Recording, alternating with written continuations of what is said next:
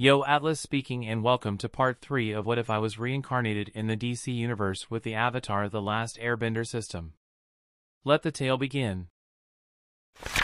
Chapter 51, Push to the Limit. General P.O.V. Superman, rendezvous with Gamma Team and make your way towards our position. We are going to need all hands on deck for this.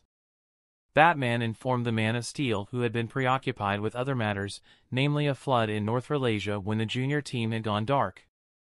Copied. What is the current situation? Green Lantern has identified the energy signature making up the shield around the structure to be of apocalyptic origins. Batman answered while reading the report on the alien dome. The same place in Turgang have been getting their weapons from. Superman concluded grimly. Batman, none of our attacks are doing anything.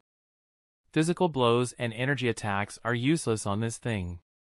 The Batman frowned and controlled his Batjet to hover above the structure. What is that? Green Lantern asked through the comms. I see activity on the lower sections of the dome. Wonder Woman reported, flying down. Batman clicked buttons on the ship's computer and the holographic visual feed of the red dome enlarged. It seems to be a type of alien creature. My God, Batman, are you seeing this? Hal's voice sounded surprised, matching the moods of everyone present. Yes.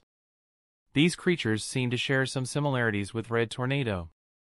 Aiden's P.O.V. I could firebend now. That, however, didn't mean shit before a powerhouse like Captain Marvel. The dude had the strength and the speed of literal gods. Benching 80+ tons wasn't exactly groundbreaking before a guy like that.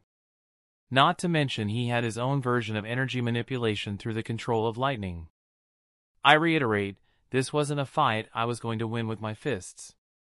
Good thing I wasn't going to try that. Robin, you ready?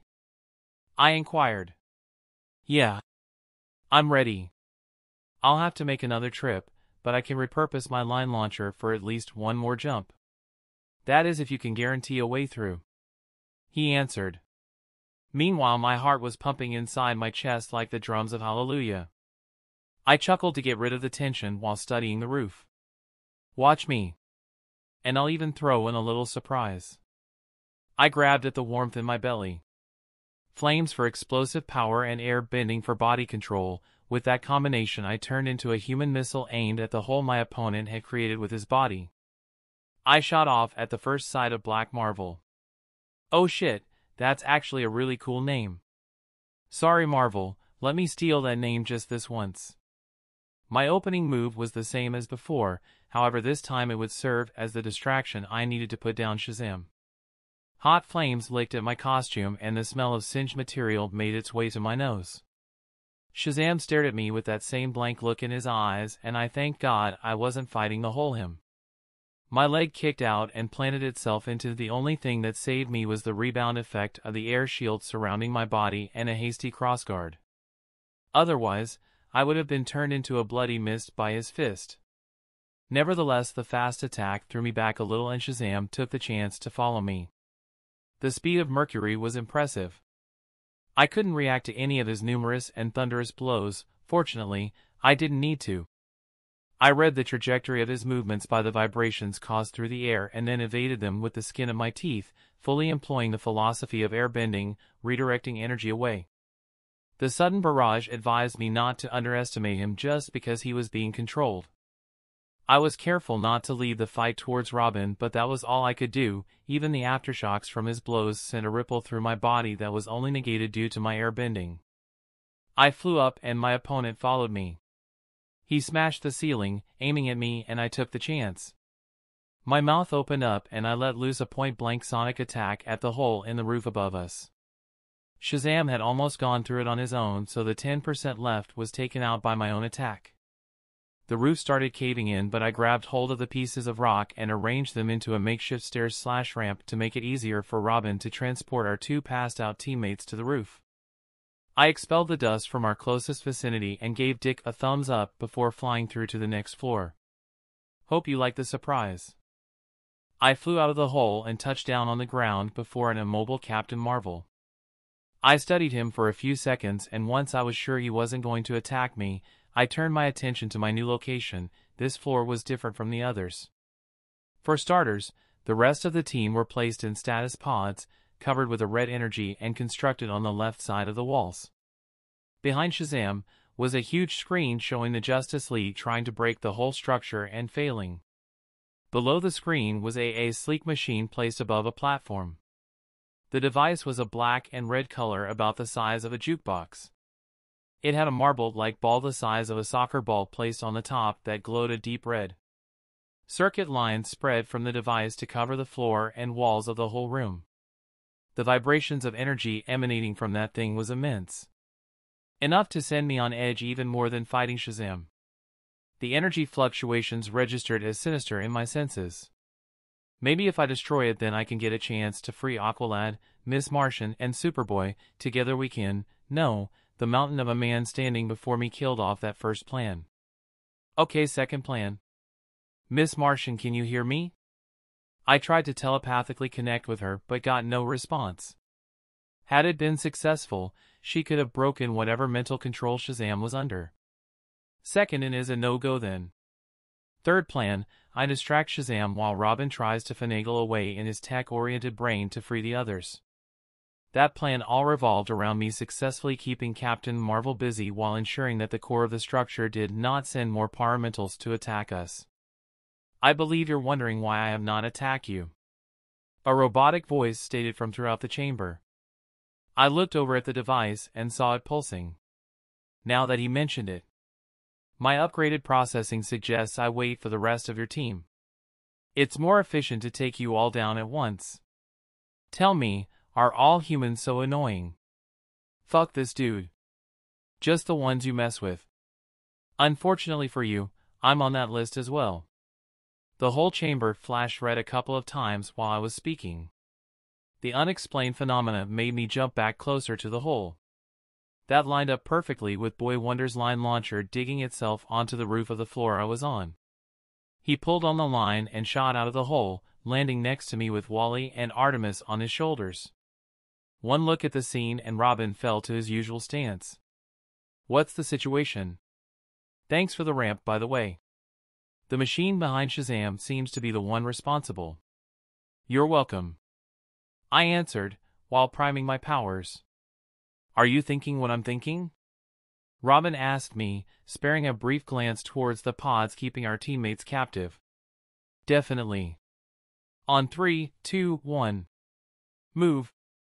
I had wanted to question the machine some more and find out about its origins, but rescuing the rest was the first priority. We could really use some Kryptonian strength right about now. A smoke bomb exploded from my position covering Boy Wonder. The signature chuckle he usually did when doing the disappearing trick left echoes in its wake. I spread out the smoke to cover him better and then sprang forward. Captain Marvel was still essentially human, and that meant he required the same biological needs as the rest of us. That gave me options. My body glided on the floor as I came up before him from the sides. I flicked my finger and a multitude of wind constructs sped forward from all around to assault Shazam. The wind buffeted his position, and the avatar of the gods covered his face with his hands to spare himself the blunt of it all. Now! I flew above him and let loose a concentrated sonic attack on his body. He tried to cover his ears to block it out, but the shockwaves were too concentrated and unexpected. He knelt down and I moved in for the killer blow.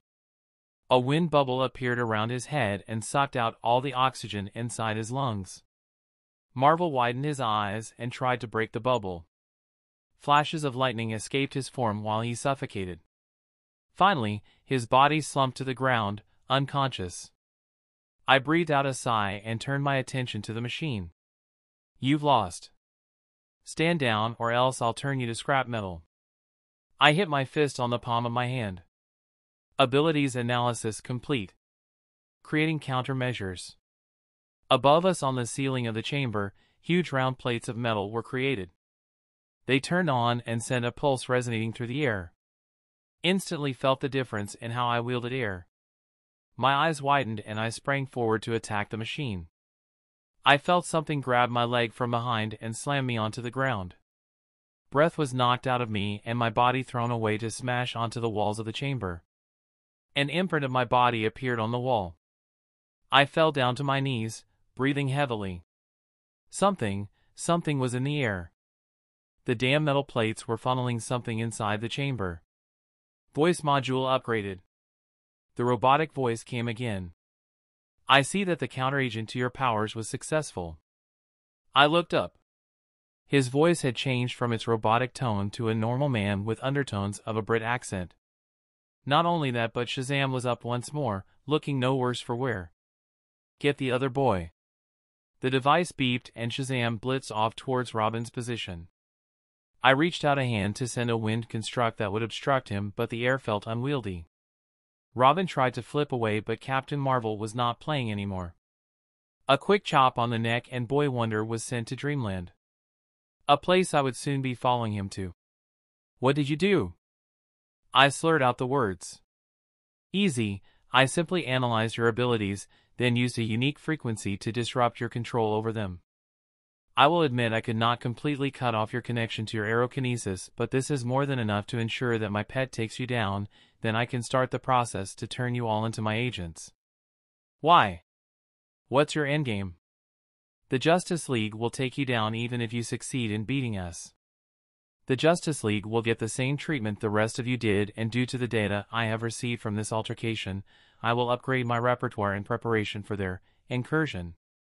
I wonder how they will react once they find themselves facing off against their own protégés. As for endgame? Plan? What do I need that for? I do what I want because it is what I want. Aren't you humans the same? Don't you chase desire and satisfaction? Now goodbye, little pet. I'll see you on the other side. He finished, ominously. Shazam stepped forward menacingly. I didn't pay him any mind, however. My attention was somewhere else.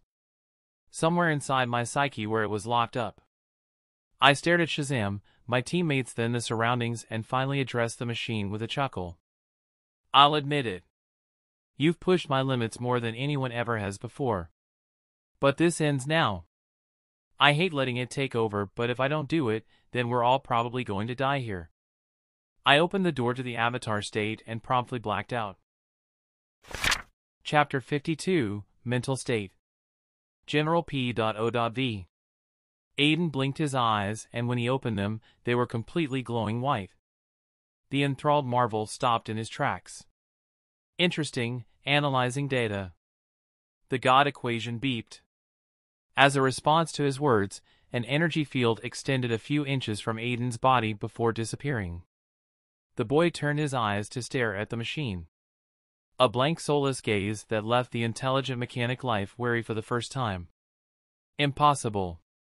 How did you suddenly counter my analysis? That field of energy should not have the capability to block out my scans. Aden stood up and looked around at where he was.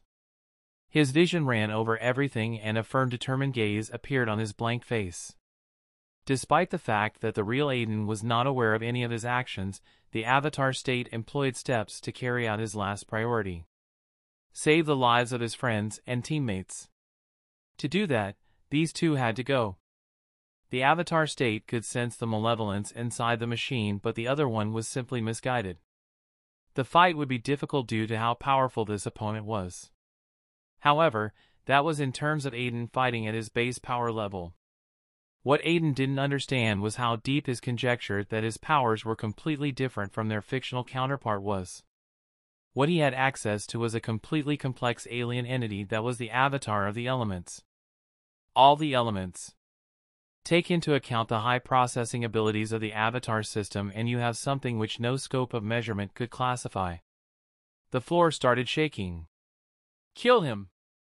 Shazam shot off like a bullet, slamming a fist in between Aden's chest. The boy hidden away deep in the psyche of Captain Marvel shouted at himself to stop. To stop his actions. The only thing he had succeeded at was holding back slightly while fighting the team. The best he'd done was stop himself from using his deadlier attacks. But now, an order had come through the control link. An order that Billy Batson could refuse, but not Captain Marvel.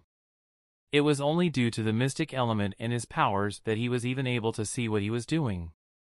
Billy closed his eyes while imagining the resulting sprouting blood, eviscerated organs, and broken bones that would be left behind once his attack landed. His fist speared through Aiden's chest and came out on the other side. A shockwave blew the walls behind Aden to smithereens, sending pieces of earth and crystal debris flying away. A red energy field was revealed. "You imbecile!" the machine shouted in anger.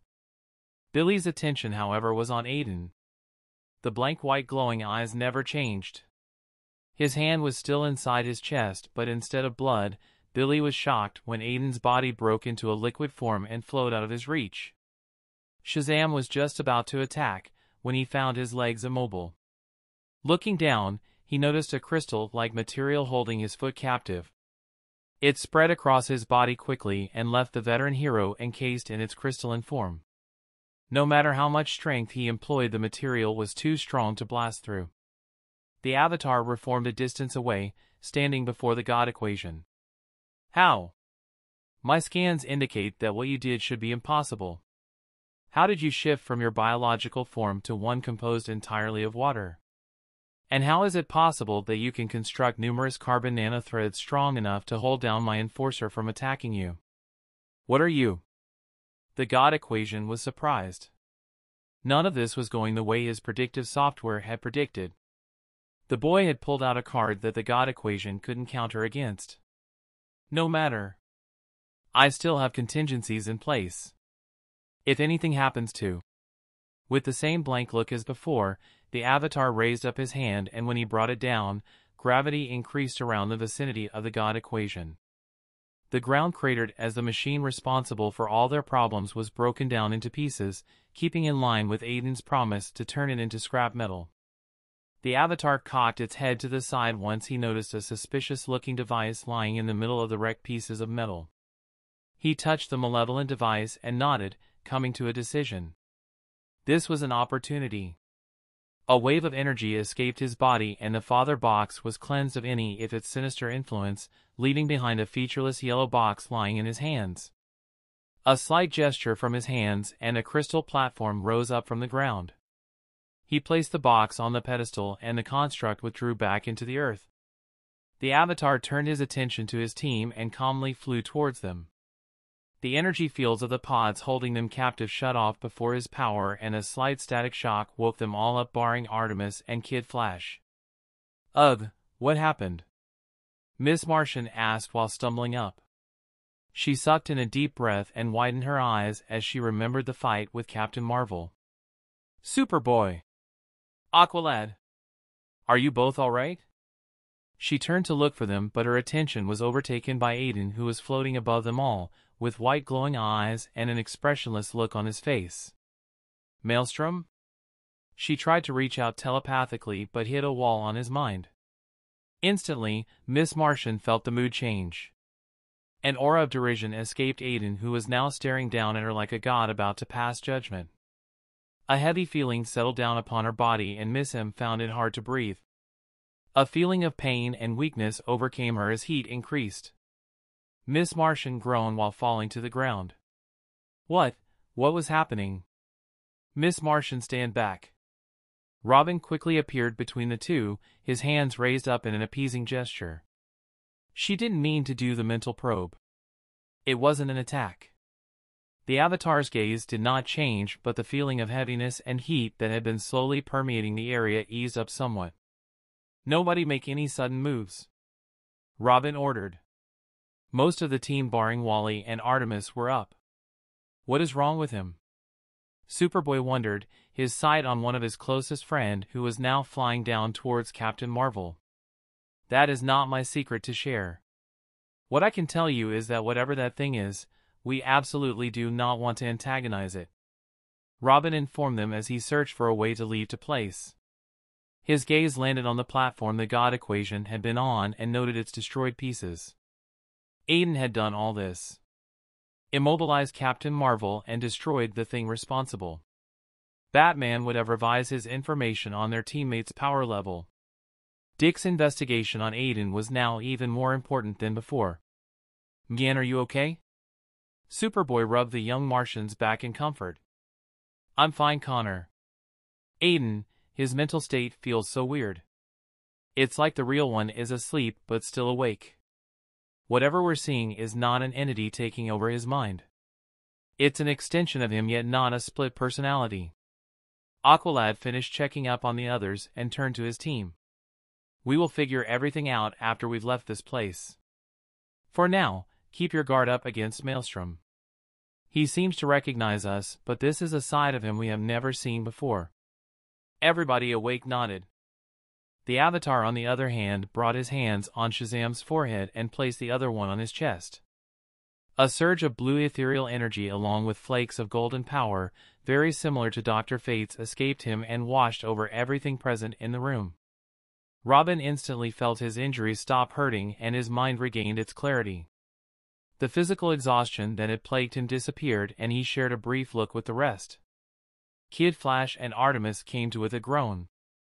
Before they could say anything else, however, the light of a boom tube covered each and every one of them and teleported them out. The last glimpse Robin got of the chamber was Aiden's raised hand. The team stumbled out into the watchtower, greatly surprising Lantern Stewart. He stood down, seconds away from attacking them, and brought his fingers to the earpiece. Stewart, to all teams, we found them. We found the junior team. Elsewhere. The footage came to an end when Maelstrom cleansed the father box, removing Lex's control over it. I stand corrected, Luthor. This plan was not without its merit. We might have lost the father box, but we gained something more valuable in the process. Vandal Savage stated while smiling. I agree. Though, I was not expecting this level of power from him. He has been a person of interest to me for quite some time. H. Vandal hummed. With this new information, Phase 1 will need to be revised accordingly. We need to take advantage of this. As always, my friend, we think alike. Vandal Savage's words trailed off as he blended into the shadows. Luthor rose up and walked down the stairs to where Tio Moro and his assistant were busy trying to regain control of the device. I have some bad news, Luthor. I've lost the signal. That can only happen if the device is out of range or if it's been destroyed. The professor told the philanthropist. On the contrary, Doctor, everything worked out splendidly. Moro turned to face him and was met with a smile on Lex's face. What are you talking about, Luthor? Lex snapped a finger instead of answering, and the door to the lab opened. From the outside, Mercy pushed forward a hospital stretcher into the room, bringing it close to the pair before stopping. Luthor stepped away and motioned to the professor.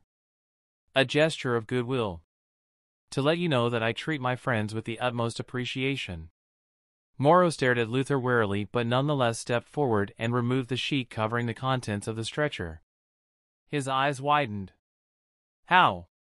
Lying on the stretcher were the parts of Red Tornado. Luthor wasn't the one to answer Moro's question. Come on, Thomas, if there is one person who can figure out the workings of your creations, it's me, obviously. An elderly gentleman wearing a prison uniform appeared on the holographic projection. Anthony. I should have known. Moro said. His words lacked their usual mocking tone, however. Gentlemen, it's time you let go of your past, disagreements and focused on the future. With your software, Moro, Evo's hardware, and my specialized technology, the future is limitless.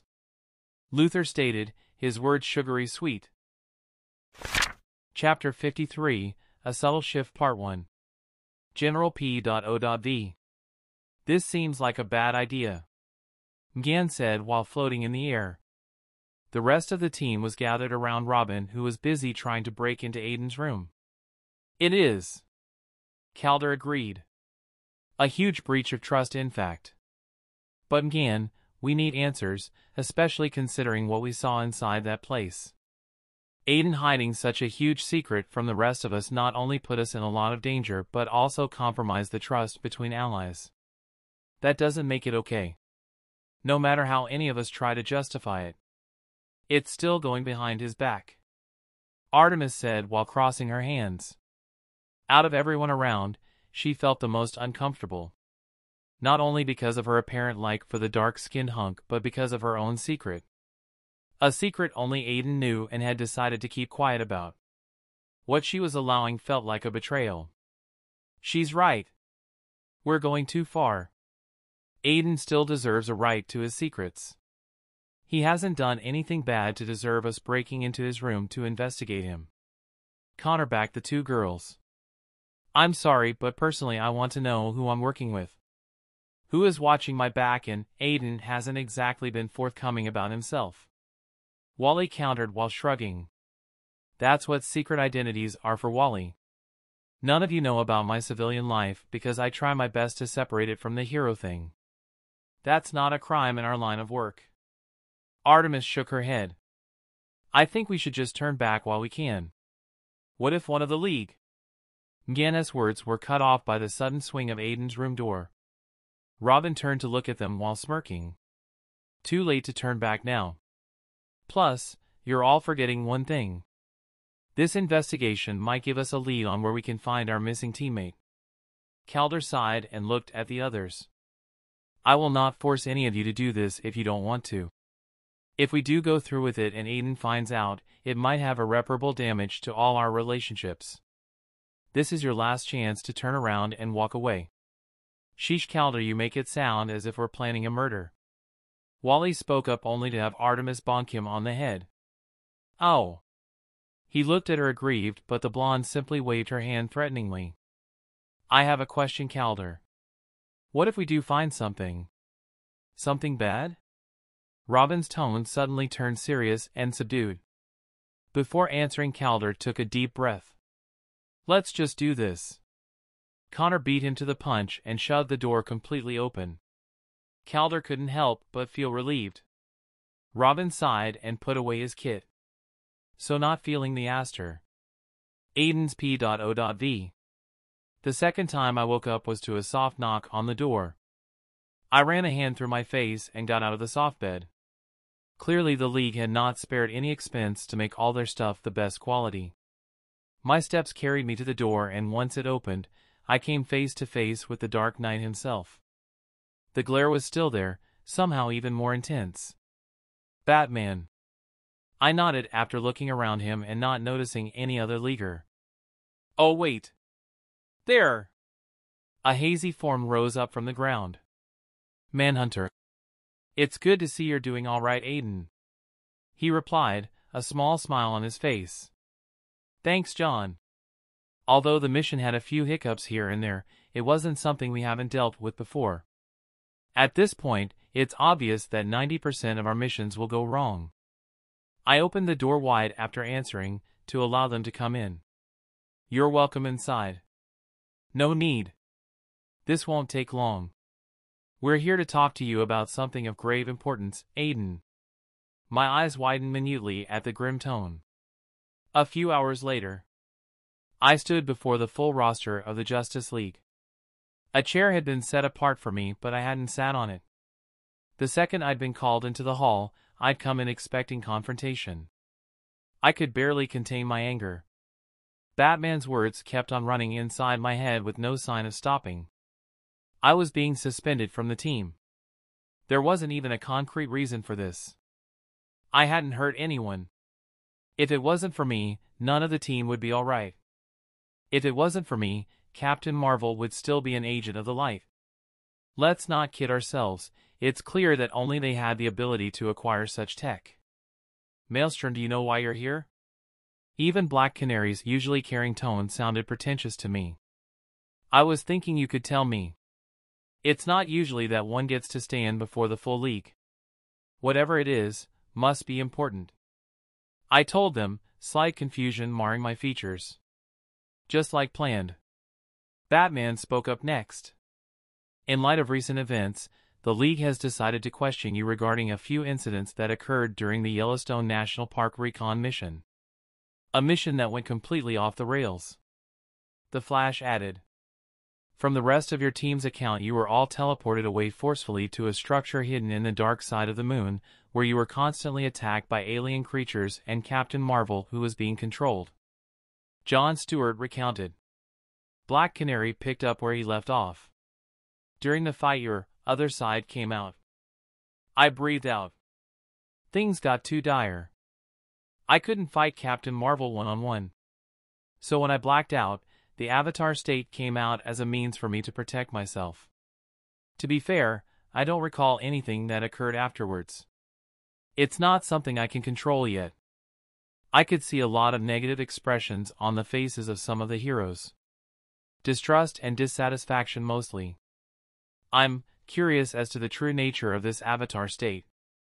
Aquaman started off. Instantly, I felt a subtle shift happen in the room. I shrugged. It's not something I can explain very well because I don't have all the details. Think of it as a supercharged version of myself whose only purpose is to protect me and eliminate those seeking to do harm upon my person. An apt description from someone claiming to not have all the details. I narrowed my eyes at Aquaman after he replied. I'm concerned. If this version of you is only after your protection and retaliation against your enemies, would you be able to prioritize civilian lives in the middle of the fight, or would they be meaningless to you during your vendetta? Green Arrow, someone who's never like me, raised his concerns. That's not entirely fair, Arrow. Your concerns, while warranted, are also unrealistic. He cannot control himself while he's in that state. Asking him to account for anything other than his own conscious actions is too much. Surprisingly, Hal Jordan spoke up in my defense. They are his actions. What does it say to the public when one of our own puts people at risk because he's not himself? The Justice League would suffer a PR disaster.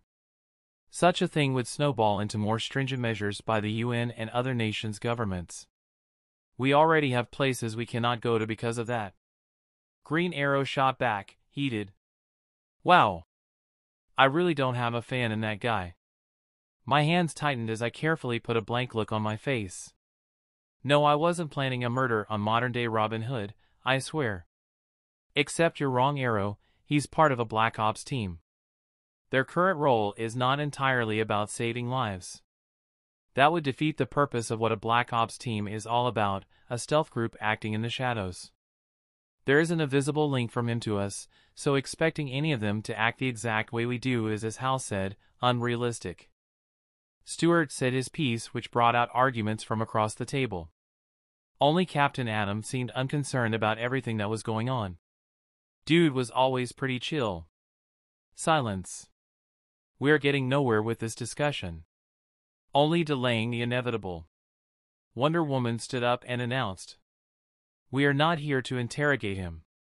Maelstrom has done nothing wrong during his tenure with the junior team. He has been responsible barring a few instances that were excused due to his inexperience in our line of work, and today's aim was to try and understand his situation better and seek out a way to help him. Help me? Really? I couldn't take it any longer. I started laughing. They all turned to stare at me, unamused. My laughter increased at the expressions on their faces. What is so funny, boy? Hawkman demanded from his seat. The mask on his face made him look more cartoonish than vicious. That didn't help me. Maelstrom, I believe I don't need to remind you where you are at the moment. This is a serious matter. The advice from Black Canary helped me regain my self-control. I'm sorry. It's just that I can't get over the hypocrisy some of you have. There was stunned silence after my words. And to me it's really funny that someone like Green Arrow, a vigilante who used to leave people broken and dead before he joined the League, can stand there and lecture me about prioritizing civilian lives. There was a collective intake of breath. Arrow stood up with anger marring his features. Watch it. You know nothing. Right. But you do? So it's right for you to pass judgment you color as concerns about me, but wrong if I do the same about your bloody past. Like I said before, hypocrisy. Most of the members hadn't gotten out of their surprise yet. Black Canary actually had her mouth wide open in shock. Arrow looked unsure of what to do. The hostility in his eyes, however, showed me where Red Arrow got his arrogance from. Stand down, Maelstrom. Green Arrow is a member of the Justice League and will be accorded the same respect everyone on this table deserves. Batman ordered me with a steely gaze in his eyes. I looked around the room and saw no allies. Not even Black Canary, who I had grown closer to, or the Lanterns who had come to my rescue. This was a trial. No matter what I would have said, it's clear that it was a charade. You've already decided to remove me from the team. Let me make it easier on all of you. I quit. I turned on my feet and walked out. Chapter 54, A Subtle Shift Final Part. General P.O.V. Remember, we give him a chance to explain first. The benefit of doubt. I expect all of you, especially you Wally, to not be antagonistic towards Aden. Calder ordered. The mood at the cave was at an all-time low. Explain? What is there to explain? Calder, we all saw the things he had hidden in his room. As far as I'm concerned, anything that he says will just be an extension to the lies he's been feeding us. Ugh, why can't any of you see it? Aden is not who he says he is. Wally shouted while waving his hands. And this has nothing to do with your dislike and jealousy? You think we haven't noticed it, but it's clear as day. You don't hate Maelstrom because he's been hiding things from us. You hate him because he's better than you in every possible way. Silence dominated the room. Artemis' words seemed to cut deep into Wally. That's not true. Rob, tell her. Robin looked away. The hurt expression on Wally's face turned to anger. Keep on defending the guy if you want to, but I'm telling it as it is. Aden is a fucking traitor. Seeing that no one was speaking up to his defense, Wally looked away. A traitor that saved you. You can at least acknowledge that in your mission to discredit him. Wally ignored Connor's response and zeroed in on the whiskey bottle they found in Aden's room. What was it you said you felt from this thing, Calder? He asked while shaking the bottle. Careful with that, Wally. We still don't know what it is. Wally ignored the warning. I remember, you said you felt negative mystic energy emanating from it, right? He got no response. How can we trust someone who hides such stuff in his room? Where did he even get it from? The vial of cobra venom can be explained away, but what about the money? The jewelry? Call it hate or dislike or whatever you want, but deep inside you all know I'm right. He looked at the others. Calder, Dick. This is not us. This is not what we stand for or what we've learned from our mentors. You think Batman or Flash would allow anything like this to exist? Heck, I don't believe in magic, but even I can feel the despair and hate coming off it in waves. If Aden's intentions were pure, this thing would be locked away in a super vault somewhere secure or destroyed. Not in his room hidden under the bed. Saying that, Wally opened the lid and poured the contents out into the sink before anyone else could stop him. Aden's P.O.V. I spared a long final look at the view of the Earth from the watchtower then sighed. I didn't know if I would ever see this magical sight again. If there was one thing I would miss, it was going to be the food and the view. I turned around and walked to the Zeta tube. Recognized Maelstrom B04. The first instance I stepped out into the hall of Mount Justice, I felt a certain vibe grip the whole room. Gathered around the Zeta tube was the team, looking at me with a wide range of emotions. Mgan broke off from the rest and hugged me tightly. I'm sorry, she told me before withdrawing and flying back to the others. Aden, you're okay. I'm glad, Artemis said before looking away sadly. Great to see you too, Artemis. What is going on though? Some of you don't look too happy with my arrival, I stated, establishing eye contact with Wally. A look of distaste crossed his face. You're wrong. We were of course glad to hear from Batman that you were back and unharmed. Calder stepped forward and spoke up. I scoffed. Batman, huh? That means. And I'm sure he also informed you about my resignation from the team? Yes. Calder nodded. Which is less than you deserve. You should be headed straight for Belle Reve if you ask me. Wally barked. Wait, kid. He deserves to explain himself. Calder shot him down with a glare. I looked at Connor and raised an eyebrow. The clone had no outward reaction and was completely unreadable, so I moved on to our resident detective. Robin was the one acting weird the most. He stepped forward with a determined look on his face. What the fuck is going on? Wally's hostility is understandable seeing as he's always an ignorant immature little brat. Calder held the speedster back while I continued with my statement. But the rest of you, you're all acting strange. So I'll ask again. What is going on? They all shared a look and turned to me. Maybe you can tell us? Boy Wonder sighed, pressing a key on his utility belt to reveal the vial of cobra venom I had stashed in my room as well as a small bag. The jewelry. Which meant they also found the money, the documents, and the metatrigger I kept in the whiskey bottle. My heart sank. If only I'd been faster to relocate those things to the storage space I'd found from Galil's documents. I just kept putting it off because of my busy schedule. I closed my eyes and promised myself to never be so complacent again. I opened my eyes to try and salvage whatever I could of my things. Where's the rest? I asked no one in particular. Oh, you mean this incriminating big bag of cash? Wally held up the duffel bag containing the money I'd gotten from Lucifer after my fight with Galil. Incriminating? What are you talking about? Do you think I stole it?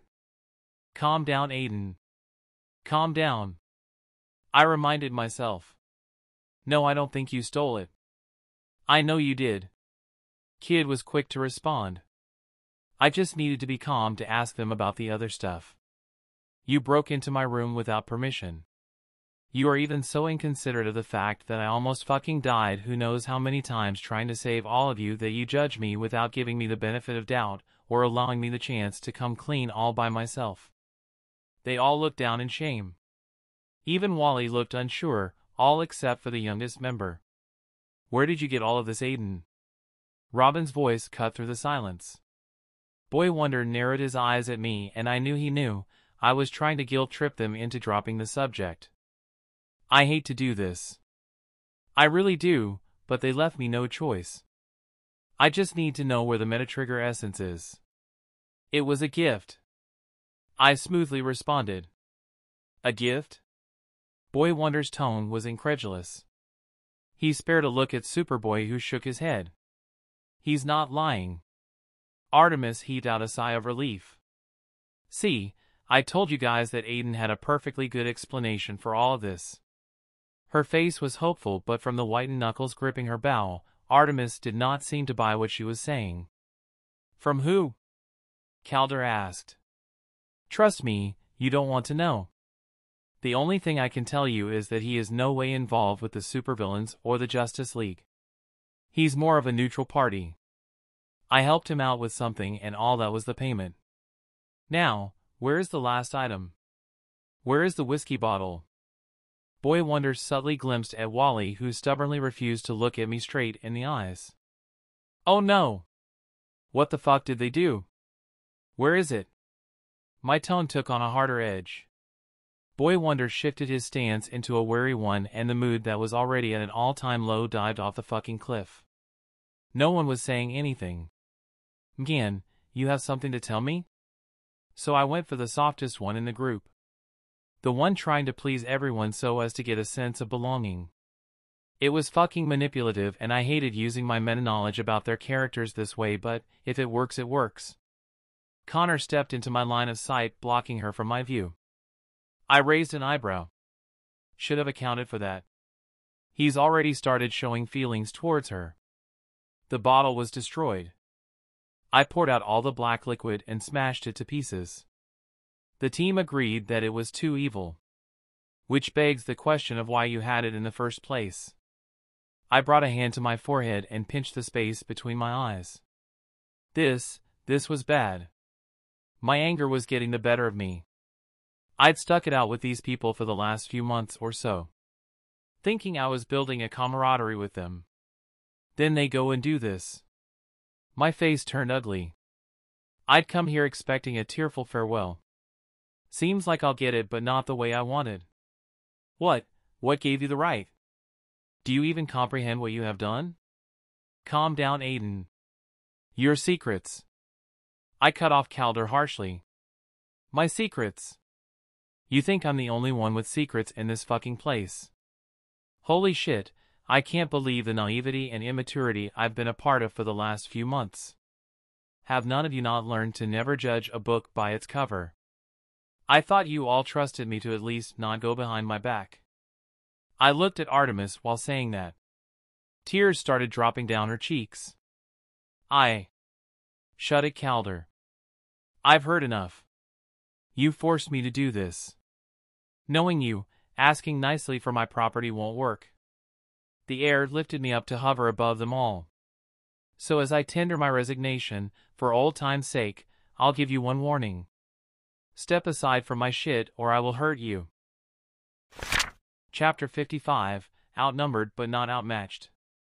General P.O.V. I won't say it again, Calder. I held out a hand and a miniature tornado formed around in my palm. Don't make me do it the hard way.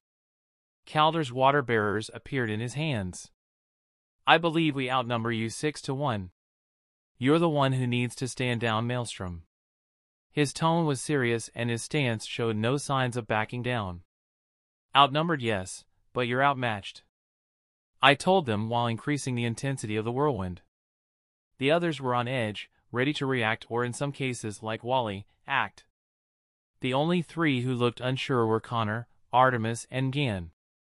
The blonde who I knew had a crush on me decided to be the voice of reason. Wait! Everybody please calm down. Can we just talk this out? She implored while looking around. Tell that to your boyfriend. He's the one threatening the rest of us. Wally responded, dropping the goggles resting on his forehead to his eyes. He's not my boyfriend. Don't bother Artemis. One way or the other, I'm getting what I want. It doesn't matter if I have to go through all of you for that. I'm done with this bullshit. I got why she was trying to appease everyone, but bridges were already burned. This had been brewing for quite some time. The peaceful and mature way wasn't going to work out anymore. Not for me at least. Aden. You're not acting like yourself. This isn't you. I cocked my head to the side. Did she really just say that? Would you blame me? I just got from a meeting with the Justice League, where they suspended me from the team for no concrete reason other than disappearing to God knows where for 10 hours. After saving all your collective asses, by the way, and the first thing I get from all of you is another fucking trial. So yes, Artemis, I am not acting like myself. This is how I get when someone stabs me on the back. Where I come from, loyalty matters. I waved a hand and sent a wind ruffling through their clothes. This talk is getting boring. And you're out of warnings. I made to move forwards for the bag in Wally's hands when I felt an impact on my mental walls. The intrusive touch bounced off and then returned even stronger. A crack appeared on its structure and I felt a mental link form. Please, Aden. Stop this. Fighting will get us nowhere. Get out of my head again. I'll forget that you just forced your way through my mental barriers. We're like a family. Families don't fight. I said get out of my head. I shot back in anger. The Martian's face paled in real life and she stumbled back once I pushed out my own mental energy. A wind blast knocked her to the wall, completely cutting off her next words. Gan! Connor shouted out her name in panic. Everyone gasped at the unexpected move. Good, this will show them I'm not playing anymore. I'm fine, I'm alright, just, everyone please stop. Miss Martian floated back up, but Connor was already too far gone to listen. You bastard. You took it too far. Saying that, Connor jumped up to attack me. A sudden whirlwind manifested and pulled him into its spinning motion. I waved a hand and the Superman clone was thrown back towards the ground. With that, I knew the time for talking was over. General P.O.V. Calder felt a shiver run across his skin in a way he had only once felt before. Captain Marvel. That's who Aden reminded him of. The sheer difference in power was shocking as it was terrifying. Last time any of them checked, Aden was the third strongest, but even that was debatable due to the experience Calder, Robin, and Kid Flash had over him. Standing before him, however, Calder realized something.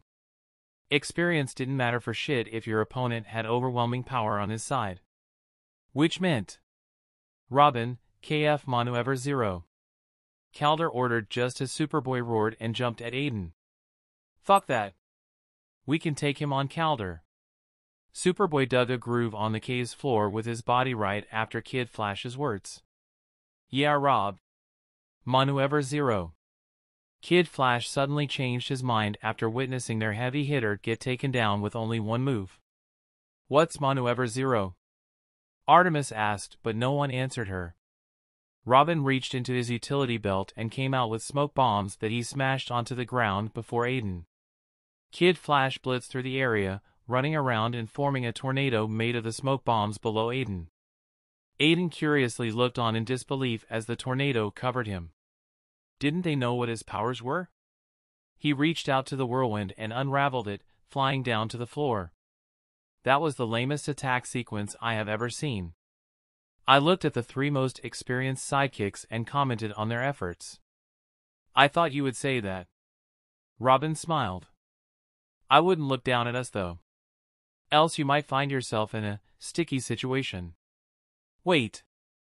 I studied my clothes and not a second later, a few balls I hadn't noticed attached to me exploded, covering me completely in containment foam that hardened within seconds. Only my head was left visible. You used the tornado to lower my guard and then threw the containment foam balls at me. Well played, Boy Wonder. I should have expected something like this. Move!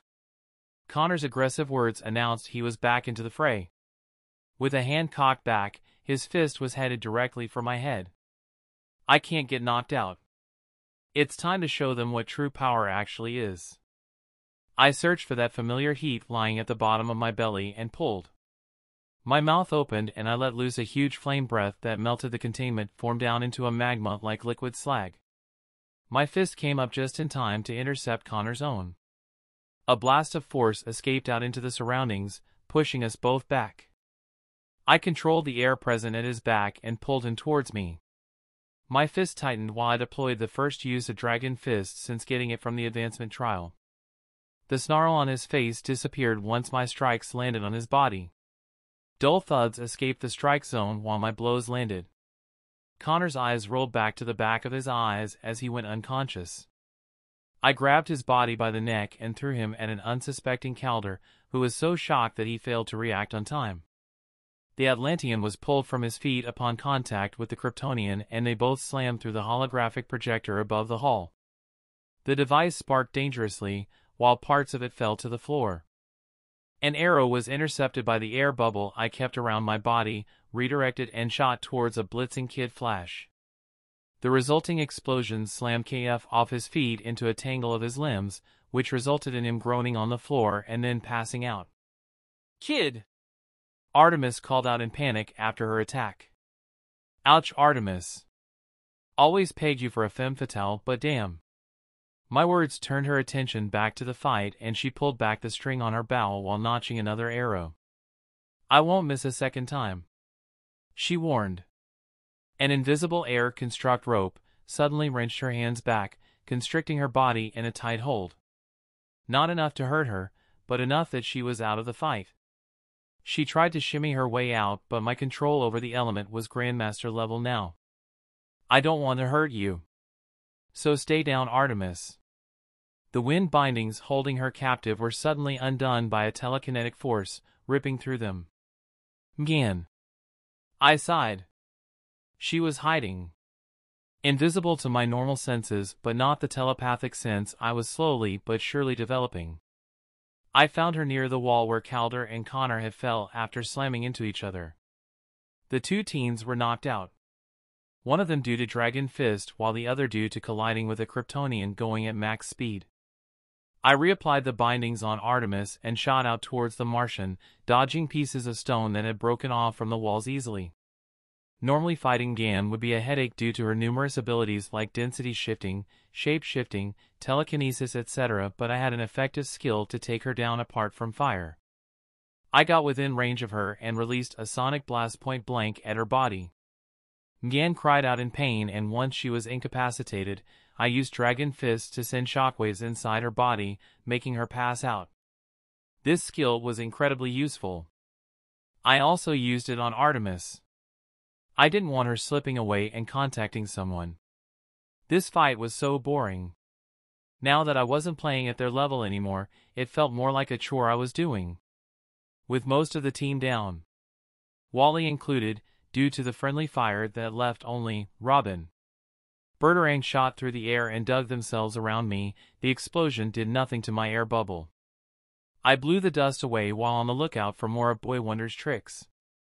His signature laugh sounded out and I noticed he disappeared off to somewhere with the duffel bag. Goddamn. This game of cat and mouse needed to end, or else a leaguer might arrive if he's allowed to make a distress call. I slammed my leg down and a shockwave exploded out into the surroundings, not enough to hurt anyone but enough that I could detect where the young detective was hiding. I found him on the side of the hologram projector. How did he even get there? No time. An air bubble appeared around his head, cutting off his air supply. Boy Wonder tried to use a rebreather, but his hand bounced off the rotating wind sphere and a few minutes later his body fell from above. I used the wind to slow the descent of his body along with the duffel bag. I slowly sent Robin's body to the ground and turned to inspect the duffel bag.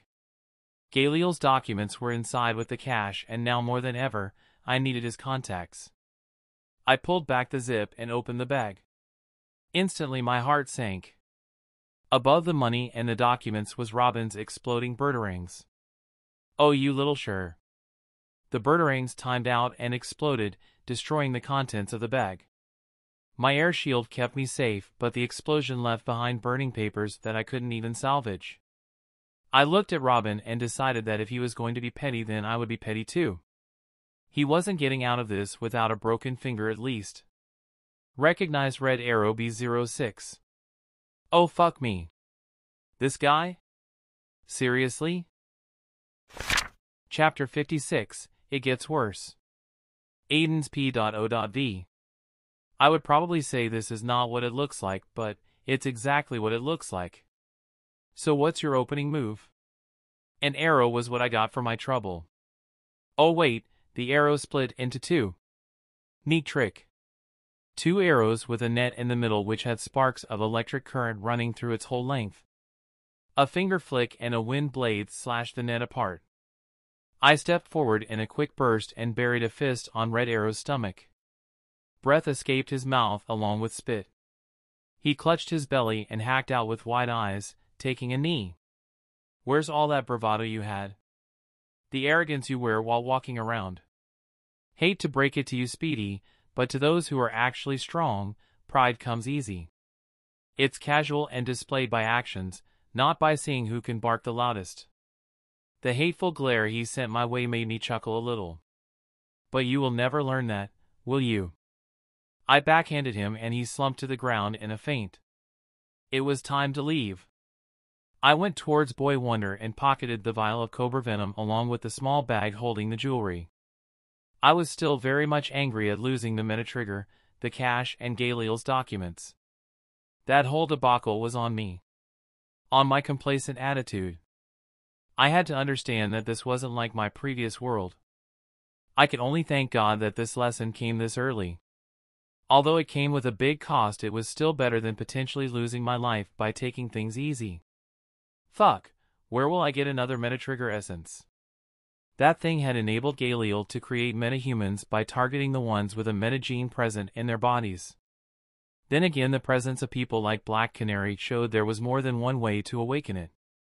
I didn't know if I had a metagene or not, but after tensions within the group I'd realized that having my own team, one of my very making, would be advantageous in the long run as opposed to using the metatrigger on myself. I already had a clear path to power. Adding more abilities upon the ones I was slated to get would be splitting my attention too much. A jack of all trades. I wanted to be a grandmaster at only 2 things, bending and combat prowess. Luckily the cobra venom vial was still intact. If I could perfect it or find someone to do it, I could streamline the process into something efficient and harmless. If I remember correctly, Slade Wilson in DC had used Mirakuru, DC's version of the super soldier serum, to give himself enhanced physical parameters which, coupled with his deadly skills, made him the perfect merc. If I could get a sample of his blood. I shook my head. This isn't the time to get sidetracked. Before I could do any of that, I needed Galil's contacts to the underworld. That would help me to set myself up in a way that the League or the team wouldn't track me. I looked around at my fallen ex-comrades and sighed. This is not how I wanted this to go down. Going over to Kid Flash, I kicked him on the nuts. He groaned in pain, which appeased my anger a little. This was mostly all his fault. While Robin's suspicions were warranted, he wasn't led by jealousy or hate. We all know who probably fanned the flames. I can't believe you used to be top 5 of my favorite speedsters. I huffed and sped off towards my room to gather the rest of my things. I couldn't leave my laptop, but the guitar and other stuff would only slow me down. So the plan? I was going to use the Zeta Tube and go to LA, specifically Lux. Lucifer's nightclub. Oh goody. But you might wonder why. Why go towards the devil while others would be running far away to the opposite direction? Here's the thing. I'm 100% sure that Galil, being the devious demon, would have kept a digital copy of all his connections and information in case the place was ever raided. It makes perfect sense. Being millennia old, who knew how much secrets, dirt, and information he had? Storing all that info in physical formats was inefficient and dumb. So Lucifer was my only lead.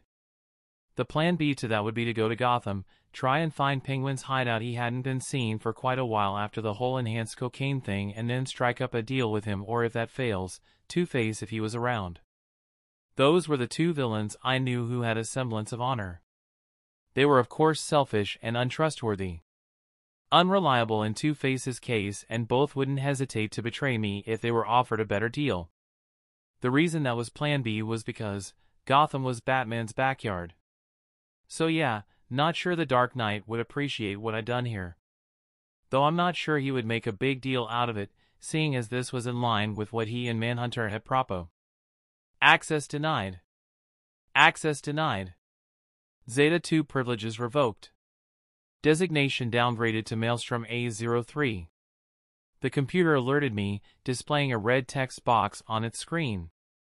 My mood plummeted. I was trying to use the Zeta Tube to take me to the nearest Zeta node in L.A, but it seems that I was already locked out from the system. Gee, I wonder who could have done it. Read Batman, speaking of the devil. Recognize Batman 02.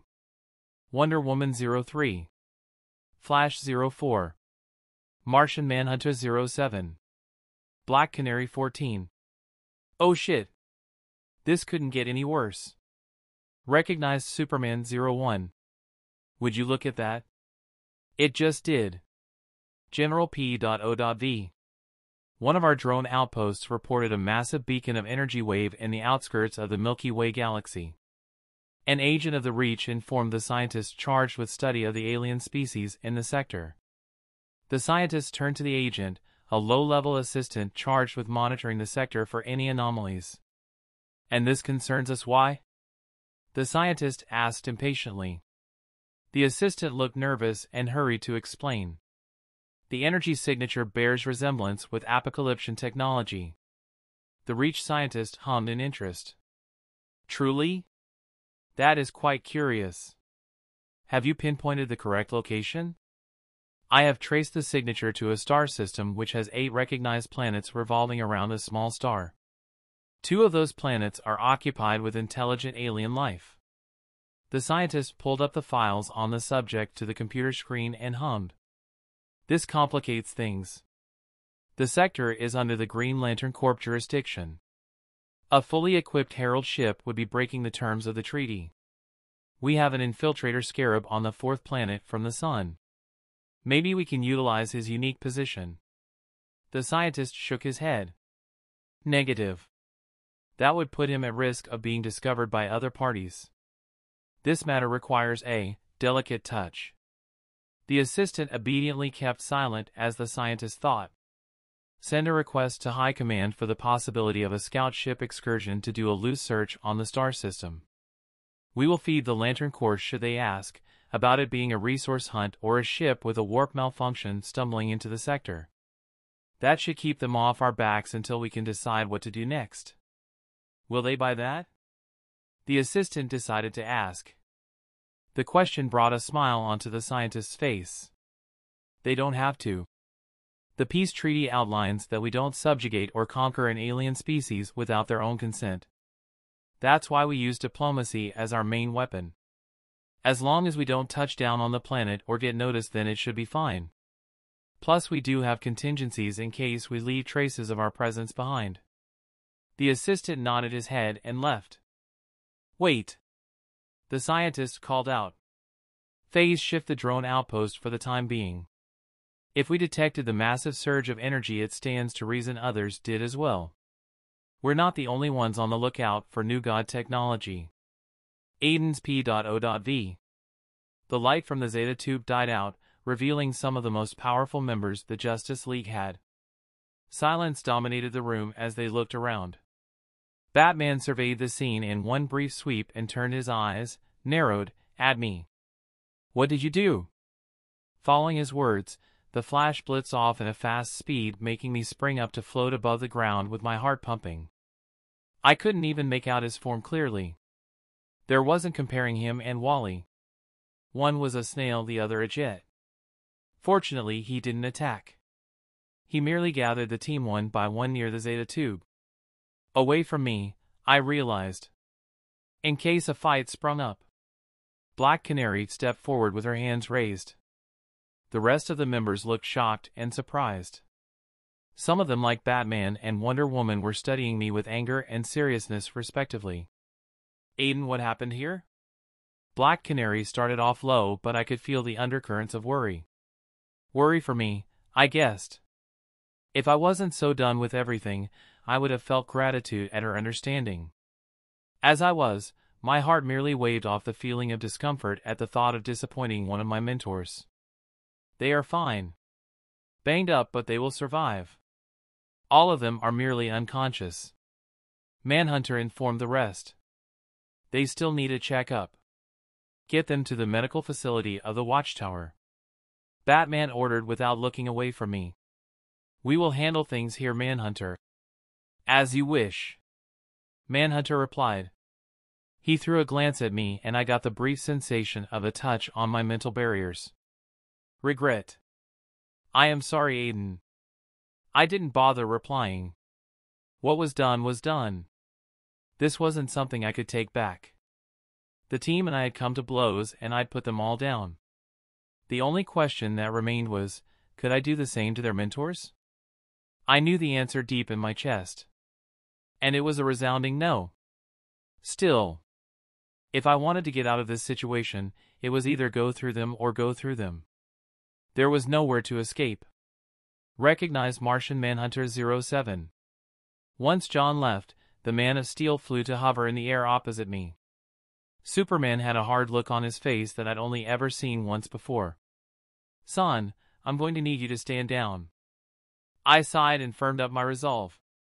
There was no way to win this, but fuck it. No.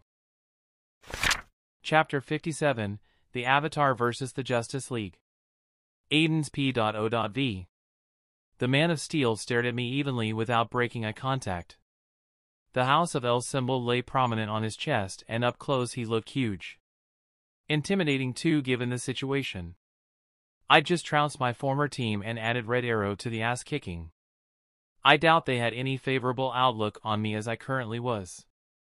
Think carefully about what you want to do next, Aden. Don't make this situation worse than it already is. Black Canary didn't give up trying to make me surrender. And why would she? To anyone reasonable, that was the right move. The expected one, at least. Given that I had been a part of the Hero Society for a few months, the assumption would be I was an altruistic individual like 90% of the Justice League. That I would always do the right thing. But here's the thing, the right thing is not always the correct one. And the League was the best example of this. I spared a glance at the gathered League members and instantly a feeling of sadness gripped me. This was just a fraction of the League, but the power they had, the technology under their disposal as well as their own individual power and connections was tremendous. Yet, people like the Joker and Victor Zsasz still walked around killing wantonly. What would it cost Batman to just break the Joker's spine, crippling him for good? That's not killing, right? But no! They can't do it. They can't even ensure that the government comes up with severe measures to keep these mass-murdering psychopaths from hurting anyone ever again. The death penalty or a strike rule, where if you commit more than 3 acts intentionally endangering civilian lives, you're lobotomized or sedated for life or something. I'm not a doctor, but coming from a world where bullshit like this wouldn't stand, it was a bitter pill to swallow. The sadness gave way to determination. I was going to change that. It might sound cliché and self-righteous, but the truth of the matter was that these people hadn't been given another option by the League. It was either be good and stay on the right path or be bad and stay on the wrong one. I wonder what the League would do if the government suddenly decided that all supervillains were fair game and put out bounties on all their ends. Batman would probably try to save the Joker from Deadshot or a dozen other mercenaries. That's the kind of hero DC idolized. The Avengers at least did what needed to be done to save people. Enough exposition. I had to deal with this debacle first. I loudly sighed and made contact with Batman's eyes. Fine. My hands lowered and I started flying down closer to Superman. The Man of Steel smiled and nodded understandingly. Black Canary couldn't hide the look of relief that crossed her face. Wonder Woman and Flash also eased up somewhat. On the hand, Batman clenched his jaw and I could feel him narrow his eyes through the whites of his mask. Wait! He called out just as Superman placed a hand on my shoulder and said, "You made the right choice, son." The batarang thrown to my position was taken out of the air by an air string and thrown back towards its source. Man, I love airbending. Superman was just now noticing that something was off. Too bad he kept most of his abilities suppressed. His reaction speed was fast, of course, but he couldn't do anything whilst he was still underestimating me. Yes, I did. Fuss roda. An astounding amount of shockwaves exploded out of my mouth. My throat instantly felt raw as the sonic shout impacted the Man of Steel at close range. Superman's face turned into a pained grimace. I shrugged off the loose grip he had on my shoulder while sensing movement through the vibrations in the air. That was following the explosive impact of Batman's batarang that I delivered back to him. I lazily observed how mentor and protege were so alike that I knew Batman's opening move just from sparring with Robin. My plan was close to succeeding. To win this, I had to take the most dangerous foe out of the fight. And no, it wasn't Supes. A blur raced towards me faster than I could react. But Flash was distracted by the Man of Steel's pain. So distracted, in fact, that he didn't notice the invisible wall of air shield that appeared before him. The fastest man alive slammed into the construct in full force and bounced back with a bloody nose. The shield bubble closed around him and I lifted his body up. No traction, baby. I continuously rotated the sphere with more thick and thin layers to stop him from vibrating his way out. An improvised tactic. I had no idea if it would work or not. Gotcha. Before his fast healing could kick in place, a rotating sphere of wind covered Barry's head and started sucking out all the air inside his lungs. And the most dangerous one was down. Holy shit, I can't believe all that worked. Superman was on his knees with a trail of blood running down his ears. Black Canary was checking if he was okay. Batman was in a stance looking unsure. Holy fuck. Batma, no Bruce Wayne, was hesitant. He didn't want to hurt me because Batman left his opponents broken more times than not. I could use this and actually succeed. Then everything went wrong. Enough. Wonder Woman shot forward and I felt my body slam into the metallic framework of the computer. The chassis cracked under my back and breath left my chest. I couldn't breathe. I hacked as whole stars appeared at the corner of my vision. One attack had reduced me to this. I instantly realized what was going on. They had been taking it easy on me from the start. Just as Batman was worried to hurt a kid, so was Superman, the Flash, and Canary. Wonder Woman, on the other hand, was a warrior first, and she knew the dangers of underestimating an opponent in the field. So she decided to get serious. I lost control of the air bubble holding the Flash afloat in the air and he escaped. Meanwhile, I groaned while feeling as if my chest had caved in. A sudden motion and I felt a metallic collar lock itself around my neck. Your resourcefulness always pays, Batman. What else do you have in that utility belt? The Flash wondered while breathing slight heavily. Focus, Flash. Batman merely grunted while checking to see if the inhibitor was working correctly. I am more concerned about his powers. Are restricted or not? Aden's abilities are out of the norm even when compared to other superpowered beings. Black Canary questioned. Her words struck me and I realized I still had access to all my abilities despite the fact that I had a power-dampening collar on my neck. So this type of device doesn't work on me, huh? But even if I was to attack them, I couldn't win. Not yet. I wasn't strong enough to take on all of them and come out victorious. But there was someone else who could at least help me escape. I hated doing this. And this time it would be the second time in 48 hours. My head rose up in difficulty and I smiled at Batman. Don't. He warned me grimly, already understanding what I was about to do. Still, I felt like I owed him something. An apology of sorts because of what was going to follow. The cave would be destroyed. No doubt about that. I'm sorry. I fell into the familiar haze of cloudy thoughtlessness, sinking deeper and deeper into unconsciousness. My sense of self was instantly gripped before I could withdraw to the furthest recess of my mind. In a jarring move, I found myself facing the Justice League members who were present. What is going on? I thought. I could see, but I couldn't control any of my actions. This was new. All of them had shock written on their faces. By Hera. This power is overflowing. Wonder Woman commented, one hand unconsciously going for the sword strapped to her back. Seeing this up close is very different. Bats, you got a plan? The Flash wondered while moving backwards. An outburst of heat escaped out of my body in a close-range heatwave shroud. A pale bluish mirage. The power-dampening collar on my neck melted and flowed off my body without touching my skin. The melted parts of the inhibitor collar fell to the ground in a slag of red-hot viscous liquid. The metal behind my back followed the same fate, and before long, I was standing in the middle of a pool of magma. Aden, this isn't you. You need to stop. Black Canary left Superman's side and came up to me carefully. I couldn't stop even if I wanted to. She was right, none of this was me. The Avatar state was an untamable beast that once unleashed, would only go back to its cage when it wanted to. Canary, stop. Maelstrom is not in his right mind. Once this state takes over, even he is not aware of his own actions. Talking accomplishes nothing. Batman ordered.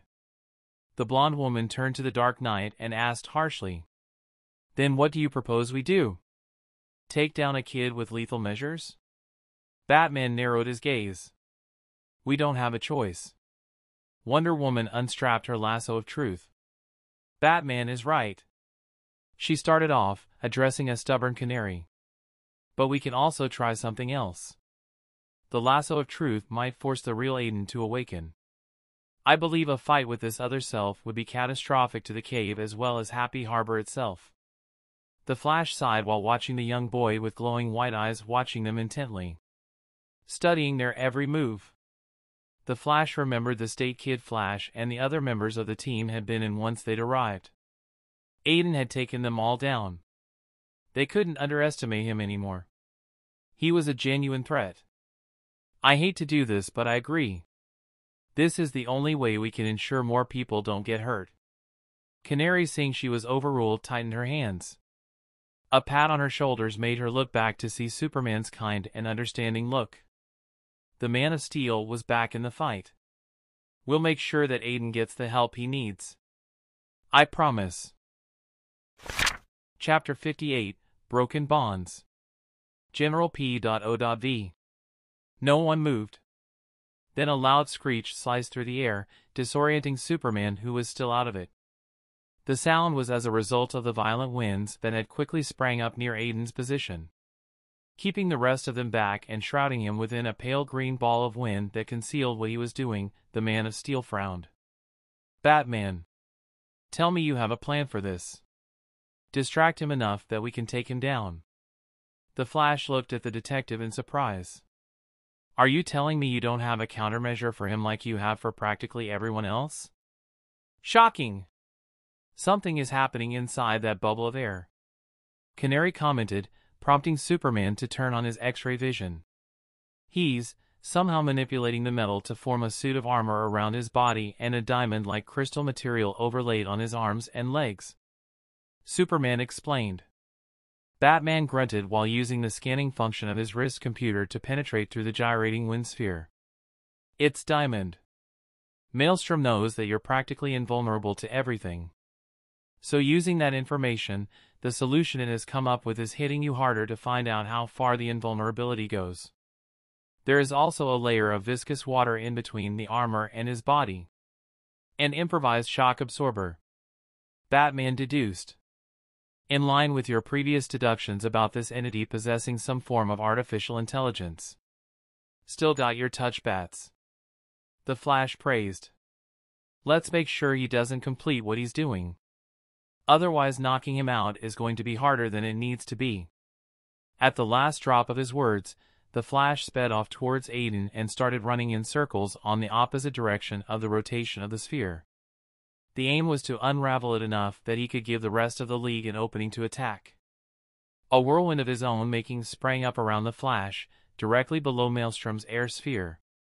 The tornado enlarged and slowed down the rotating mass of air covering Aden's position. The sphere grew clearer as the violent momentum of the air was stolen and bled out by the new tornado created by the speedster. It's working, Canary commented.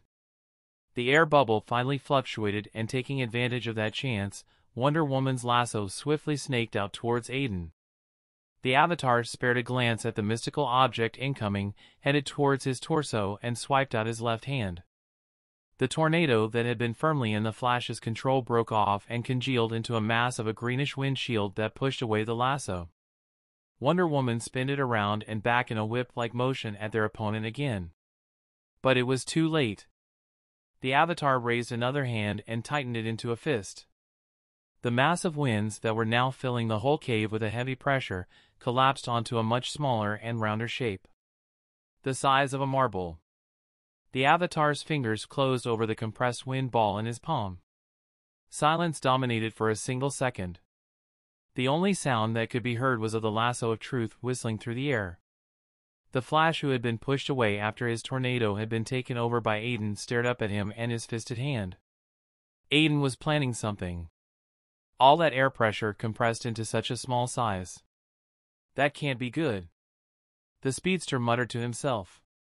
The earth cratered below Aden and a pillar rose up to block the lasso.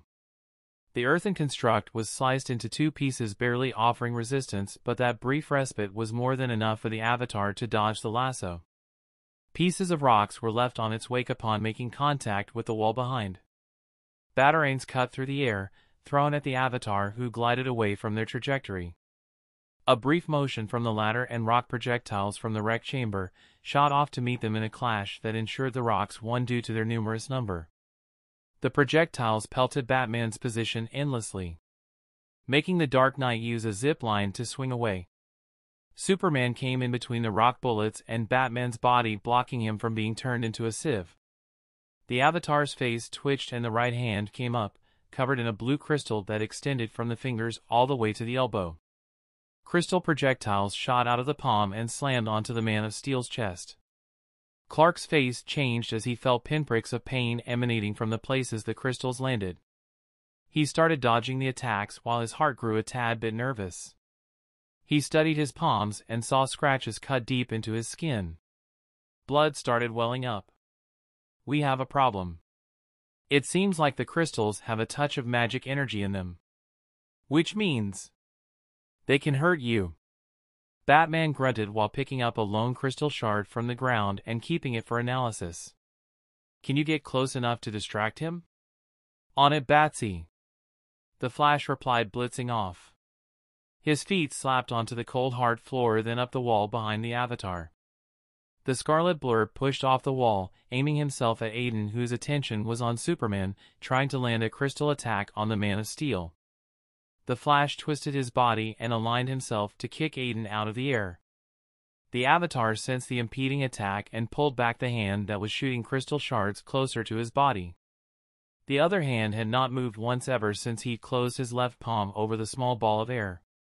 The right hand stretched out and a rumbling sound dominated the room.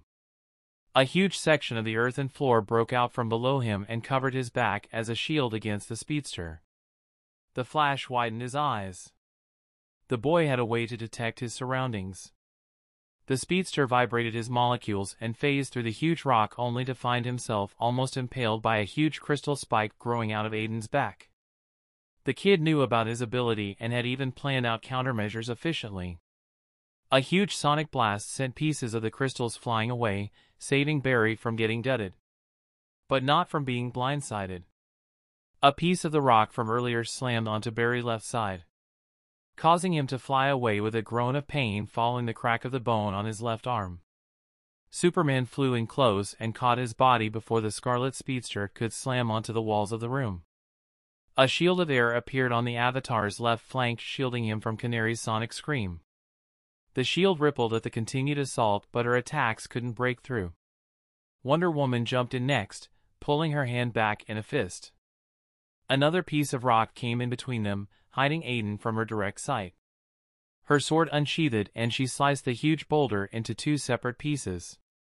Diana's eyes widened when a shockwave exploded out of Aden's mouth, similar to Black Canary's powers, yet different at the same time. It was less refined, more uncontrolled, and sought to destroy rather than Canary's usual attacks, which sought to destabilize an opponent by targeting their auditory system, leaving them unbalanced. She pulled her hands back and slammed the wrist braces together, sending off her own shockwave attack at the quickly approaching sonic ripples. Time slowed for Barry Allen and Superman. Cracks appeared slowly over the walls of the whole room as Wonder Woman and Aden Hole looked frozen in time, clashed in mid-air. Their attacks met, and the result left the Flash worried about the more squishier League members. "We need to get out of here or else risk a cave-in," the Flash advised Superman in their fast perception mode. Fortunately, the Man of Steel could react almost as fast as Barry, so understanding him was easy. "I'll get Batman, you get Canary." Superman nodded his head and off they were. A blue and red blur raced along with a fully scarlet one. The citizens of Happy Harbor felt a deep rumbling emanate from below them and quickly took cover, thinking it was an earthquake. Some folks noticed Mount Justice, which was off in the distance, shake and break apart at the foundations. A huge cloud of dust exploded out of the cave as the rocky exterior broke off into pieces that fell into the water.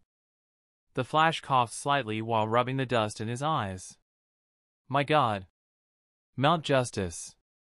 Canary exclaimed. Even the Flash couldn't believe it. Where the mountain had stood tall in defiance to all, now there was only pieces of rock and wrecked machinery left in place. The Flash swallowed the brief surge of pain.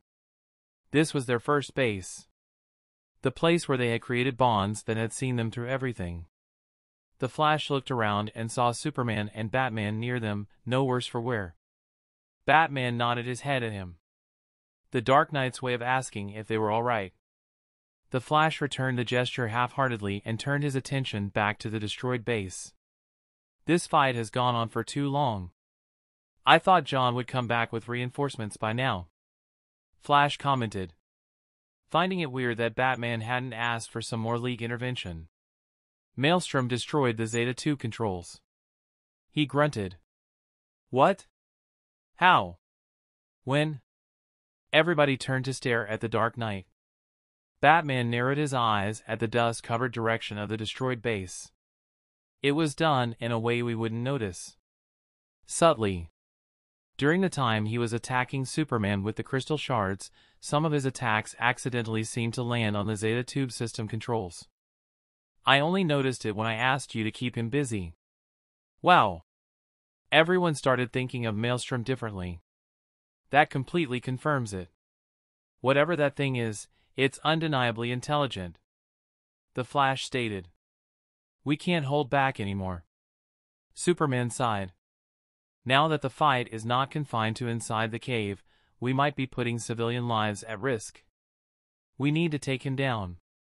Hard. Before the rest could reply, Superman held up a hand. Something was coming. A body cut through the dust-covered air and slammed onto the ground, digging a groove on the earth to stop before them. Wonder Woman groaned and gingerly stood up.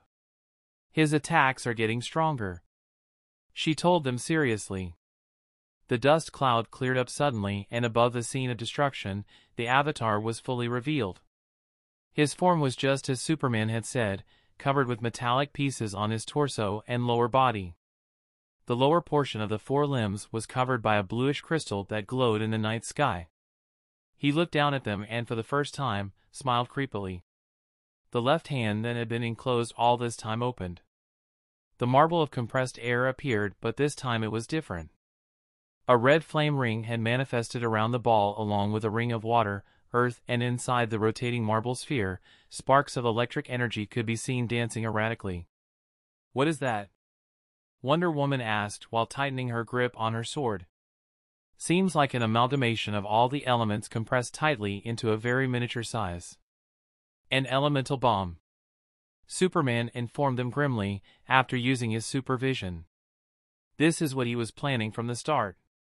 Batman realized. If that thing explodes. Black Canary started but went silent following what happened next.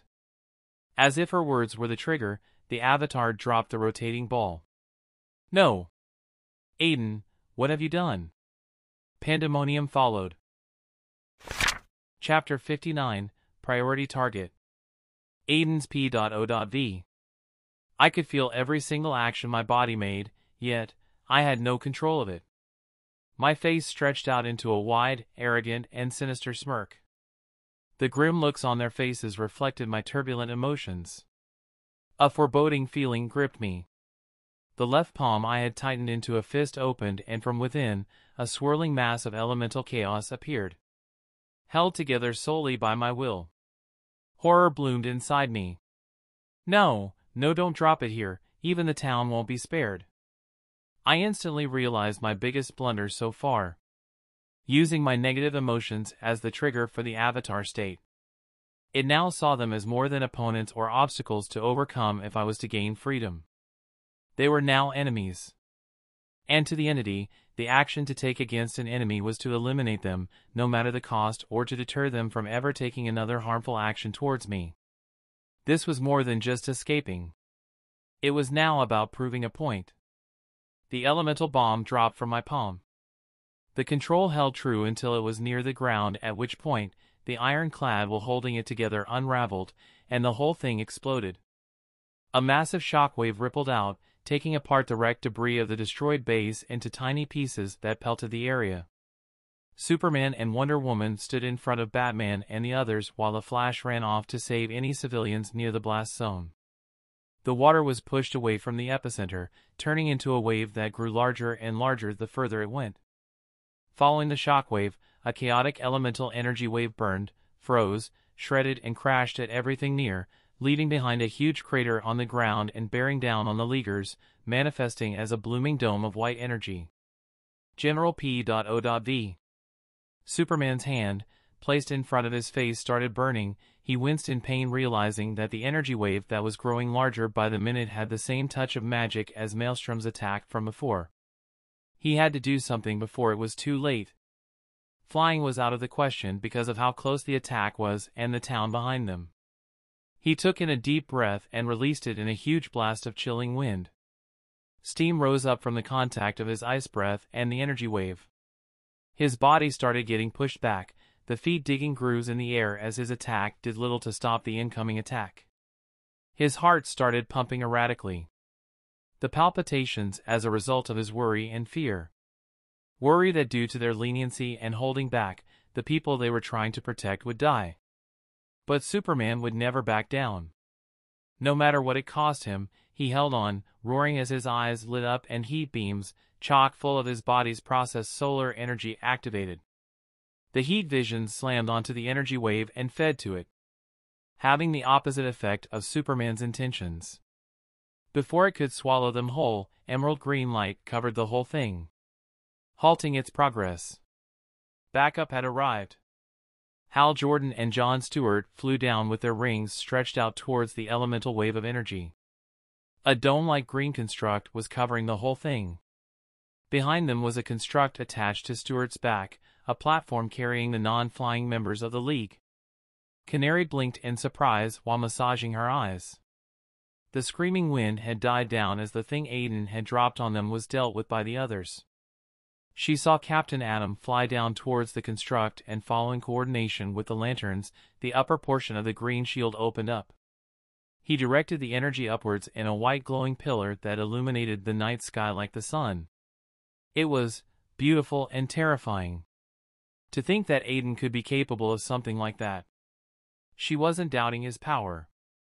Not even in the slightest. What Canary found hard to believe were his actions. It wasn't like him. No matter hard he'd been pushed, Canary looked behind them at the Happy Harbor community. The fire brigade and authorities had already arrived, forming a perimeter around the whole scene. Aden would never endanger innocent lives. The whole thing could be explained away by the fact that the Avatar state was a primal will of brashness that activated with the sole purpose of fighting those battles Aden himself couldn't. Yet, no matter how much logic prevailed, Black Canary felt like something else was missing from the whole picture. She looked at the dark night beside her and narrowed her eyes. If there was anyone who had the answers she was looking for, it was none other than Batman. I searched the whole place. Maelstrom is gone. The Flash stopped before them. Batman grunted and turned on his wrist computer, narrowing his eyes at the projected data. The trackers I put on him have been disabled. We've lost him. He rose up and started walking away towards the cordon being set up around the perimeter of the whole compound. Canary stared at his back and felt as if Batman wasn't trying too hard. Usually he'd be going crazy and bonkers at the fact that a 17-year-old with the power to rival almost half the Justice League was out there in the world, unsupervised and volatile. Canary was right. Something was definitely off. Dinah, are you all right? Green Arrow asked, stepping off the green construct platform. He came up to her and lightly touched her shoulder in concern. She must have looked as bad as she felt, if Ollie was so worried. Yes, I'm fine, Ollie. Just had a long night. She answered, smiling slightly and leaning her body against his. To smell his scent was exactly what Dinah needed to make her forget about their massive blunder. Call it what you want, but the reality was that they were to blame. Pushing Aden out off the team was not a wise decision. What frustrated her was how nobody else saw that. She spared a glance at Batman, who was now talking to Manhunter in a low volume. Dinah frowned. No, not everyone. Batman knew something. He was smart enough to have foreseen all the possible outcomes. And whatever plan he had, Manhunter was privy to as well. Just on the principle that Batman would find it a chore to hide the information from the mind reader. The Martian returned her stare and nodded at her. Canary simply looked away.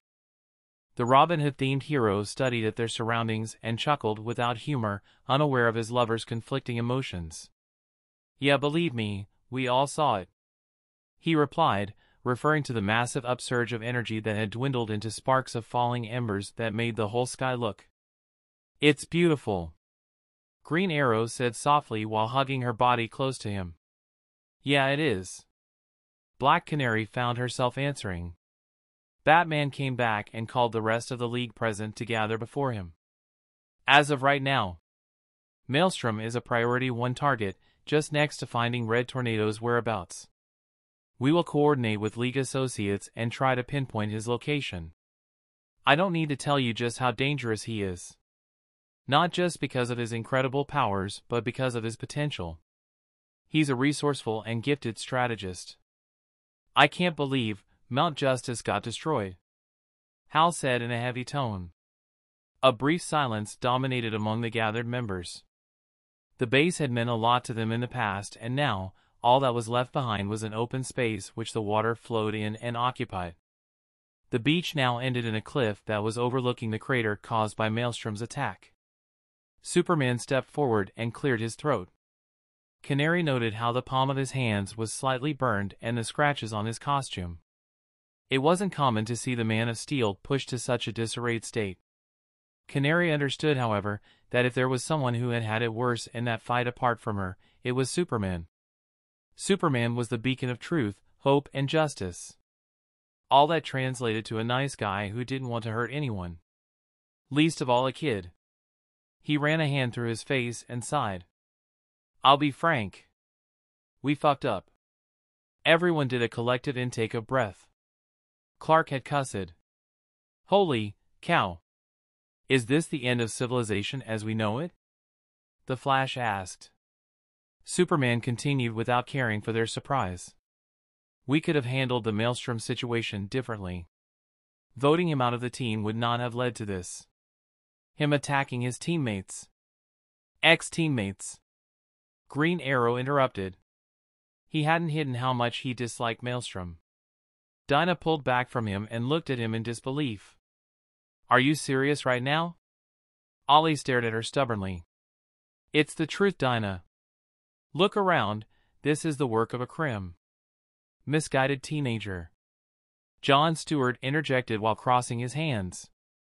The League is as much to blame for this as he is. And if I remember correctly, you were the most vocal about suspending him. Had we not listened to you, maybe none of this would have happened. Or it would have, a different day or a different scenario. A day when we didn't have our guard up. A scenario where the League's fast response would have been slow. Let us not be quick to cast blame on each other. What is done is done.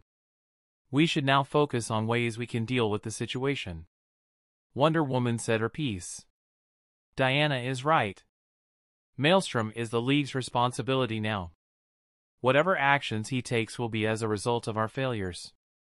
Let us learn from this. The Man of Steel implored. Let us show the world that we are still a symbol of trust and dependability for everyone, despite the circumstances. We stand together in our successes and in our failures. Black Canary internalized the words and made a promise to herself. Never again. I will not let this happen ever again. Aiden's P.O.V. I stood before him. It was like looking at a mirror. A mirror with cracks, yet the cracks that did not detract from the image reflected. I could see the same curve to my jaw. A small scar on the corner of my eye from an injury during a bike accident when I was little. It was me. In all ways possible. It was me, despite the glowing white eyes. Yet, it didn't feel like me. At all. The actions the entity had done. The measures it had taken and the boundaries it had not only pushed but blasted through made me feel horrified that I was looking at myself. What are you? I softly asked the Avatar state. Chapter 60, Aftermath. General P.O.V. There you have it again, folks. A display of the ineptitude that is a stark reminder of why we don't need these so-called heroes to save us. If they can't protect a simple town from losing a treasured landmark and a frankly beautiful beach, what hope does the Earth as a whole have? G. Gordon Godfrey took a sip of water from his glass and stared intently at the screen. His face was stretched out into an expression of mockery. A scene of the destroyed Mount Justice base appeared on a TV screen behind him. The camera panned over the whole area, showing the devastation implicated on the banks of the Happy Harbor shoreline. But G. Gordon the Justice League tried their best. No lives were lost, thankfully, but that does not excuse the fact that the Justice League failed in safeguarding their old base. Gasp. His mocking expression turned into a forced, surprised one. He held it for a few seconds before his face settled into the smug grin from before. Surprised to hear that? Shocked? Exasperated? That's right, folks, my earlier point stands, poor showing on the League's part, exposing what they're actually good for, standing around and watching as another freak wreaks havoc on our proud nation's land. Ask yourself what they've actually. The screen shut off with a click from the remote in Calder's hands. Hey, I was watching that. Connor complained. Calder sighed and threw the remote at Superboy's direction. The clone caught it out of the air and turned the screen on, muting the sound in the process. Ugh, thanks for the silence. I couldn't handle more of his trash talk. He's making the Flash and the others look bad, Wally said in anger. Robin threw a concerned gaze at his teammate and sighed. I agree. Dude needs to stay whelmed. Boy Wonder offered. Calder got up from his seat and started walking towards the door. Where are you going, Calder? Mgan asked. The five of them were in the Star Labs facility at Taos, which was coincidentally the site of the Erdl initiative into Zeta Beam technology research and the future Metahuman Youth Center. They were resting in a private waiting room while Artemis completed getting a checkup, just like the rest of them. Out. I need to think. Calder answered Gan and proceeded to leave. The door opened before he could push it and in walked Artemis. She looked at Calder and sighed. So the mood is no less depressing inside this room as it was outside, huh? She commented. Some might even say it's worse. Calder replied before looking at Wally's direction. Calder means kid hasn't touched any of the nachos they brought us. Shocking, right? Robin added. Artemis and the others chuckled slightly amidst Wally's outcries of dude. The loud crack of a remote getting crushed in Connor's hand drove everyone to silence. Connor rounded up on them. How can you laugh at a time like this? Have you already forgotten what happened 2 hours ago? You know, the fight with Maelstrom, our teammate who we found out has been hiding a lot of things from us? Or did we move past that between the time we were all passed out from the ass-kicking we got? Connor finished with a shout.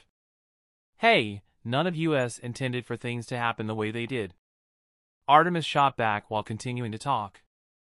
The whole situation was fucked up from the moment some of us decided to break into Aiden's room. Robin flinched at the accusatory tone in Artemis' tone.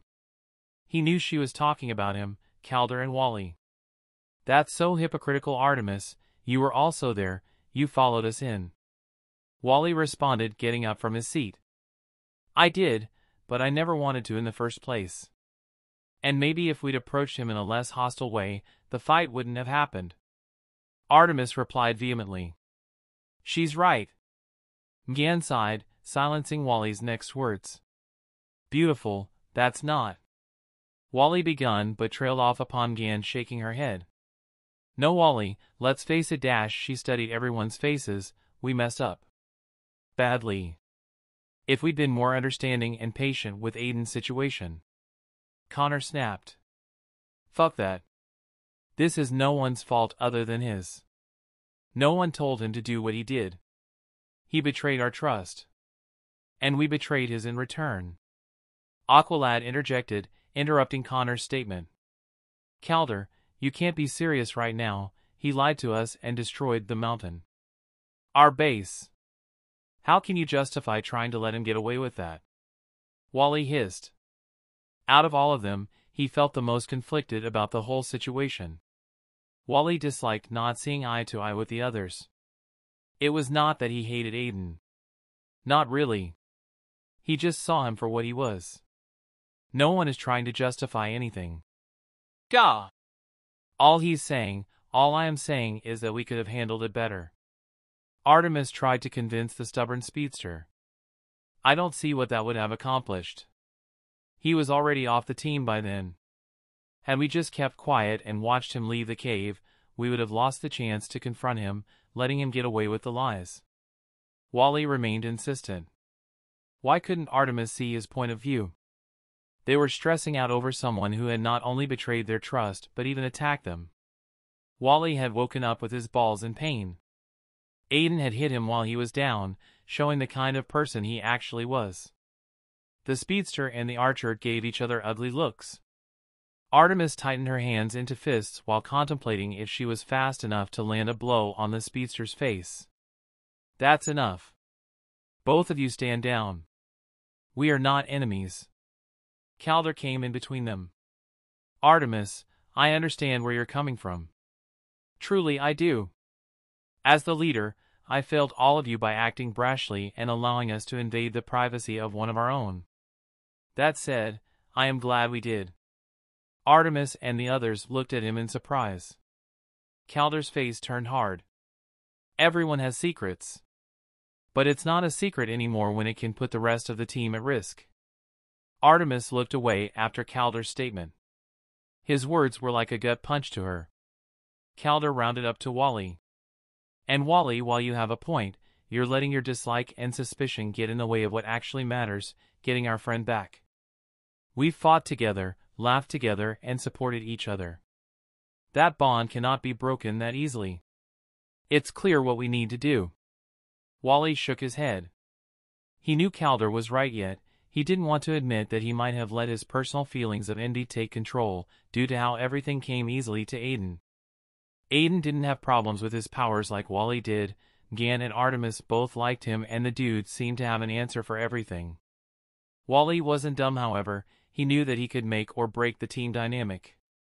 It all depended on what his next words were going to be. He took in a deep breath, wincing at the slight pain in his balls, and nodded. You're not wrong, Calder. The mood eased up somewhat and everyone calmed down. Now what? Are we simply going to stay here until the League decides what to do with us?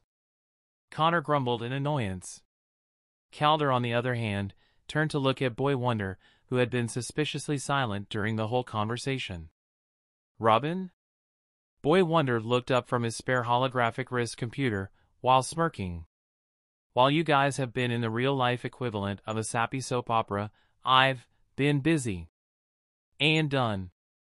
The projected screen of the wrist computer changed to reveal a clear satellite feed above Happy Harbor. I hacked into the Watchtower's satellites. They are much better than the ones currently in the market. Outfitted with cloaking functions and a monitoring system that is leagues beyond anything other than the best tech companies can provide. The image showed it was Mount Justice, a few minutes before it was destroyed. With an inaudible blast, the whole mountain shook to its core and was left in shambles and pieces. The Justice League members were revealed along with Wonder Woman, who was thrown towards the rest by a punch from Aden. Connor tightened his fists at the casual display of power. He still couldn't believe how deceptively powerful Aden was. It was leagues above his own, to the point where Connor felt undeserving of the S on his chest. He was made from power and for power. So why did he feel so weak? Gan placed a hand on his shoulder and looked at him in understanding. Connor looked down, allowing the comfort. Thanks. He softly murmured, to which the Martian smiled slightly. By studying this, we can see which direction Maelstrom took, and then I can use the feed to track his movements by enlarging the scope of the image. Robin explained to the others. Good. Calder said in determination. Although Batman had given them express orders not to go after Aden, that's exactly what they were going to do. Aden was a part of their team, not the Justice League. Hence, he was their responsibility. To get rid of the feeling of regret and guilt burning deep inside Calder, he would have to make sure Aden came back. One way or the other, they weren't going to abandon one of their own. Everyone sucked in a breath when the screen showed the massive explosion that had happened, disintegrating the wrecked pieces of Mount Justice. Just before it could reach Superman and the others, Robin paused the clip. There. He pointed at Aden, magnifying the video to show a clearer image of their wayward teammate. Aden surveyed the scene of his blooming attack, and then suddenly his gaze turned to the sky. Robin's heart nearly jumped up in surprise, thinking that he was looking at them, which would have been impossible. A second later, the action was explained when Aden was teleported out by a brief surge of light, undetectable due to the massive energy wave about to swallow the team's mentors. Whoa, you all saw that, right? You all saw Aden get beamed up like a scene from Star Trek. Artemis asked.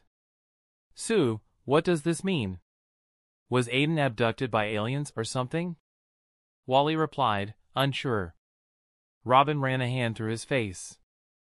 I was so sure that this would work. Now all we have is a dead end. The youngest member of the team said, disheartened. Calder closed his eyes, and when he opened them, they were calm. Do not worry. Just because we hit an obstacle does not mean we give up. We will find a way.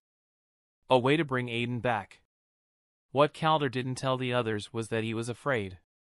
afraid of what would happen if the antithesis to the Justice League got their hands on someone like Aden. Neptune saved them all if it came to that. Chapter 61, Lex Luthor's Ingenuity. General P.O.V.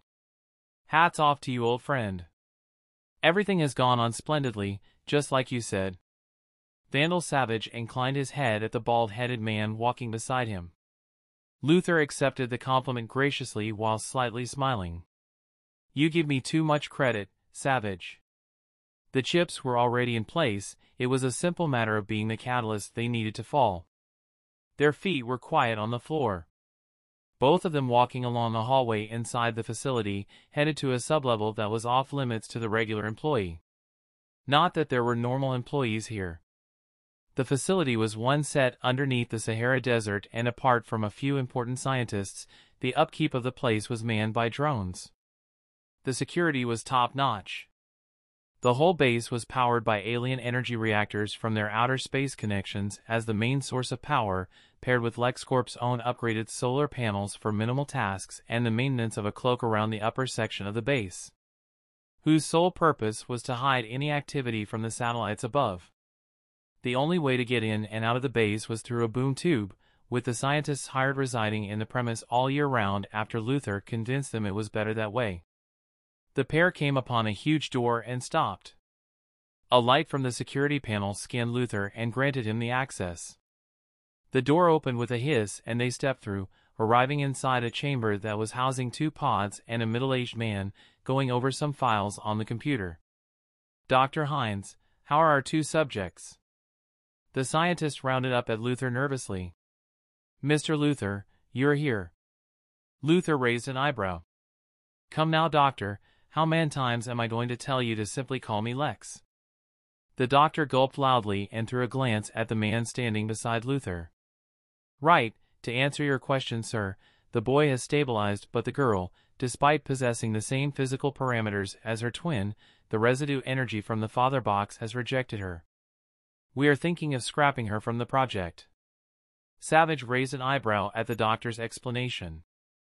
If what he said was actually true, then Luthor had clearly outdone himself. Savage tightened the hand behind his palm as he thought of one thing and one thing only. A question. How? How had Luthor done it? H. Luthor hummed. I see. How soon can he be made, field ready? The aged doctor adjusted his glasses and licked his lips in nervousness. I don't think he can. We are not dealing with the soul of Tommy Terror alone anymore, sir. Whatever this father box residue energy is, it has eternally changed him into a vegetative state. The combined trauma of their minds fusing has left him comatose with no signs of awakening. Luthor stepped up closer to the pod and placed a hand on the metal while closing his eyes. Savage observed the action, content to stay silent, curious on what Luthor's next move would be.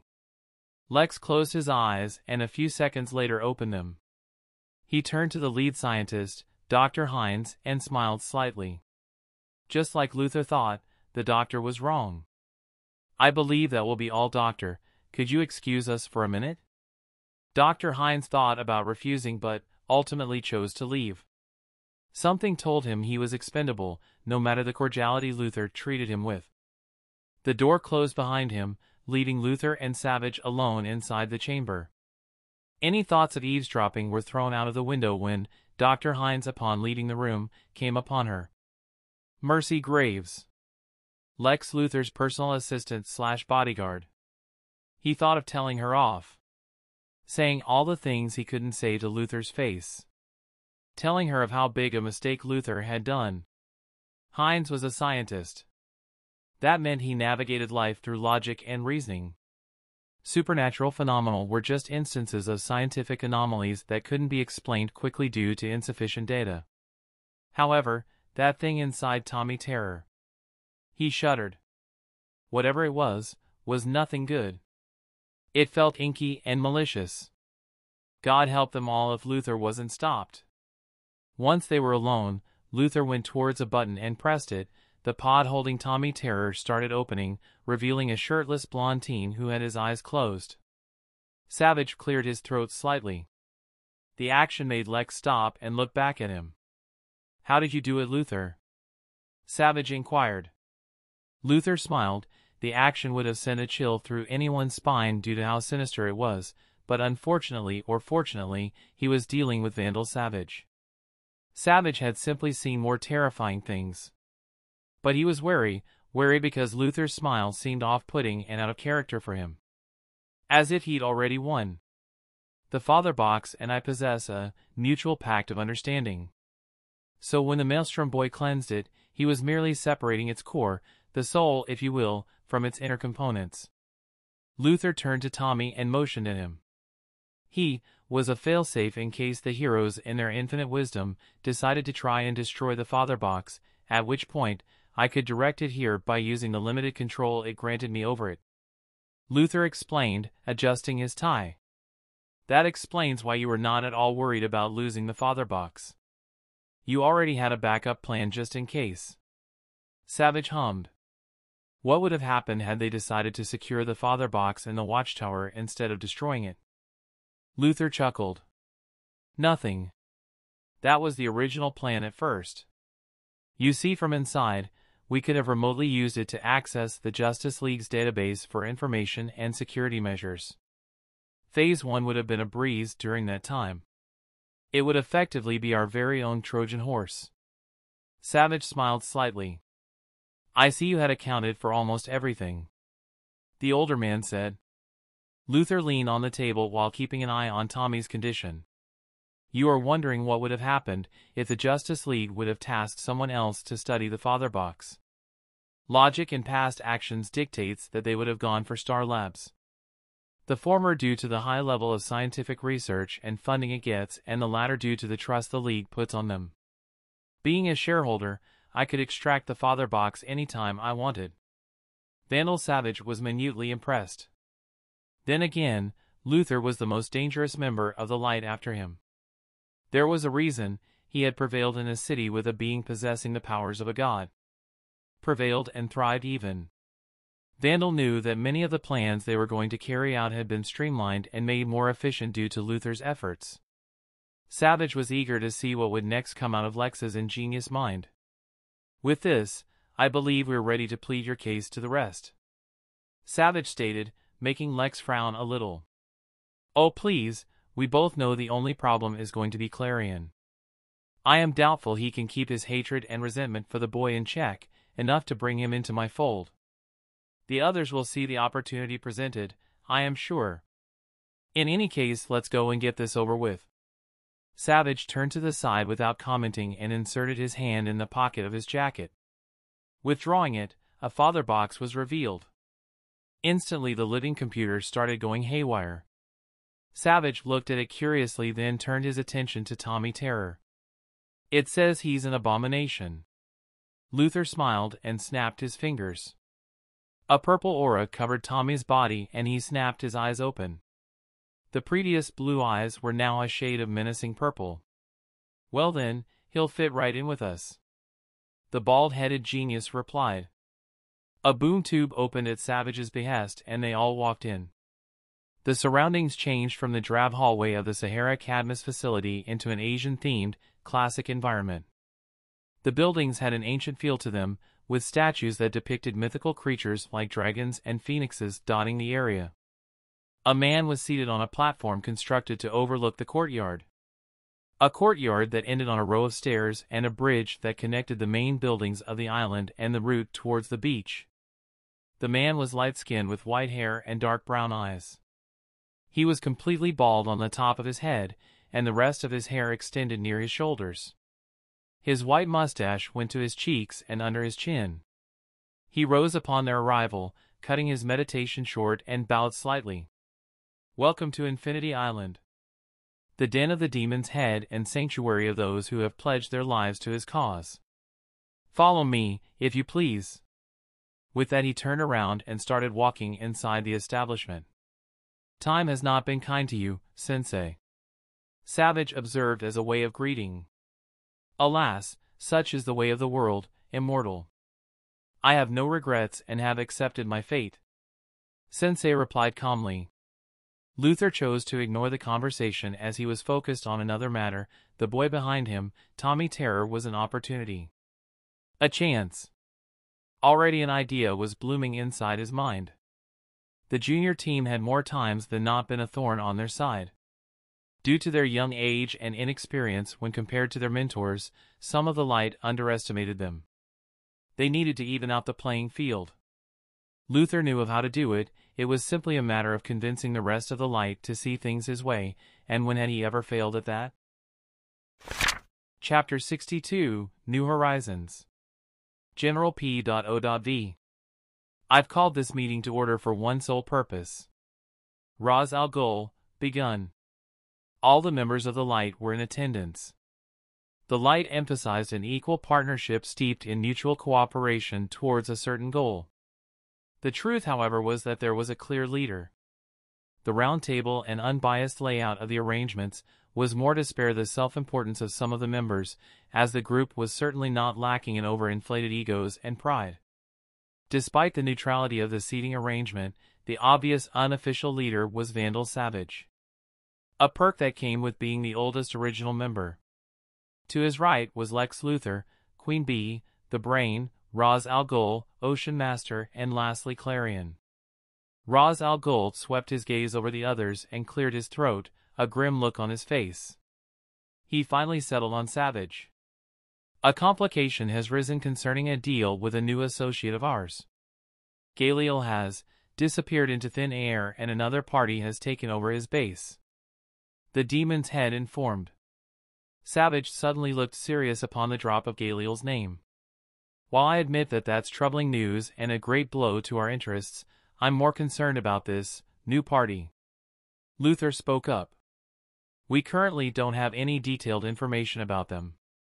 I have instructed my shadows to maintain a distance. Caution is highly recommended in this situation. Why? With our capabilities and resources, I see no point in pussyfooting around those who stand before the light and our interests. Surely you're not afraid, Ras? Ocean Master spoke up, a condescending look on his face. Fool! You know nothing of what you speak of. Queen Bee was quick to interject, mocking the Atlantean for his impatience. Ocean Master gritted his teeth and wisely settled down in his seat. Blowing up to the Queen of Byalia was an ill-advised action, not just because he would suffer reprimand from the others for disrupting the meeting but from Queen Bee herself. The woman was ruthless. Well, out with it then. There must be a reason why you exercise such caution, Ras Al Ghul. The Brain spoke, trying to keep the whole thing moving. He had other matters to attend to. All of you, with the exception of Vandal Savage and I, are not aware of who or rather what Galil is. Allow me to explain. Galil is a hell spawn. A true demon from the very pits of hell itself. He has been a central figure in most of humanity's prolific tragedies and wars. In other words, a dangerous figure. Ras Al Ghul left the room shocked with a few exceptions. Savage stapled his fingers together and hummed. Whoever has the capability to take out Galil is someone we should take seriously. Ras Al Ghul concluded, making Clarion chuckle while petting his familiar. A glint of curiosity appeared in his eyes. Interesting, Clarion murmured. Luther smiled conspiratorially and proceeded to say, this presents a chance for us to expand into new ventures and make new allies. When the time is right, we should make contact. Peacefully, of course. You confuse this for your many business deals, Luther. I doubt your honey-flavored words can convince whoever this new party is. What we need is a show of force. The light is powerful. Let us indicate that. It will send a message not to take us lightly while giving us a strong position of bargaining if it comes to that. Queen Bee countered. Spoken like a true dictator, Luther thought to himself. Queen Bee is right. Let me bring down the tempest on their heads. If they still remain standing or make it out alive, then we can treat them equally. Ocean Master agreed, a manic thirst to prove himself shining in his eyes. Not that anyone could see it due to the mask he had on. I love it! It would create so much chaos, right, Tikal? Clarion seemed the most excited out of anyone present. Luther sighed loudly. For starters, Ocean Master, we have the Light's Enforcer for such matters as bringing down the Tempest on their heads, and secondly, you're missing the point. We have an opportunity to form a good relationship with someone powerful enough to take out a millennia-old demon. From there we can work to bring them under the Light's influence. The bald-headed man explained the advantage in his proposition. Ocean Master crossed his hands together. It didn't take a genius to know that he wasn't convinced. While the table is divided in two, I am more worried about something else. What does this mean for the metacreation research? The brain inquired. To him, it didn't matter if they formed an alliance with whoever this new player was or destroyed them, advancement was his main goal. The members around the table all looked towards Ras Al Ghul for answers. He was the one who had finalized the deal with Galil, hence the matter was under his purview. If we can acquire the research data from Galil's office, depending on whether it's still there or not, it will help immensely into either perfecting Cobra Venom or creating a new, unique and stable serum for our forces to use against the fight with the heroes and those who might stand in our way. The demon's head explained softly. His tone was one that brokered no argument. Then it's decided. We wait and observe. Learn this new party's pattern and behavior, and when the time is right, we shall decide if they are worthy to meet us or the blade of the Light's Enforcer. This matter is closed. Savage finally spoke up after much contemplation. Spoil sport. Clarion frowned a little and grumbled. The rest all nodded. Luther stood up just as Ras took his seat. Now moving on. We have a different matter entirely to discuss. Aden's P.O.V. I ran my fingers down the grooves of his face. My face. The space I had found myself in was a representation of the Avatar state's plane of consciousness, or maybe it was my own. I had no idea. It was the southern air temper. Specifically the chamber housing the statues of all the avatars. The difference from canon was twofold. 1. My statue was not a statue but a real body, and 2. It was the only one in the whole room. That was not all. The link between us was making it hard to understand where I started and where he ended. All that meant was that if I kept on using the avatar state without caution, next time I wouldn't take back control. No matter how many questions I asked it, the body in front of me remained unresponsive. Content to stand inside the empty chamber, quiet and lonely. It was disconcerting. I could feel I had regained control over my body and could wake up any moment I wanted, but I still wasn't satisfied. I had questions. Why had he risked a whole fucking town? If the Green Lanterns weren't there, Superman and the others would have failed to stop the massive elemental bomb. The other burning question I had was, how can I achieve control over the Avatar state? What was the Avatar state even? Maybe my theories were wrong because the power the entity commanded was simply shocking. Was that the level I was building towards? And was there a shortcut to get there?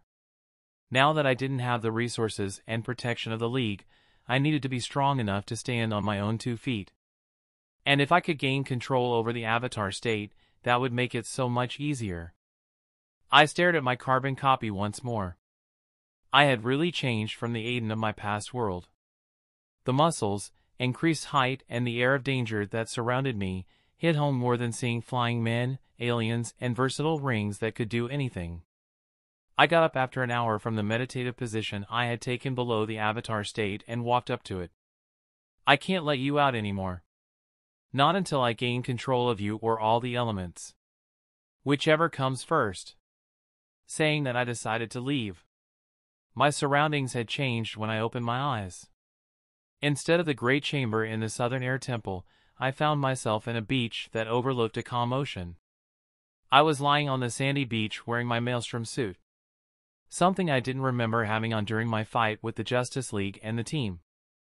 I patted myself down to ensure I was okay and breathed out a sigh of relief when I found out that Superman hadn't blown a hole straight through my body. After doing that, I looked around at my surroundings. Okay, where the fuck am I? Did the Avatar state decide to take me out on a much-needed vacation, or is this one of the many mystical shit that DC is known for? I knew that whatever I was seeing wasn't fake, however. The water, the ocean life, the breeze, the swaying palm trees, and slight salty taste in the wind, all that registered as real to me. Yet, something was slightly off about the whole setup. For instance, the air was too fresh, too clean, and the rays of the sun above head hit my body with just the right temperature.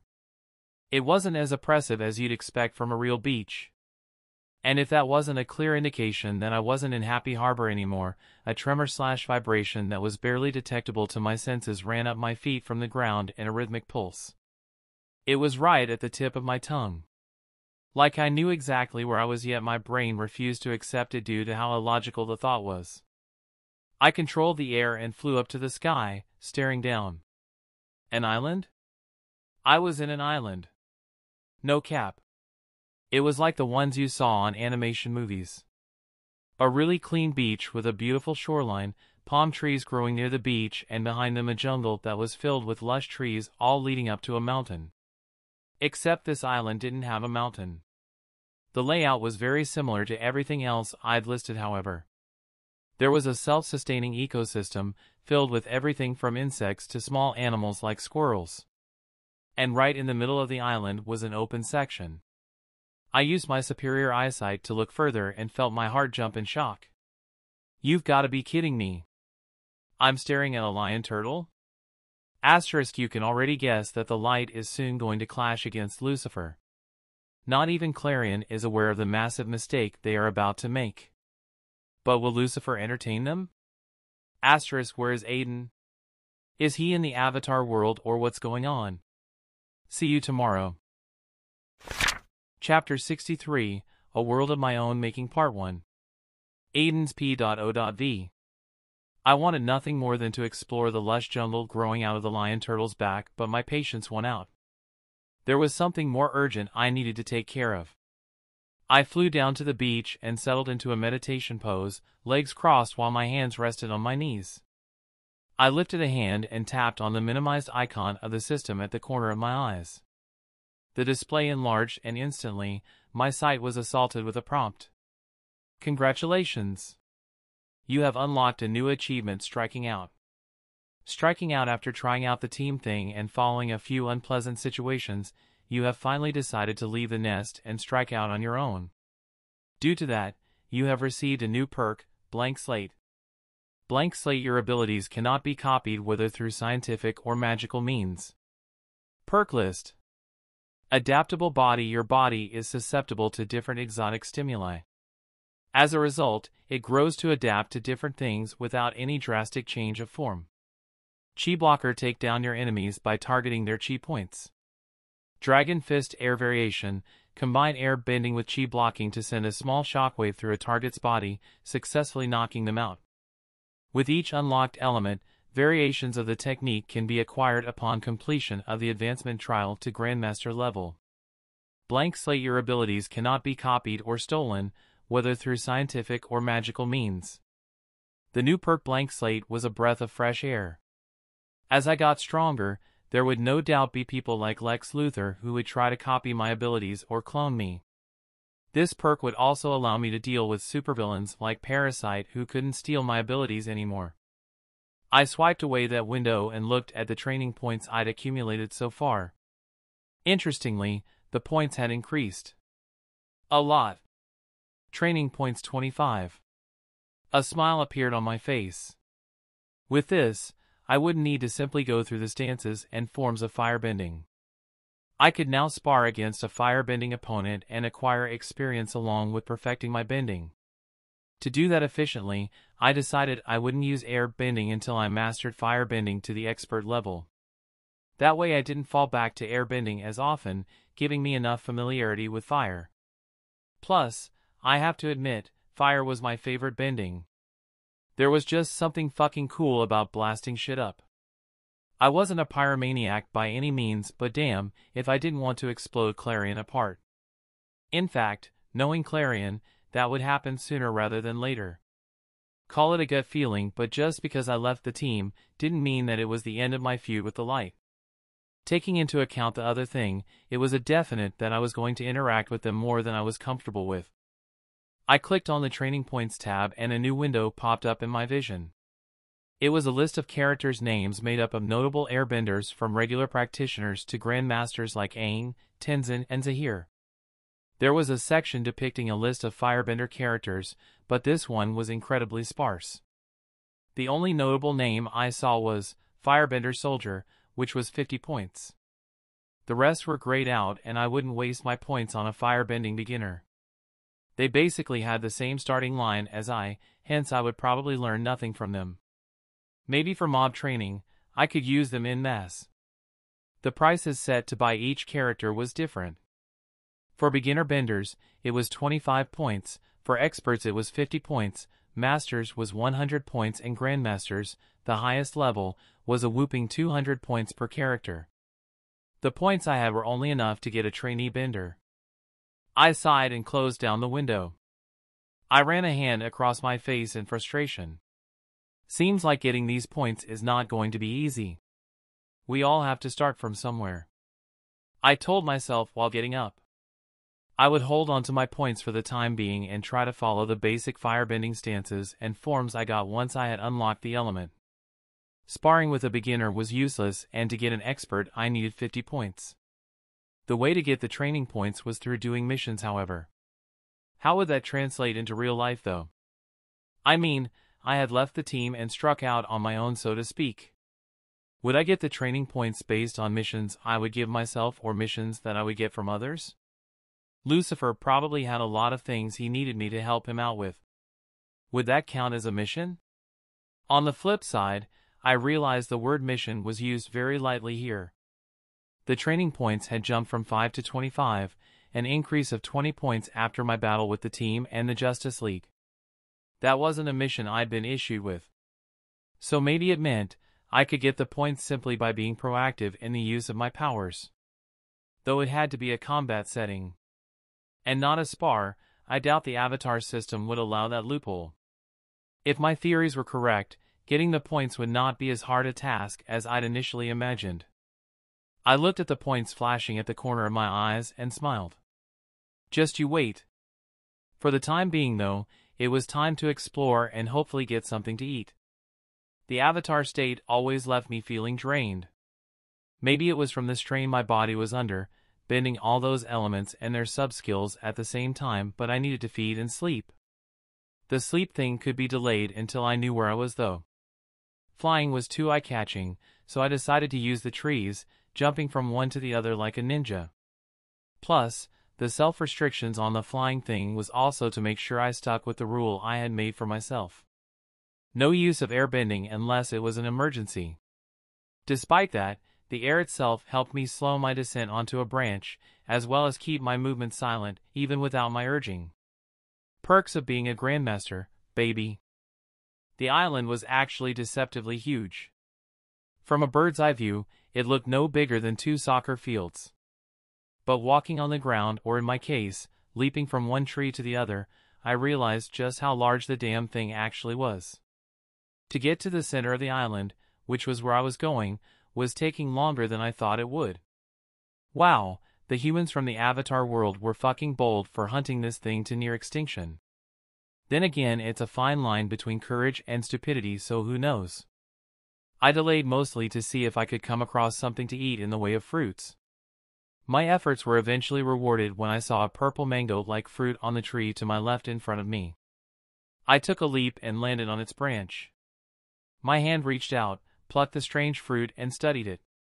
It's not too late to go for the coconuts, Aden. It's not too late. I joked. What if this thing was poisoned? Then again, I had my adaptive physiology to help out with that.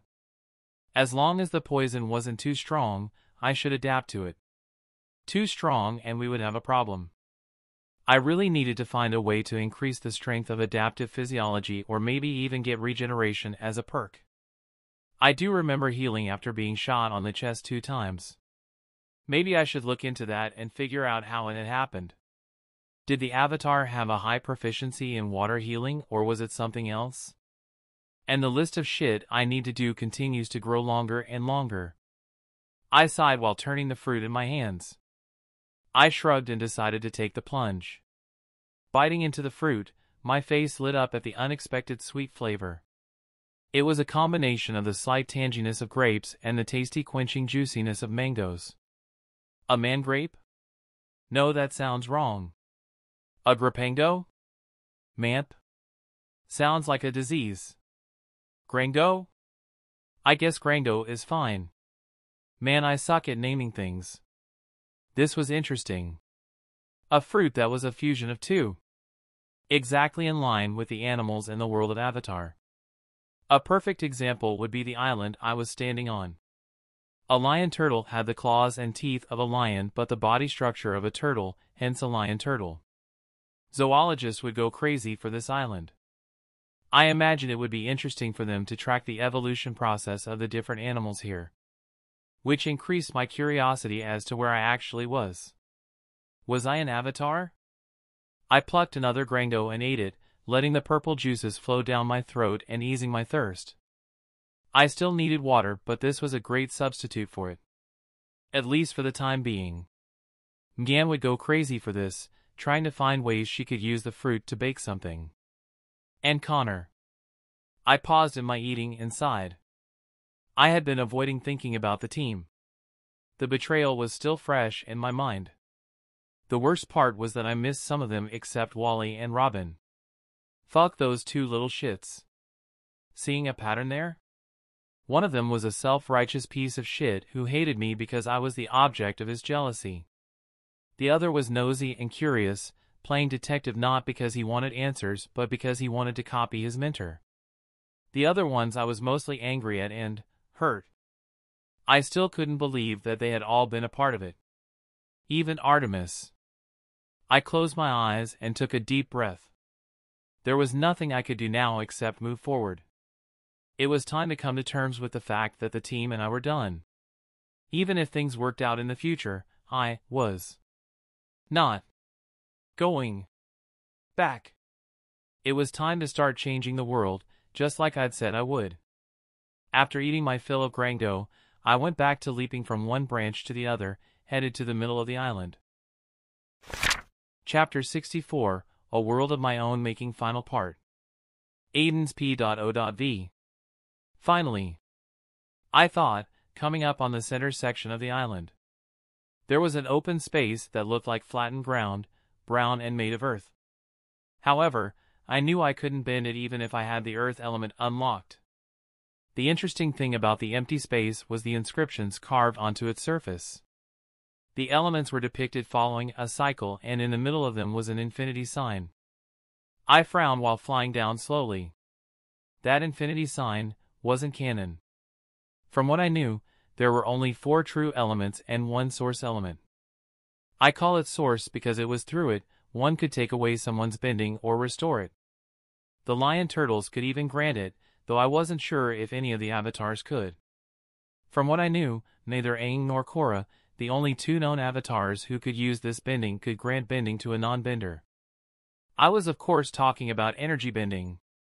A bending style that granted you the ability to manipulate someone's life energy, as shown through Aang taking away Fire Lord Ozai's bending, thereby winning the fight without taking his life. Then Korra would later use it to restore Lin Bifon's earth bending. It was the most versatile, powerful, and unknown bending style out there. And seeing the way the 4 classical elements were represented around the infinity symbol, it didn't take a genius to understand that it was the symbol representing energy bending. The fact that I was also standing on a branch that was growing on an island at the back of a lion turtle, the only creatures that could naturally energy bend, only added more merit to my conjecture. Could this be a chance granted to me by the Avatar system to learn energy bending? And if not the system, did the Avatar state have a power to cross dimensions to the Avatar world? I wouldn't get answers merely by keeping my distance, so I decided to fly down. Even then, my cautiousness was at an all-time high. I didn't know what to expect, and this could be a trap, no matter how unlikely that seemed. The minute my feet touched down on the open space, a weird hum instantly spread out from the contact. I could instantly feel a connection slot itself deep into my soul. And then information started flowing into my mind. Pain assaulted senses as my nerves cried out. Arg! I groaned while clutching my head. It felt like I was about to explode at the sheer mental strain my mind was being put through. I could simultaneously see every grain of sand, drop of water, chlorophyll tint of the leaves, life force of the animals in the whole dimension. Yes, dimension. And it wasn't just one. There was 5 of them. I lost my strength and fell down to the ground, shuddering in pain. STO, please, STO. Despite my plea, the pouring of information continued. My whole being unraveled and I felt free of all constraints, flying through a vacuum and giving it meaning, screaming and humming. I burned into ashes and became living flames, eating through everything and switching to an excited form that left shock and explosions in my wake. Then I froze over and broke into tiny fragments of ice that melted into water, flowing freely, gently yet violent, in a basin of earth that contained me in small quantities, bringing nourishment and healing. Then I hardened. Harder than the ice had been and stubborn, refusing to move or give way easily, burning when I was mad yet kind when I was calmed. I became all the elements, understood them in a way I could never have despite the training. In that moment, I understood clearly why I could never control the elements as I did without the avatar system being the bridge. The load of it all was immense because everything was connected into one massive super-consciousness that defied all known understanding. It wasn't something I could explain. The disappointing part was that it did little to increase my skill in firebending, but I still looked at it as a gift. A gift of intimate understanding into the scope of what I was dealing with. It was a gift because I now understood the kind of power I had at my fingertips. All of creation. That kind of power. I shivered, getting up painfully. The first thing I noticed was the sweat that clung to my body and costume. I unclasped the visor and ran a hand through my hair.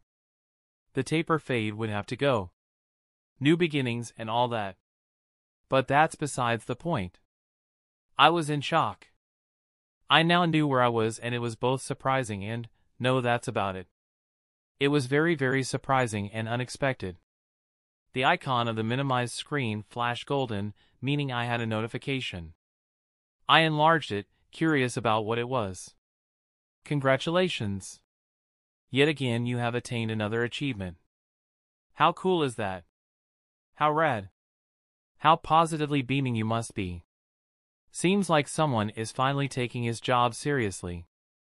I mean, what ambassador doesn't have their very own embassy? It took you a while to even get one, but hey, at least you did it. This century. Moving on, you don't get a perk because this base is more than enough reward for your efforts. Unnamed 5 elemental dimensions. Energy plane where you are currently standing. This plane is the nexus of all the 4 dimensions. You can access the other dimensions by simply wanting it from here. You can also boom tube to Earth and back whenever you want. This ability cannot be used to boom tube from one Earth location to another, only Earth and back. Air dimension, tall mountain peaks, beautiful sunset, and a never-ending breeze that can turn violent within the blink of an eye. Known to be the home of the flying bisons, arrowhawks, and pegasi. Wait, the last 2 are from somewhere else entirely. Bummer. The perfect place to attain enlightenment, due to the spiritual connection and communion it grants those who meditate in it. Fire dimension, the fantastical land of dragons, phoenixes, and the golden crow, CK. The last 2 don't exist here bruh, but this dimension provides you with a suitable environment to practice firebending. Stoke your heart's flame and who knows, maybe you can meet a dragon on the way. Water dimension, relaxing beaches as gentle water licks at your toes, a plethora of ocean life and unexpected sudden hurricanes, hails and frost. This dimension provides all life nourishment yet breaks those whose will is found wanting. The realm of too many animals to list. Mermaids. Yup, hope that's enough. Practice water bending to great efficiency, locked. Earth dimension, ever wondered what people walk on, build on, plan on, work on? Earth is a pretty big deal, dude. Trust me. This is the realm of the badger mole and basically every other living creature not confined to water. Provides an environment to master earthbending and its sub-skills faster. Locked. P.S. If you're wondering how this was all possible, that's easy to explain. In other words, find that out yourself. P.S. Just as a reminder, the boom tube only works for teleporting towards the Earth or back to the unnamed 5 elemental dimensions. Long name would really help if someone gave it a better, preferably shorter one. P.P.P.S. None of the animals are really sapient. So don't worry about intelligent creatures trying to outsmart you. Though I would be careful about dragons, they've been known to breathe fire. P.P.P.S. The whole plane is autonomous and self-sustaining. P.P.P.P.S. The dimensions related to the elements you have not unlocked are locked for your own good. Any other type of element is severely suppressed while on a different elemental dimension. Is it just me, or are the notifications getting more and more annoying each time? Must be a subroutine one of the beings responsible for bringing me here made. I'm just lucky the system isn't sentient, not in the truest sense, otherwise I would be like other MCs running around trying to accomplish its bidding. I dismissed the display to the corner of my vision and slightly slumped in my position. I took a few steady breaths to center myself, feeling the lingering pain from the forceful information feeding into my brain abate a little. Then a smile started forming on my face. The smile changed into chuckles before I started laughing like a madman. This was just crazy. Finally, something to light up my day. I spread out my hands and looked up at the sky, taking a deep breath and murmuring a heartfelt thank you to whatever deity responsible, even if I already knew the culprit. To answer your question, the one culprit was me. Or well, the avatar state at least. It was through its machinations, the cleansed father box and Moro's distinct elemental code that this whole pocket dimension had been created. That's what the 10 hours I had been missing were for. The avatar state must have known that sooner or later, the team and I would clash and decided to create another option for me. A base. Here's the crazy part, the whole pocket dimension was constructed from the salvage dome that the God equation had created. The father box's essence was pulling energy from the source and then using Moro's code, translating that energy into powering the spatial walls around the pocket dimension. Then more of that energy would give meaning to the concepts of life and order imprinted upon all the 5 dimensions by the avatar state, which was why I felt so connected to everything. Which was also why I knew that the pocket dimension was constructed in the middle of the moon. It hadn't warped away to somewhere else as the Justice League had thought. The avatar had simply moved it from the dark side of the moon deep into its core. How was that even possible? What the fuck couldn't it do? Maybe I was right in deciding I wouldn't use it anymore. The unpredictability of the state was its main failing factor. I couldn't trust myself because it wasn't really me. At least not yet.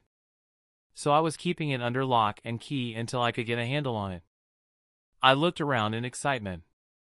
A world of my own making. I wonder what I should call it. Chapter 65, Naming the Dimension. Aden's P.O.V. I was crap at naming things. That wasn't an exaggeration.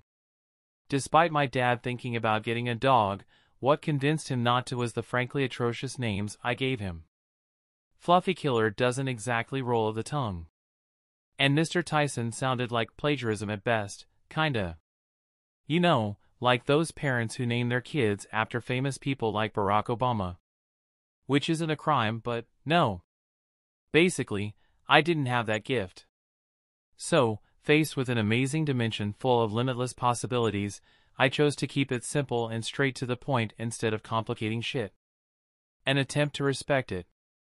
So the dimension was an elemental one. Apart from Pangea, which was just 2 on the nose, and Genesis that would run the risk of being associated with the gods of New Genesis, I only had a small list that was summarily dismissed due to one reason or the other. There was Wakanda, mostly as a shout out to my guy, Chadwick Boseman, the embassy, that was in line with the whole ambassador theme that the Avatar system was trying to sell, and lastly Elemental Dimension. I went with Elemental Dimension. It was neutral, all-encompassing, and would probably not insult anyone while also keeping the spirit of the dimension. The naming itself needed a declaration. So I stepped to the middle of the open space and spread out my hands. My face was slightly blushing due to the theatrics. But if I'm doing it, I should go all in. Plus ultra. 100%. With the power flowing deep within me and the unification of my body, mind and soul, I named this dimension of power, the elemental dimension. I felt something suddenly change. As if the whole space was previously just a black and white drawing on the canvas that is reality. But now it was colored and vibrant. Full of life and the essence of existence. A soul. The notification prompt from the system flashed and I curiously maximized the display, hoping it was something good. Congratulations. You certainly have a flair for the dramatic. Must be a hit with the theater folk. Maybe that will help you finally get a girlfriend. Ahem, moving on. You have completed the final and hidden step to claiming the dimension as your own. Due to that, no one can enter or exit without your permission. Wow. Now I'm suddenly glad that I named it. I can't imagine apocalyptic forces or even the light boom tubing inside my dimension and catching me off guard. I breathed out and decided on the next course of action. There was something I needed to check to know if I would have the entire apocalyptic forces after my ass. My consciousness delved into that familiar feeling above my groin, steam escaped my mouth as I jumped. 2 twin flames appeared under my feet, jetting me off to the shore of the island. The flames were yellow and hot, almost melting my heat-resistant boots. Whoa! The flight itself was uncontrolled and erratic. I would suddenly lose control of the flames and spin before smashing into a tree and getting leaves in my mouth. I groaned more in embarrassment than pain while standing up. Behind me a trail of broken trees and branches could be seen. This wasn't as easy as I thought it would be. But if Ozai could do it, so could I. I was the frigging avatar, for crying out loud. I tugged on the same warmth burning below my gut and sent it out in a tightly controlled stream towards my legs. That was my mistake. Fire, just like any other element, could not really be controlled at my current stage. Only manipulated. Trying to dominate it was like trying to forcefully tame a wild lion. You would get slashed into ribbons for your effort. That's why the blast that occurred sent me careening to the side yet again. More trees suffered the same fate as their brethren. I was careful to put out any flames before they could burn the whole place down. Twigs, grass, and leaves clung to my hair, annoying me even more. It was clear that I wasn't going to get this skill down now, so I decided to bench it for the time being. I was getting impatient and frustrated. Those two feelings only made the flames produced harder to control, so I changed tactics to jumping from one tree to the other just like I had done before. A few minutes later, I arrived at the shoreline of the island.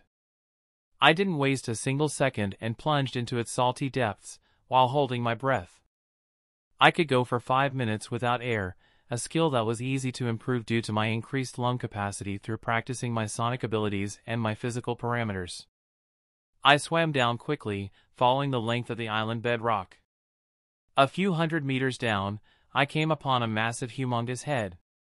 The sharp teeth and ferocious head made my heart skip a bit in surprise, as the lion turtle, containing an infinity sign on its head, turned to look at me. The glint of intelligence I had been expecting was missing. It was just an animal. Maybe it was too early in the elemental dimension's development and the creatures inside would get smarter as the dimension grew along with me. Or maybe I'm just giving myself false hope. Who am I kidding? This must be a restriction to make sure I don't convince the lion turtle to implant me with the knowledge of energy bending directly. The avatar system seemed hell-bent on me improving by myself. It would provide opportunities and only reward me when I put in the work. In some ways it was the best setup. Getting things easy would feel like such a cheat. This way, at least I had something to feel proud about. Self-made man, yo. I swam closer to the lion turtle, which was staring at me unworried about my intentions. I suppose it had a right to feel that way. At my current level, it would take a lot of effort to kill it. Maybe if I could form the same elemental bomb my avatar state had, then yes. But that was a slippery slope into losing myself. I touched its head and dived into the same connection I felt with everything living in this whole dimension. Then I tried to dominate its will with my own. A click sounded in my head and I could sort of feel the mind of the lion turtle. I nudged on it and gave it an order. The front limb came up and provided me a platform I could step on as I was raised out of the water. We broke through the water, sending it rolling around. I massaged my temple in discomfort and pressure. A pressure that was getting out of hand with each passing second. I tried to keep the lion turtle under my control. I sighed and cut off the link. Instantly, the pressure disappeared, but I now had my answer. If Darksea came to associate my control over the animals in my dimension with the Father Box's essence used to keep it running, I would have more than a few problems. This dude made subjugating universes a side hustle. Universes. I couldn't let anyone inside this dimension without getting strong enough to defend it should it come to that, or without trusting them enough to allow them entry.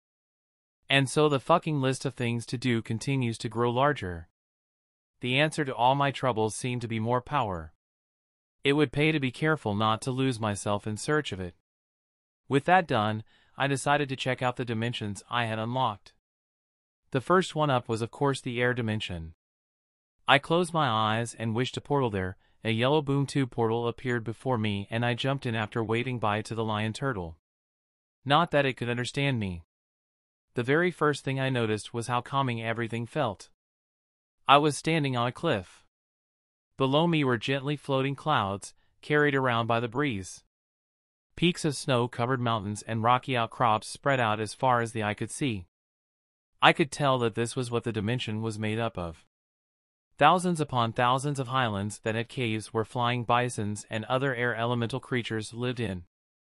I settled into a meditation pose and fell into a calming trance. I don't know how long I sat there, but given the fact that I could feel the tightened muscles and stiff joints in my legs, it must have been more than a few hours. My stomach also growled in hunger. I got up and stretched, feeling relaxed and calmer. I spared one last look at the calm surroundings and promised myself I would definitely come again for the peaceful atmosphere. Next, I portaled towards the fire dimension, and the difference between it and my previous one was suddenly very clear. It was hot, incredibly hot. The surroundings were active volcanoes with steam coming off of them and darkened clouds above head with continuous flashes of lightning bolts that slammed to the ground and left blackened soil and soot in their wake. It was harder to breathe and I hadn't noticed it before in the air dimension due to how low a proficiency I had in fire bending, but I could feel it now. Suppressing a bending I had beginner proficiency in wouldn't have made a difference, but inside the fire dimension, air bending was heavily restricted. And I could feel it. I could feel the shackles placed on it. I sank to my knees, breathing heavily. A boom tube appeared on the ground and I sank through. Maybe I should hold off on coming here until I was back to 100%. Then spending a few hours would allow me to slowly adapt to the increased heat, low oxygen. I found myself at the shoreline of the Lion Turtle. This place also needs a name. How about Sanctuary? In a way, it's like my sanctuary. A place, separate from the other 4 dimensions yet connected. A place to unwind without worry. Sanctuary it is. To feed myself, this time I decided to have fish. It was really easy catching them when they weren't afraid of me. I almost felt bad. Almost. After trying to roast them with my fire and ending up with charcoal remains, I reluctantly made a fire using some of the dry branches I had acquired from deep within the island. A few fruits, the Grango kind, topped off the 5-star meal, and I enjoyed myself while watching the setting sun. So far, only Sanctuary happened to have that function.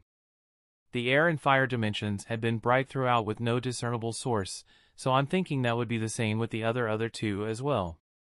I gathered a few palm leaves before the fire burning and just chilled, thinking about my plans.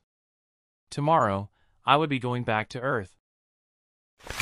Chapter 66, Back to Earth. General P.O.V. Dick Grayson controlled his breathing as he spread out his hands, which were tightly holding 2 gymnastics rings hanging from a bar. He coiled his lower body closer to his torso and swung, adding momentum the more times he did it before letting go. His body spun and twisted through the air before he landed on the mat gracefully, the Grayson way. He felt a brief surge of pride at completing the move, just like his dad had taught me, before the feeling was replaced by the pain of loss. He shook his head to get rid of the thoughts and made to go back to his exercise routine before his holographic computer beeped. Dick frowned and went towards the table. He clasped the device onto his wrist before turning it on and instantly taking a deep breath.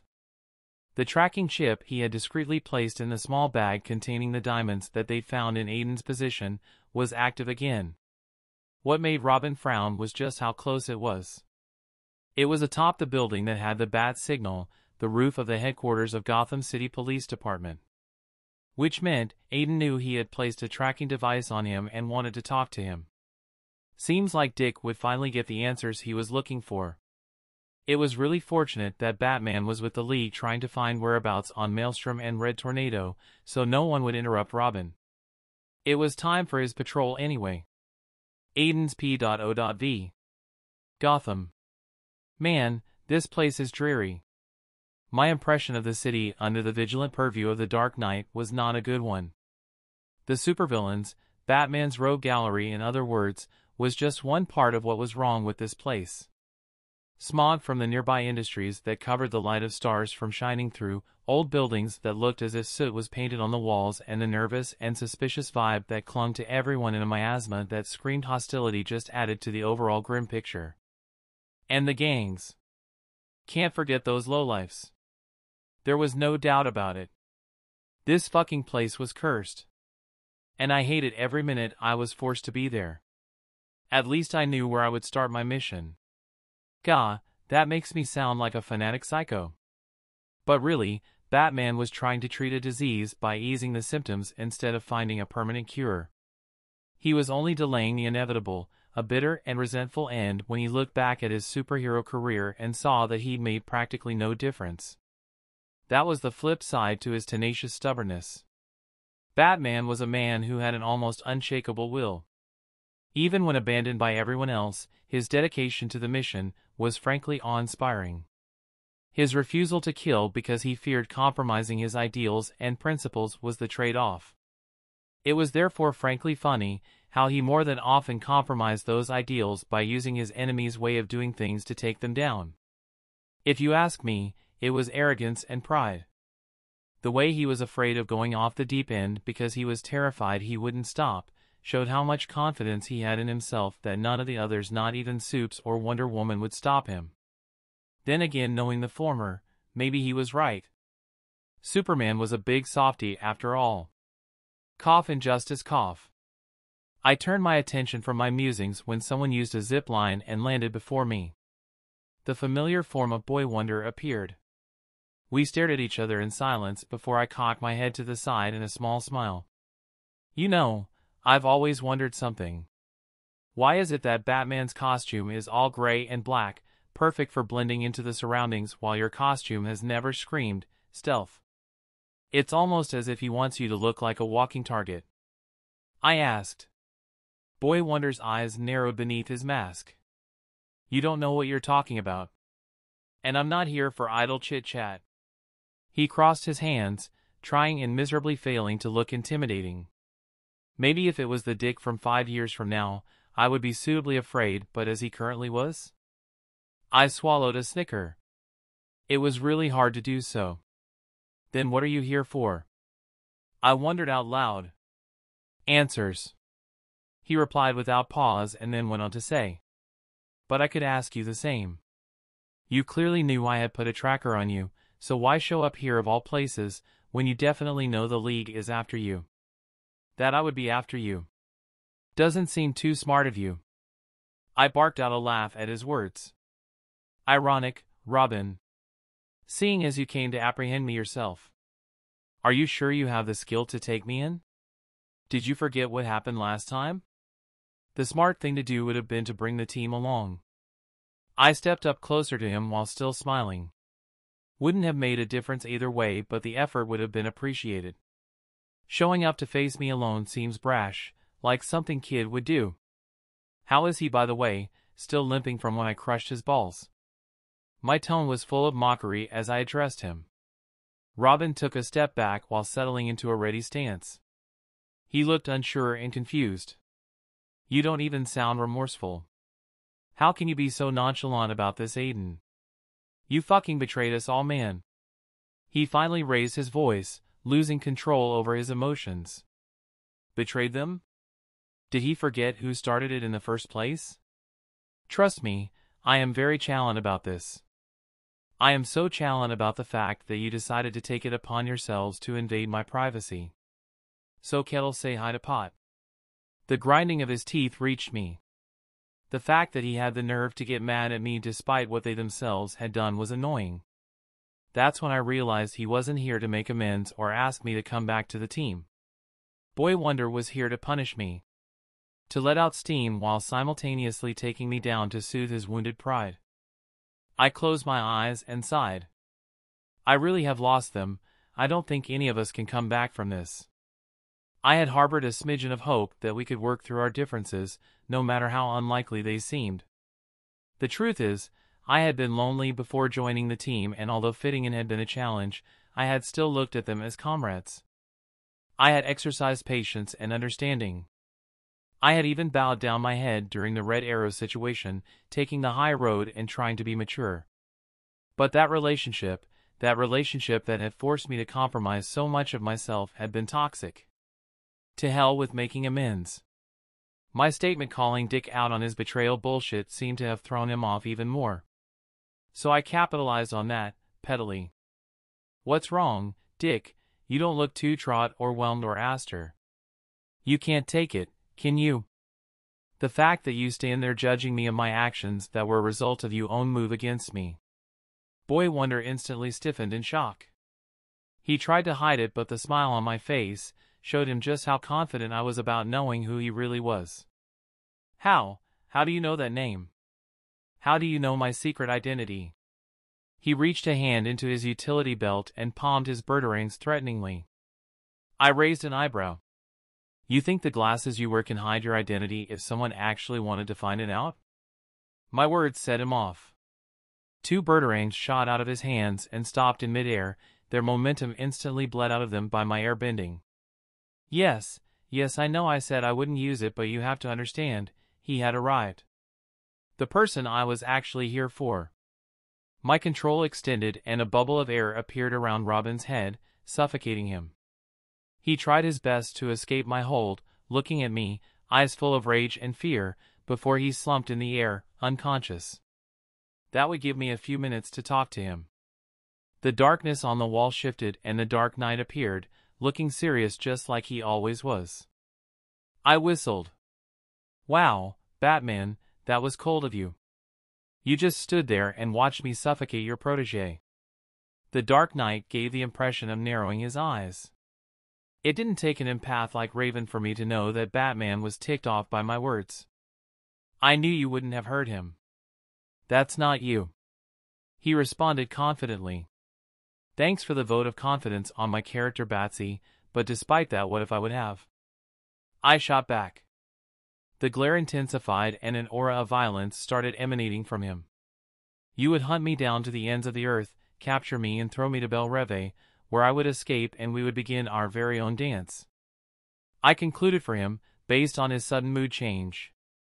I shook my head and chuckled. You know, in some iterations, you lose a sidekick to the Joker. Still might in this one, I don't really know, and you still do nothing. No matter how angry you get, how your horror at your own role in ensuring the Joker mass murdering ways have finally affected you personally, you still hold yourself back. Choosing to save your soul instead of the countless lives that have met their ends in his hands. Batman gave no indication that my words affected him. That was not included in the information docket you handed over. I shrugged at him. Gee, I wonder why. Maybe I didn't trust you enough to share everything. Knowing that at the first chance you got, my life or anyone else's wouldn't matter in your efforts to carry out the mission. That's your calling card, Bruce. And call me selfish, but I wouldn't trust sensitive info to a man like that. Your misguided altruism is the true cause of all this. I spread out my hand to show Gotham. You're killing Gotham through inaction, Bruce. I sighed, hoping he would listen. I almost slapped myself at that unreasonable thought. That would never happen. Ever. If the people closest to him couldn't make him change his stand, what made me think I could? Batman let the casual use of his true identity wash over him. He probably had countermeasures to me trying to out him publicly. I am not here to have a discussion about whether my ways are right or wrong, Maelstrom. You don't get that right. Doesn't matter if you've seen this planet in the pages of a comic book or a screen. This is reality, and you better start realizing that your actions have consequences. No matter what you think you know, it doesn't place you above everyone else. I was tongue-tied for a split second. That was the longest I had ever heard him speak. Without giving me a chance to respond, Batman walked up to me and used his height difference to stare down at me. What I want to know is what happened. Attacking the team was not part of the plan. Chapter 67, I'm done. Aden's P.O.V. That was before I arrived to a fucking trial. That wasn't part of the plan either, Batman. I refused to back down. Despite the intimidating glare that was leagues above what Robin could pull off, I was done with giving way. And why is that? I debriefed the team and they had sufficient reason to call you out. The Dark Knight growled out. I took note of the way he worded his statement and read between the lines. He had said, the team, not your team or the rest of the group or your teammates. He knew I wouldn't be coming back. No matter what. You have not been upfront with us. With me, Aden. He continued. I cocked my head to the side. Everyone is entitled to their own secrets, Bruce. You know that more than most. Not when that information puts the rest of the team in danger. Trust me, I know that. I've heard it from our dear team leader.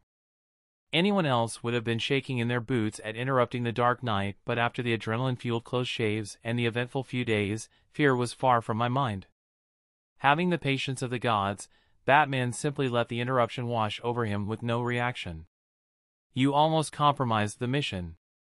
Would have had the situation turned out differently. Batman stated, his voice gaining a hard edge. I stared at his mask-clad face and realization hit me like a ton of bricks.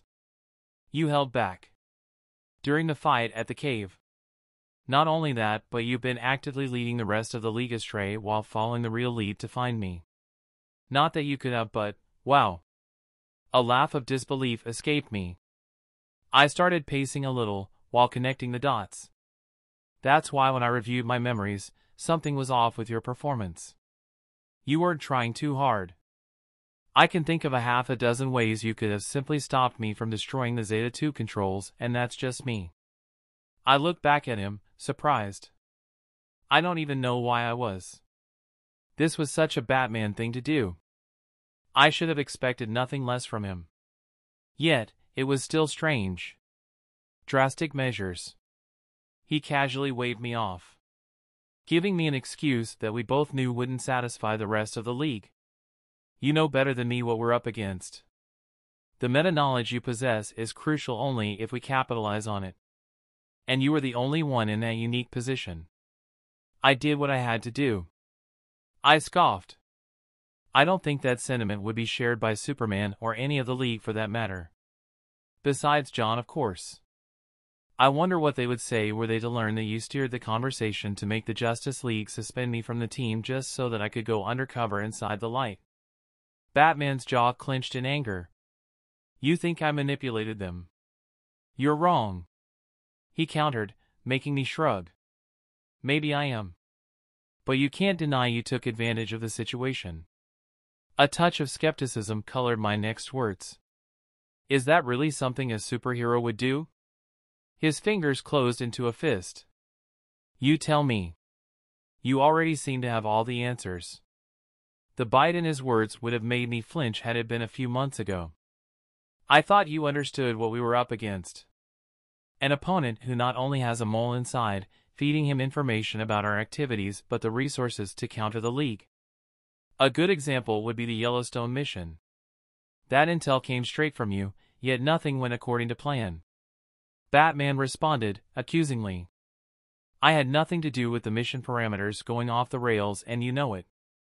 I shot back, angry at what he was insinuating. I do. but eliminate all the emotional and mental impact it had on you and the team and leave behind the facts. Had any of them been gravely harmed or killed, the blame would have solely laid on me. I looked back at him, surprised.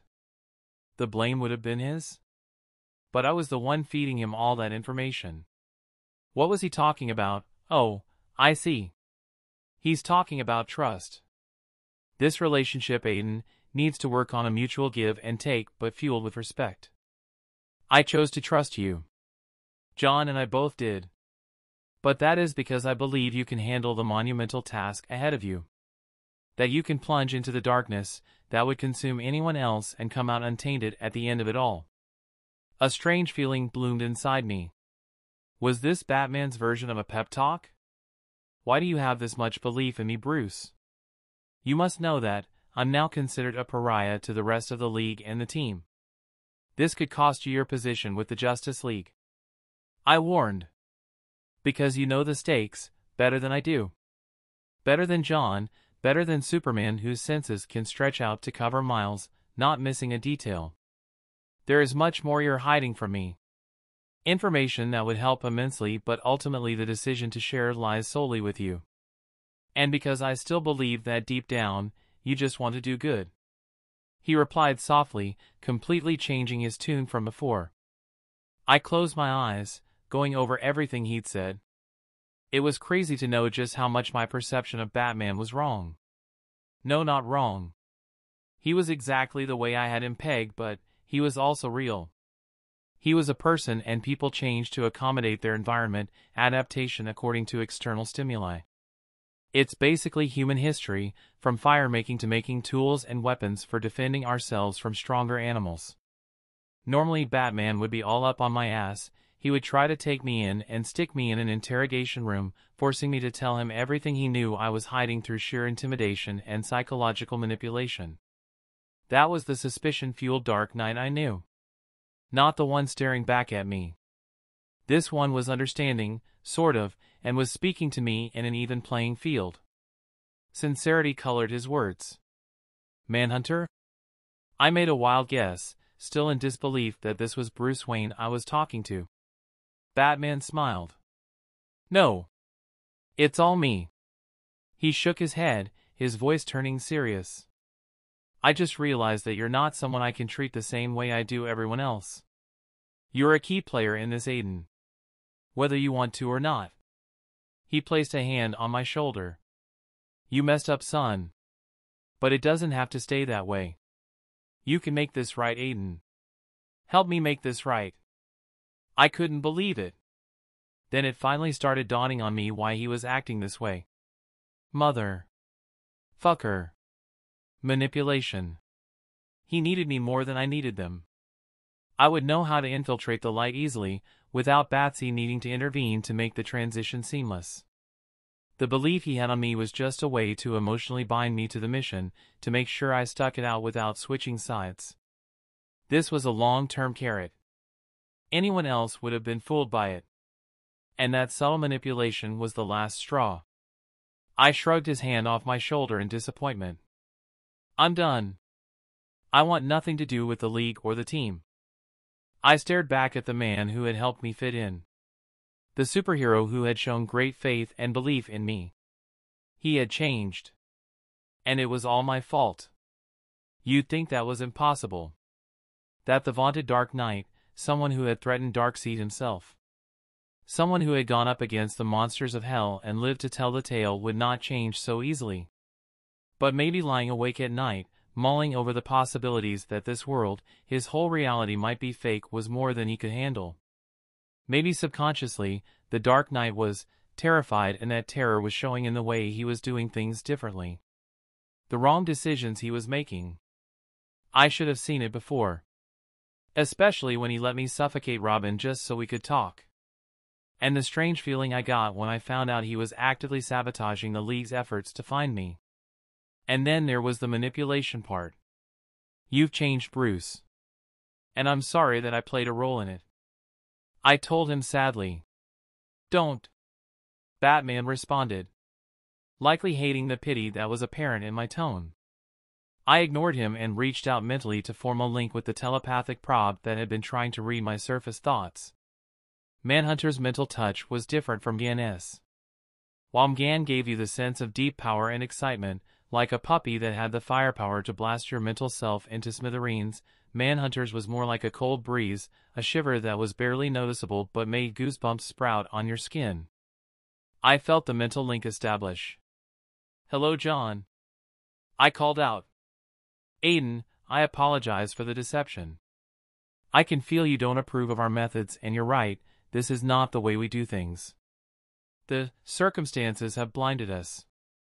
His tone was soothing, like always, and remorseful. I rolled my eyes, mentally. "Already trying to salvage the situation, huh? I don't blame you, John. Not really. I can even understand where Batman is coming from." A mental sigh of relief escaped him and he responded with, "Then you understand the significance of our mission." I shook my head. "No, John. No mission is worth this. There's compromising your ideals, and then there's lying, trying to manipulate your allies. Those are two different things. When you do the former, you taint your soul to do what must be done to save others, but when you do the latter, you're turning your weapons against your friends. The ones who have your back. I know it sounds hypocritical coming from me, but the difference between us is that you're high profile. You have something to uphold. I've always felt that the League could do more good. Killing irredeemable monsters like Firefly, Zsasz, and the Joker being one of them without falling to using their methods and still be on the side of justice. True heroes. Willing to sacrifice everything except who they are for the sake of others. But what Batman just tried to do is the opposite. He's sacrificing who he is for the sake of the mission. You have to stop him before he goes off the deep end completely, John." I went silent, cutting off the mental link. Batman was still staring at me, with an unreadable expression on his face. I had no doubt that John would relay our entire conversation to him, but I wanted him to hear it. I spared one look at Dick and smirked inwards. He'd already woken up and was just pretending to be passed out. I wonder how much of our conversation he heard. "Goodbye, Batman." Saying that, I boom-tubed back to the elemental dimension before he could do anything. Chapter 68, We Meet Again Part 1. General P.O.V. "Maze, be honest. Red or blue?" the King of Hell asked, holding up two ties in the air. Maze rolled her eyes in annoyance. "Does it even matter? You hate ties. Only thing I've seen you wear is a bow tie," she replied. Lucifer looked at her with a slight smirk. "Well, can you blame me? I have to look my best. After all, tonight is a special occasion." Saying that, he threw both ties away and they unraveled into motes of light floating in the air before disappearing.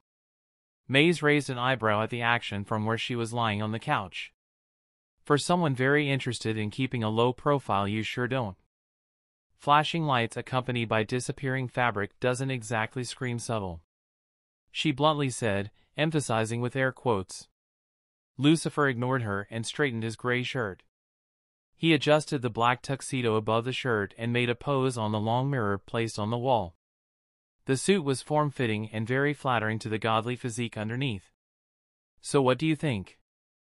"I was going for a formal but casual look. The color of the tux is certainly grim, but the shade of the shirt steals away from that and emphasizes my eyes, right?" Mazikeen hummed in a sour tone while lightly caressing one of her daggers. Lucifer spared her a glance from the corner of his eyes and smirked. "You're certainly a delight today," he observed, while his black hair shifted to blonde, then brown before settling back to black again. He was trying out different aesthetics to see what worked. The problem was that everything did. Maze stared at him and narrowed her eyes. "Despite your gaze being as sharp as your weapons, my dear, I'm afraid it's going to take more than that to hurt me." He turned to her and chuckled. "I certainly won't stop you from trying, though," he added, turning his attention back to the mirror. Maze growled. "I just don't understand why you choose to do nothing and allow this insult to stand. I get your refusal to not intervene, but why do you insist on my staying my hand? Her voice turned soft and deadly, leaning forward slightly as a bloodthirsty expression appeared on her beautiful face. It would be so easy to take this League of Shadows apart, Lucifer. To show them the full scope of what they're dealing with. To torture their leader until he begs me for death. Only to be denied.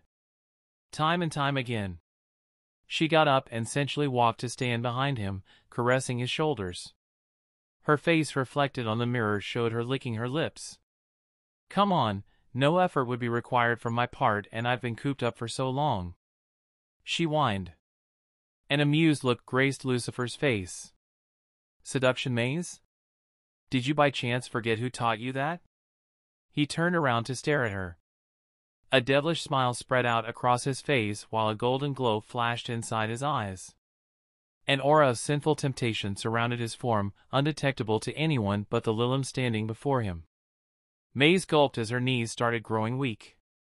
She bit her lips while getting lost in his gaze. I. She stammered, unfocused and preoccupied by his charm. SHH. Lucifer brought a finger to her lips and silenced her. Shush, my dear. Don't question my decisions, is that clear? He ordered, and Maze found herself nodding along to his words. The boy will deal with our little spy problem. Think of it as a small test to see if he is worth my time.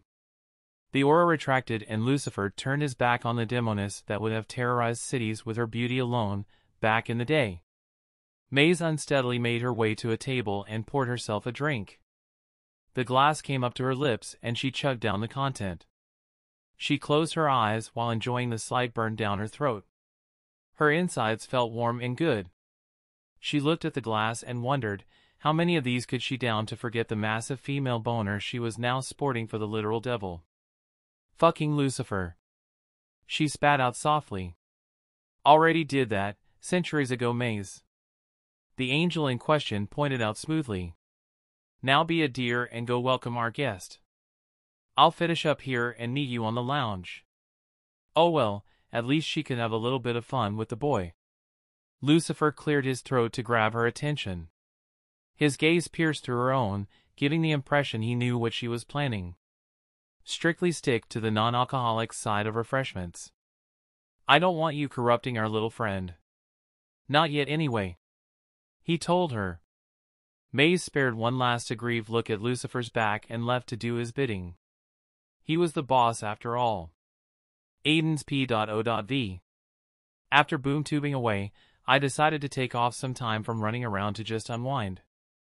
I spent the day swimming in the water and just chilling on the beach as the heat of the sun gently beat down on my body.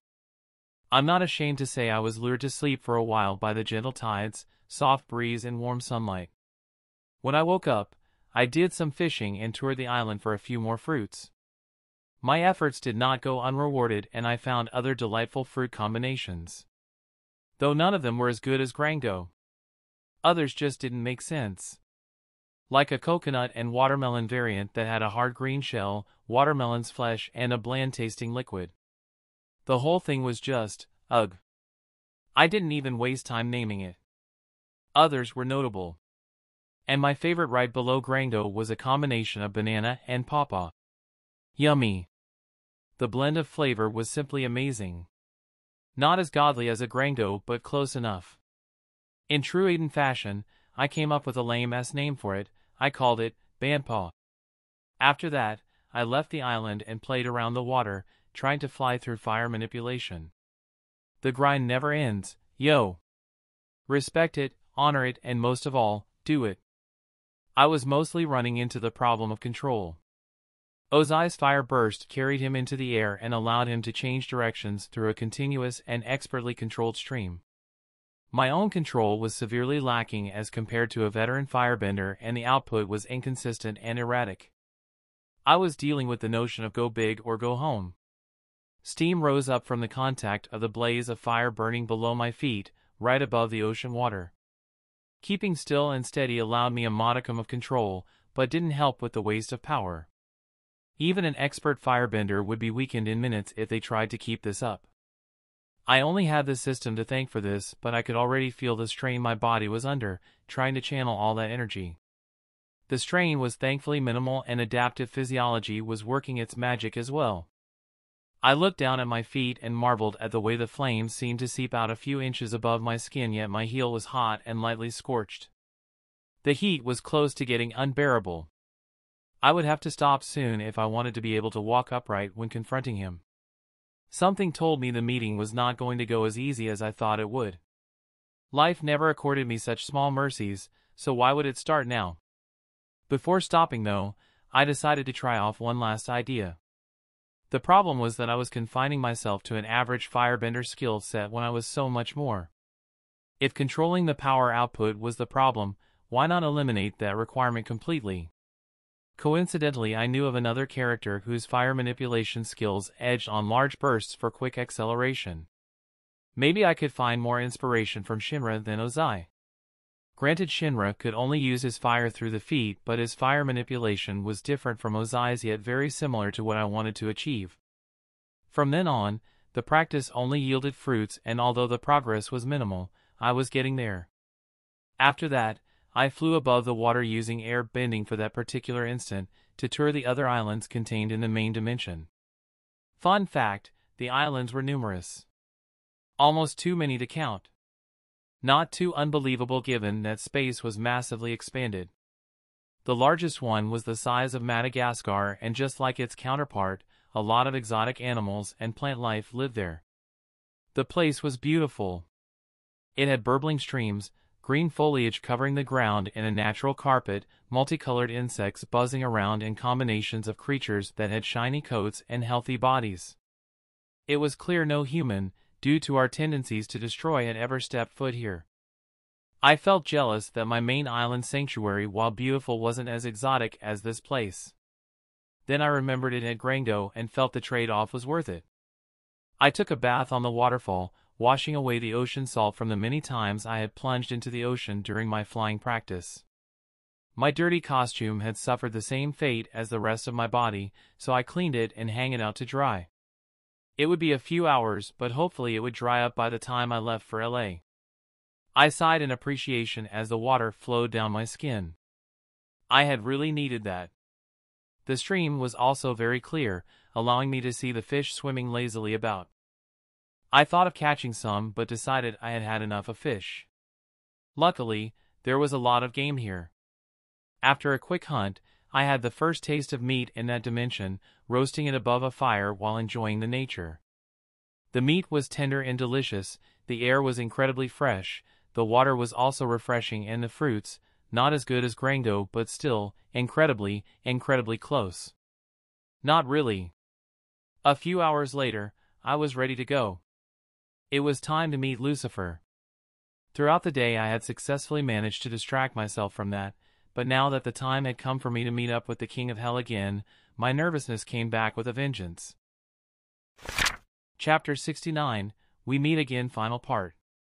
Aden's P.O.V.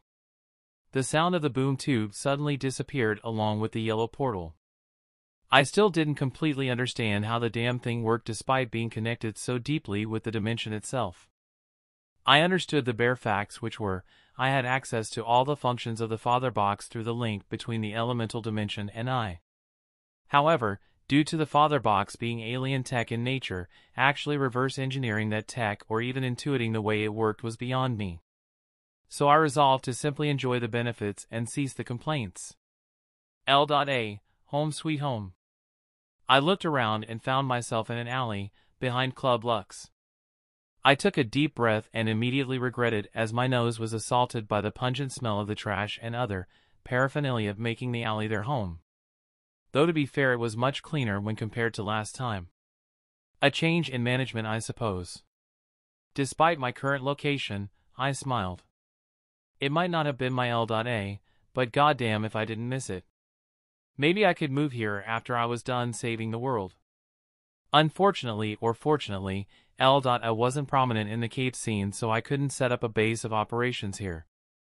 I started walking towards the back room, recalling the entrance I had used to access the building the first time. Things used to be so simple then. No drama, no team betrayals. I was almost optimistic about my stay here in the DC verse. Then shit hit the fan. The fight with Clarion, who I had no doubt was itching for some payback, the Yellowstone mission going off the rails so completely, the presence of a father box which derailed canon to the point I had no idea what would happen next. Sigh. I wish I was in Marvel. At least there, the massive info I had about canon would let me make contingencies upon contingencies for anything going wrong. In comparison, I was almost stumbling in the dark here even with the meta-knowledge I had. My hand reached out to push open the door. At that instant, something registered in my passive air sense. I cocked my head to the side just in time to avoid a very familiar dagger from digging a hole at the back of my noggin. I narrowed my eyes as the dagger trembled and shot out of the hole going back to where it had come from initially. I turned around and deadpanned. If that's how you greet people, then I'm scared for anyone who manages to grab your attention. A walking sin stalked out of the shadows, looking so sexy, my heart almost skipped a beat. Maze smirked, seeing the look of barely suppressed lust flash in my eyes before I steeled my will enough to cage the beast once more. Man, I need a girlfriend. You survived, she observed. I must be getting rusty, Maze added, stopping right before me. I had gained a few more inches on her, emphasizing the height difference between us even more. However, that didn't mean shit with the way that curved dagger gleamed in the moonlight. I doubt even my hardened skin could stop the dagger from slicing me. Or maybe, I'm just getting better. I shot back playfully. Maze cocked her hip to the side and ran her eyes up and down my body. I felt a shiver across my spine as she observed me like a predator. Maybe. I love the costume, by the way. It screams I'm trying to be stealthy but miserably failing. Ouch. That sarcastic tone. Really? I acted dumb. Thanks. Although I'm thinking of trading up to something a bit more colorful. My response was filled with forced cheer. It was clear I was overdoing it. Especially when she snorted and pushed past me, muttering, "Annoying." I smirked and followed her, my eyes falling down to her leather-clad ass. Damn, that ass was tight. Eyes up, kid. That's 2 or rated for you, she quipped while shooting me a look over the shoulder. The slight smile of pride on her lips told me that she didn't mind I was ogling her one bit. I shook my head and followed her. Maze pushed the door open and instantly loud music started playing from the club above. I looked at the door leading to the basement where Galil had been hosting his own version of Fight Club and winced. That place had been nasty. Even the aura surrounding it was too sinister. There was a plaque on the door saying undergoing renovations. I spared one last look at it and followed Maze to the elevator. The elevator doors closed and we started going up. All things considered, it was a short ride. I was silent throughout, my heart hammering in my chest as I asked myself if it was too late to call it quits and just leave. There were more ways to get what I wanted. I sighed. Who am I kidding? Those ways would take up a lot more time and I would be grasping at straws. I needed Lucifer's help, and based on the fact that Maze had been waiting for me, it was apparent that he was eager to meet me. Ditching now would risk the wrath of a multiversal entity. The elevator doors opened and I found myself in an opulent and grand nightclub. Maze and I were walking along the VD.P lounge while staring down at the moving bodies down below. The music was loud, the ceiling was covered with flashing lights, and the bar was full. Seems like business is booming, I shouted at Maze over the noise. It is, she replied. Come on. He's waiting for you, she pointed out and increased the pace. We made our way towards a door at the end of the doorway that was suspiciously left alone by the partying crowd. The blur effect it left in my senses when I didn't focus on it was probably the cause. Near the door was a staircase leading to the VD.P section from below. At the foot of the staircase, 2 bouncers stood looking intimidating. I raised an eyebrow. From what I'd seen so far, this version of Lux was different from the glimpses of the one I'd seen on screen in Lucifer's TV show. Then again, This Lucifer was more of a mashup between his comic counterpart and the TV one. There are bound to be differences. I caught up with Maze, just as she pushed the door open. Hey, what's up with this door? If you don't focus on it, it seems to sort of blend into the wall. Glamour charm. Humans are too nosy for their own good. She explained in a slightly hard tone. There was more to that story than she was letting on. We took a staircase up and arrived before another door. Maze pushed it open and instantly, I felt a pressure wash over my skin. I took a few steadying deep breaths and made contact with Maze's eyes. An amused look came onto her face. She gestured to the open door. After you. I couldn't muster an appropriate comeback, so I swallowed my nervousness and stepped through. I felt as if I was a lamb willingly going into a slaughterhouse. The penthouse was massive and very well decorated. There was a wide window that showed the outside view of the Eldon nightlife, and soft jazz music was playing. Standing before the window, looking out into the city, was Lucifer himself. There was a half-empty glass of wine on his hand, while the other hand was inside his trouser pocket in a relaxed pose. You know, there's just something intriguing about seeing you humans go about your fleeting lives with such zeal. You cheat, deceive, hate, love, help, comfort, and although at the end of it all, you still feel the cold embrace of death, a mark is left on the world. As inconsequential, weak, and ultimately worthless as you are, you have us beat in one thing: living. I soaked in the words, mulling them inside my head, and ultimately came to the conclusion that although there was merit to what he was saying, I didn't really care.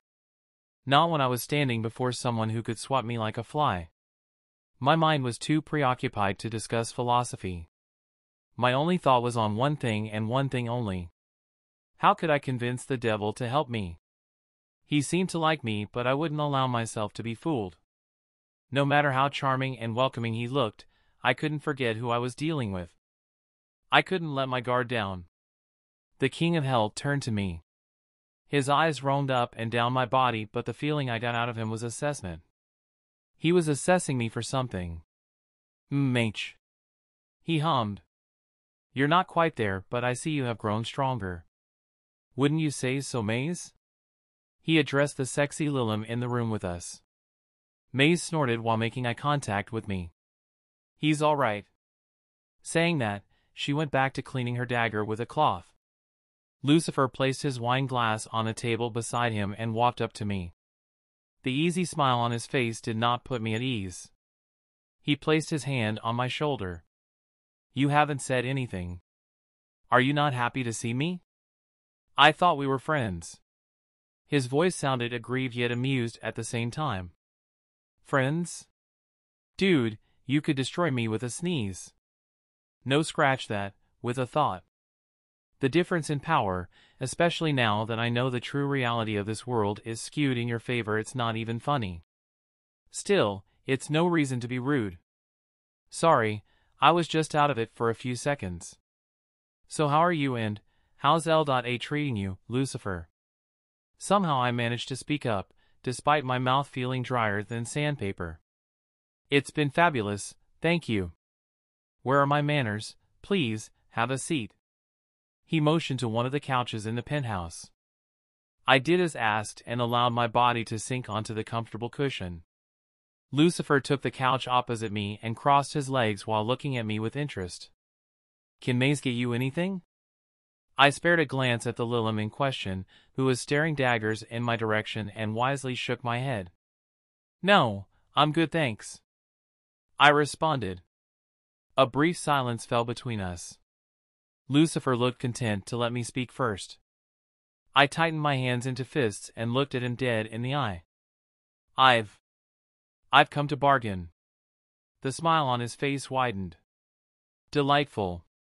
But before we get to that, there's something I need you to do for me first. A pest problem that I want dealt with. Chapter 70, Aden Strong, Pest Control. General P.O.V. Still don't get what's so important about this guy.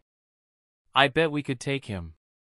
Hell, I bet you could take him out if you wanted to, Hook.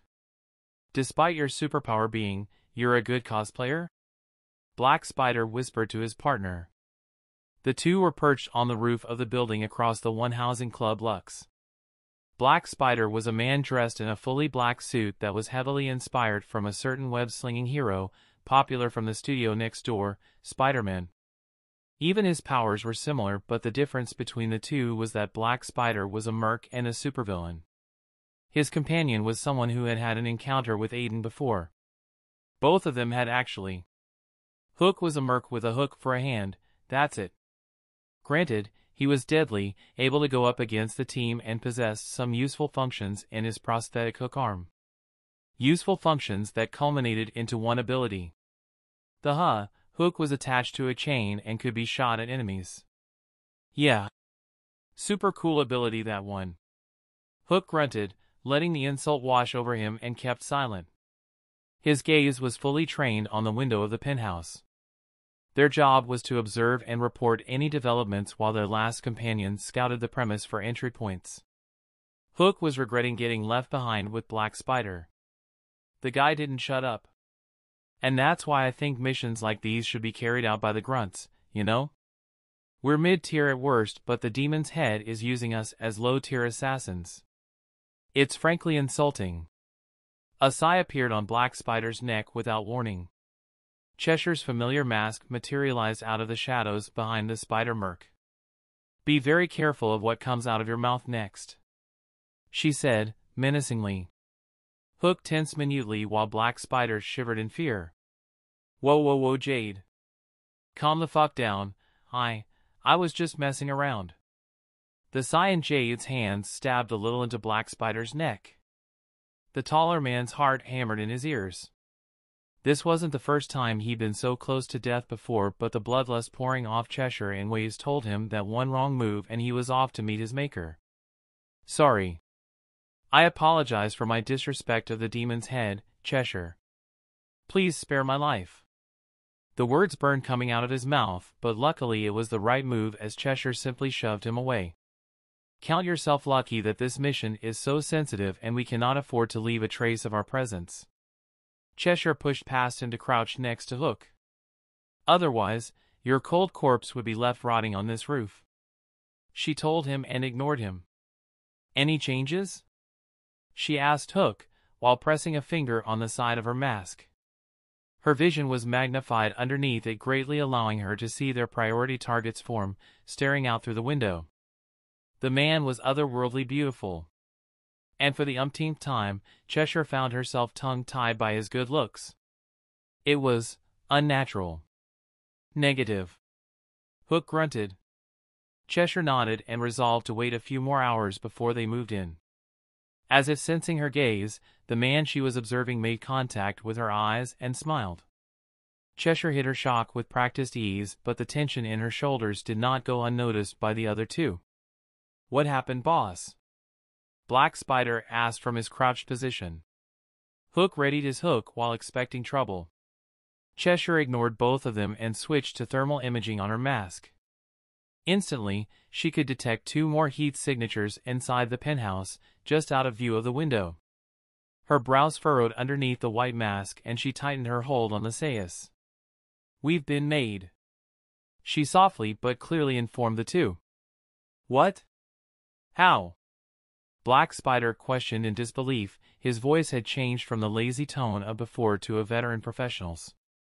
The distance between the club and where they were positioned, while not particularly large, was nothing to scoff at.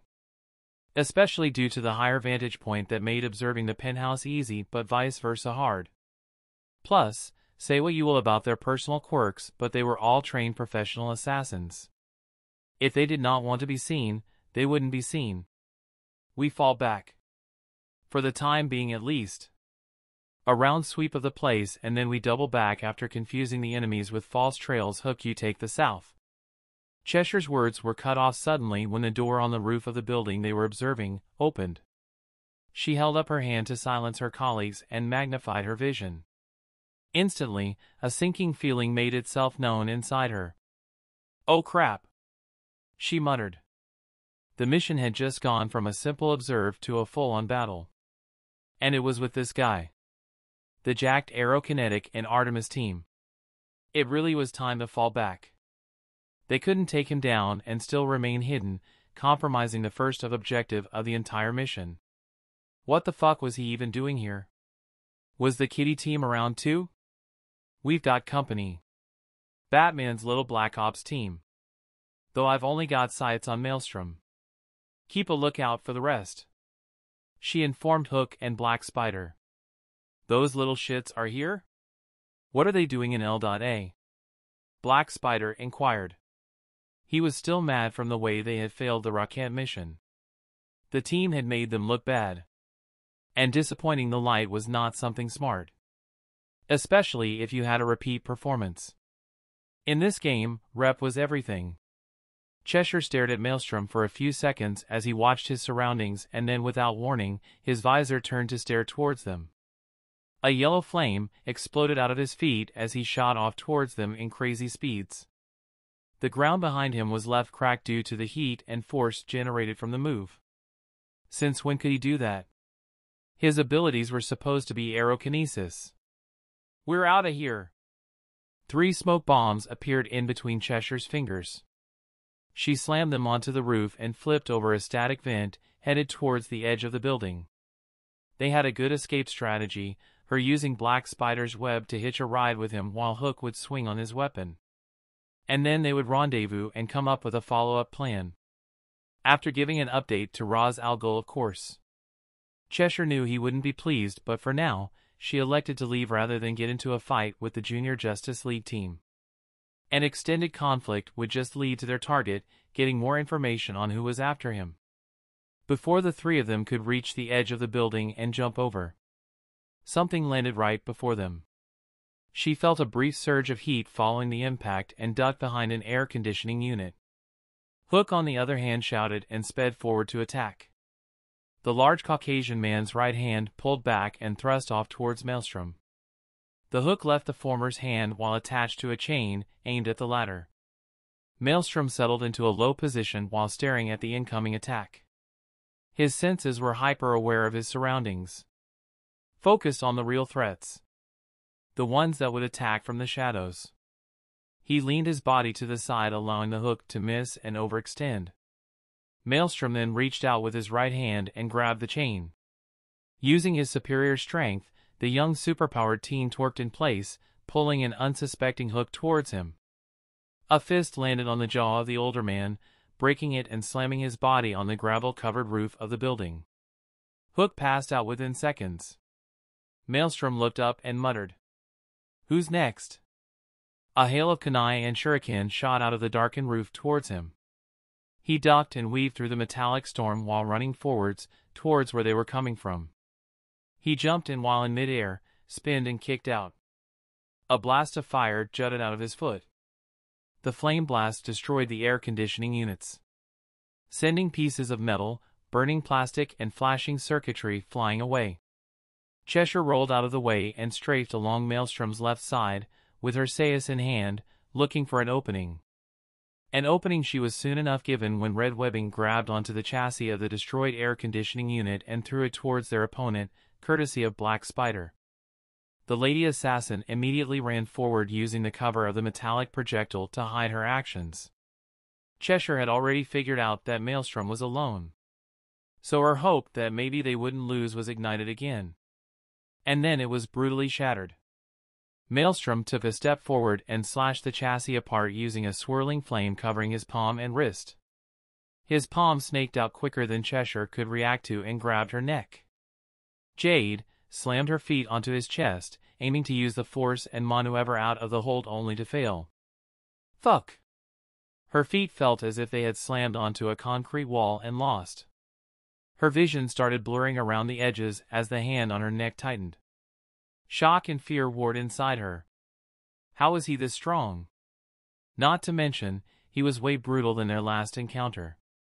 The look on his face, from the little she could see, was calm if a bit sour. He didn't like what he was doing, but he would do it regardless. Cheshire refused to be taken in. Her eyes flashed with a cold light inside the mask as she twirled the sais in her hands, before trying to stab them on his neck. Stop! Cheshire closed her eyes and ears in pain as that one word disoriented her. Her brain started feeling sluggish and she couldn't focus on what was happening. Maelstrom had used a sonic blast at close range to stop her actions. The latter then spun out of the way of a double kick and through Cheshire's body to collide with Black Spider, who had swung towards him from the water tank above head. The two assassins ragdolled on the ground full of pebbles before stopping right next to their other member, Hook, who was still passed out. Black Spider tried to get up, but Maelstrom slowly walked forward and slammed a fist on the back of his head.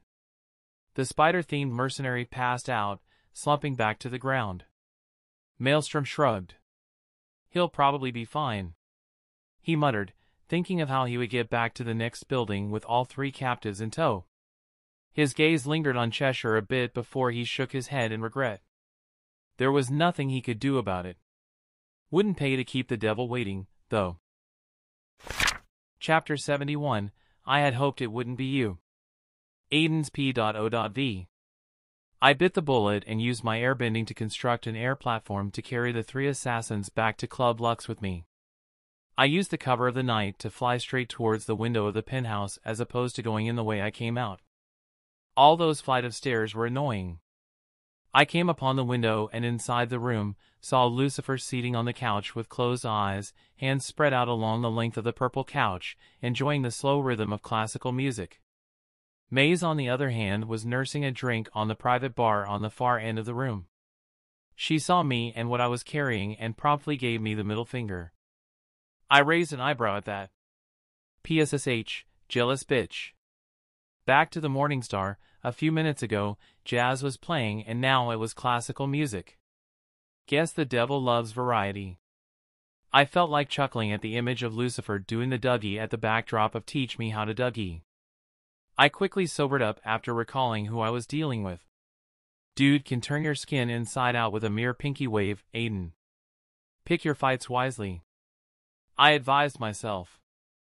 I reached out a hand to push open the panel when the glass making up the window rippled like a thin film of water, allowing the limb to plunge through the surface. I spared a glance at Lucy, who was still vibing to some Mozart, and shrugged. Never look a gift horse in the mouth. I flew through the window and stepped onto the floor of the penthouse. Points for the unorthodox entry. Lucifer chuckled while sitting up straighter. His eyes ran over the League of Shadows agents I had floating behind me. Thank you for allowing it. I come bearing gifts. The air construct carrying them slowly pushed forward. Maze sprang from her seat and walked up to us while twirling her daggers in anticipation. The construct unraveled and Cheshire, Hook, and Black Spider were unceremoniously dumped on the floor. I'll give it to you, kid. You didn't take too long, so well done. Maze complimented, making me gasp in mock surprise. Holy cow, did you just say something nice? Lucifer laughed at the comment while the Lilim gave me a stink eye. She turned to Lucifer, ignoring me. Looks like he got them all. These three are the ones I was sensing. Lucifer hummed in response and crouched to study them. He snapped a finger and the sound left echoes ringing for a few seconds throughout the room. I felt something spread out and in an eerie unison, the three assassins all got up. I took a step back, warily. Maze spared me a glance at the action but chose to keep quiet. I frowned at the unnerving way their bodies stayed motionless in place. Like statues carved standing ramrod straight and still. It was creepy. Lucifer walked around them in curiosity before he made it back to his previous position in front of Cheshire and the others. He turned to me. You seem to be familiar with them. I nodded at his observation. Yes. My team. I paused and corrected myself. Previous team and I had an encounter with all three of them during a past mission. The girl is known as Cheshire, the guy with the hook, and the last one is Black Spider. They work for an organization called the League of Shadows. I explained. Intriguing. Lucifer commented while stepping up closer to Cheshire. He reached out and lightly grabbed her chin, turning her gaze to lock onto him. Tell me, what is it you desire? His charming voice left goosebumps on my skin due to the subtle hint of power it contained. I leaned in, curious about what her answer would be while noting absent-mindedly just how useful this ability was. Knowing your enemy's deepest desire would give you a chance to come up with a good strategy to defeat them. Without pause, Cheshire answered. To be the best at what I do. Better than my father ever could. Her voice was blank and neutral. Makes sense, I suppose. Cheshire's dad was Sportsmaster, who also happened to be a strangely good merc. His skills and equipments were sport-themed, hence the moniker, Sportsmaster. Upon giving her answer, Maze snorted. Oh, look at that, someone else with daddy issues. She laughed. Lucifer rolled his eyes at the slight jab and turned to Black Spider, who was standing motionless on Cheshire's left. And what about you, Spider-Man? What is your deepest desire? My eyes widened a little at the nickname Lucifer had given Black Spider. Was it intentional or not? I immediately evaluated who I was dealing with again. This is a multiversal entity. Why am I still surprised at everything he does or says? Lucifer glanced over at me as if sensing my inner turmoil and winked. I blinked. My thoughts were thankfully interrupted by Black Spider's predictable yet surprisingly fitting response. I want to feel the rush of free fall while swinging from the city forever. To never be weak again. To forever be strong. A predatory smile made its way to the devil's face. Is that all? I doubt it. What else do you desire? Lucy's voice was tempting and silky smooth. Even I felt like telling him all my deepest desires. The words were just at the tip of my tongue, waiting for me to go over the edge. To give in.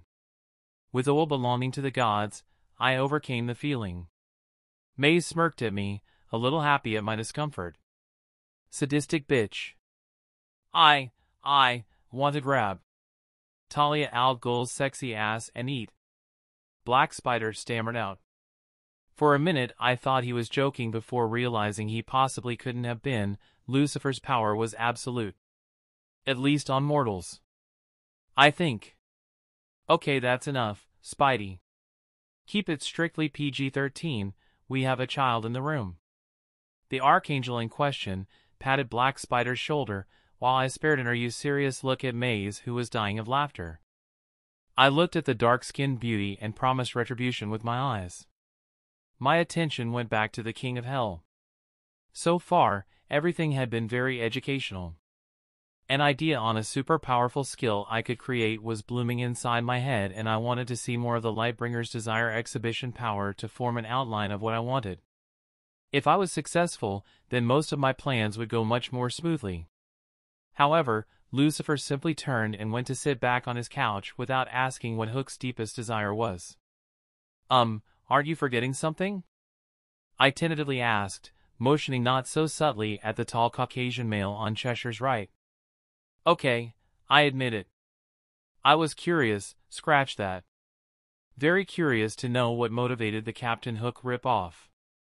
Lucifer merely crossed his legs and leaned back while taking a sip from the drink on his half-full glass. He shrugged while running a not-so-impressed look over Hook. I know the type. It's all standard fare. Money, power, and recognition.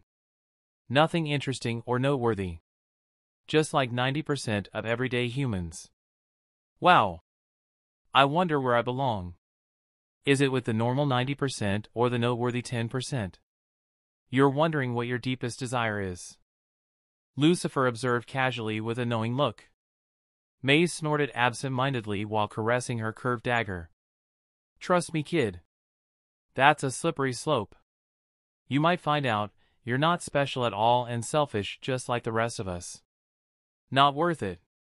She warned, already anticipating what my next statement would be. A request for Lucifer to use his desire exhibition on me. I knew what I needed to do, of course. What I was working towards. I guess what I sought was validation from my innermost self that it was also what I desired. Hearing Maze's warning, however, put everything back to perspective. I didn't know if I was ready to hear it. The woman in question managed to grab my attention when she started stalking towards Cheshire with this bloodthirsty look on her face. My mouth opened as I found out what she wanted to do. Her specialty was torture. Of the hell kind. Yikes. I doubt anyone would come out sane after a few sessions with her. And despite the fact that these guys were super annoying murderers, they weren't the worst out there. Well, except for Black Spider. The feeling I got from him was that of someone who enjoyed killing and fighting as part of the adrenaline rush he sought out. However, the other two, while still everything wrong with the world, were comparatively less murder hobos than the Spider Merc. I had decided when I started out that I would have a code. No mercy for the scum of the world, but no senseless killing either. Not when I didn't give someone the chance to quit or stop before I took them down. Despite the fact it would be much easier to just kill them and be done with it, things would get much more complicated if I took the easier approach. Fuck. The truth was, I didn't want Artemis to lose her sister. It was frustrating as hell to see I was still a selfish prick. Even after all that had gone down, I still cared for them. I closed my eyes and made a promise never to let my emotions get in the way. Just this one time. I stepped between the three assassins and Maze. The latter did not look happy. What are you doing, boy? Offering yourself up as a substitute? I barked out a laugh. For these guys? They wouldn't afford my services. I joked. Maze did not look to be in a kidding mood. I cleared my throat and a serious look appeared on my face. Just hear me out. You can't kill them. There's a high possibility that they could be a big help in taking down the shadows. She cocked her head to the side, looking at me as if I was an idiot. I'm not going to kill them. Not before they tell me what they know. The information they give me will more than help you in taking them down if you want. I just need a few minutes with them. Now step out of my way. I winced. See, that's what I'm afraid of. A few minutes with you, they will end up crazy and useless. Maze clenched her jaw. Move, she ordered, looking ready to go through me if I didn't. No, I stubbornly said, getting ready for a fight. What the fuck am I doing? Children. Settle down, will you? Besides, their pickup is here. Maze and I turned to Lucifer in confusion. What was he talking about? A purple boom tube portal appeared inside the room. The energy felt eerily familiar to me. The avatar state inside me stirred before settling down, as if reacting to something. From within the portal, a man stepped out. My eyes widened. This guy? Vandal Savage looked around before fully coming out of the portal. The next figure to step out was the one who caught my attention immediately. One of the Terror Twins, Tommy, who had disappeared suddenly with his sister after attempting to attack Metropolis, followed behind Savage. But he was different. His eyes had a purple tint in them and his aura and general vibe felt off. He cocked his head to the side and stared intently at me. The answer came to me almost immediately, the father box. I gulped. What in the hell? Fuck. Vandal Savage's voice pulled me out of my thoughts. His gaze was stuck on Lucifer. It was clear he was hiding his fear pretty well. I had hoped it wouldn't be you, he said to the Archangel. Chapter 72, Revelation. Aden's P.O.V. Vandal Savage. I spat out the words. The mastermind behind all the shit happening in the Young Justice timeline. At least anything associated with the light, that is. He was a merciless, power-hungry madman with intellect to match his ruthless nature. Savage spared me a glance, then dismissed me just as quick. It stung. I comforted myself that soon that dismissal would turn to despair as I became the light's worst nightmare. I was not going to let their selfish agenda for power claim innocent lives if I could help it. Personally, I just looked forward to smashing his face in. Oh, seems like you're more popular these days as opposed to last time, Savage. Even the younger generation knows you. Lucifer chuckled in mirth while curiously studying Savage. The other man made no comment. I got the feeling that he was desperately trying to come up with a plan to account for Lucifer's presence. Lucifer got up in a flourish and turned to Maze.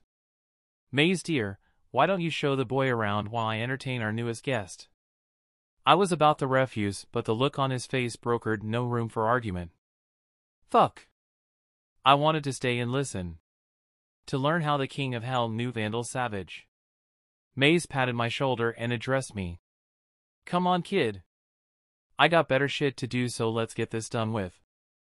I sighed and spared one final look at Tommy, standing beside Savage. Something was going on, and I hated not having all the answers. I complied to Maze's request and followed her out of the room. The way she stalked the hallway in anger, however, comforted me that I wasn't the only one annoyed at being left out.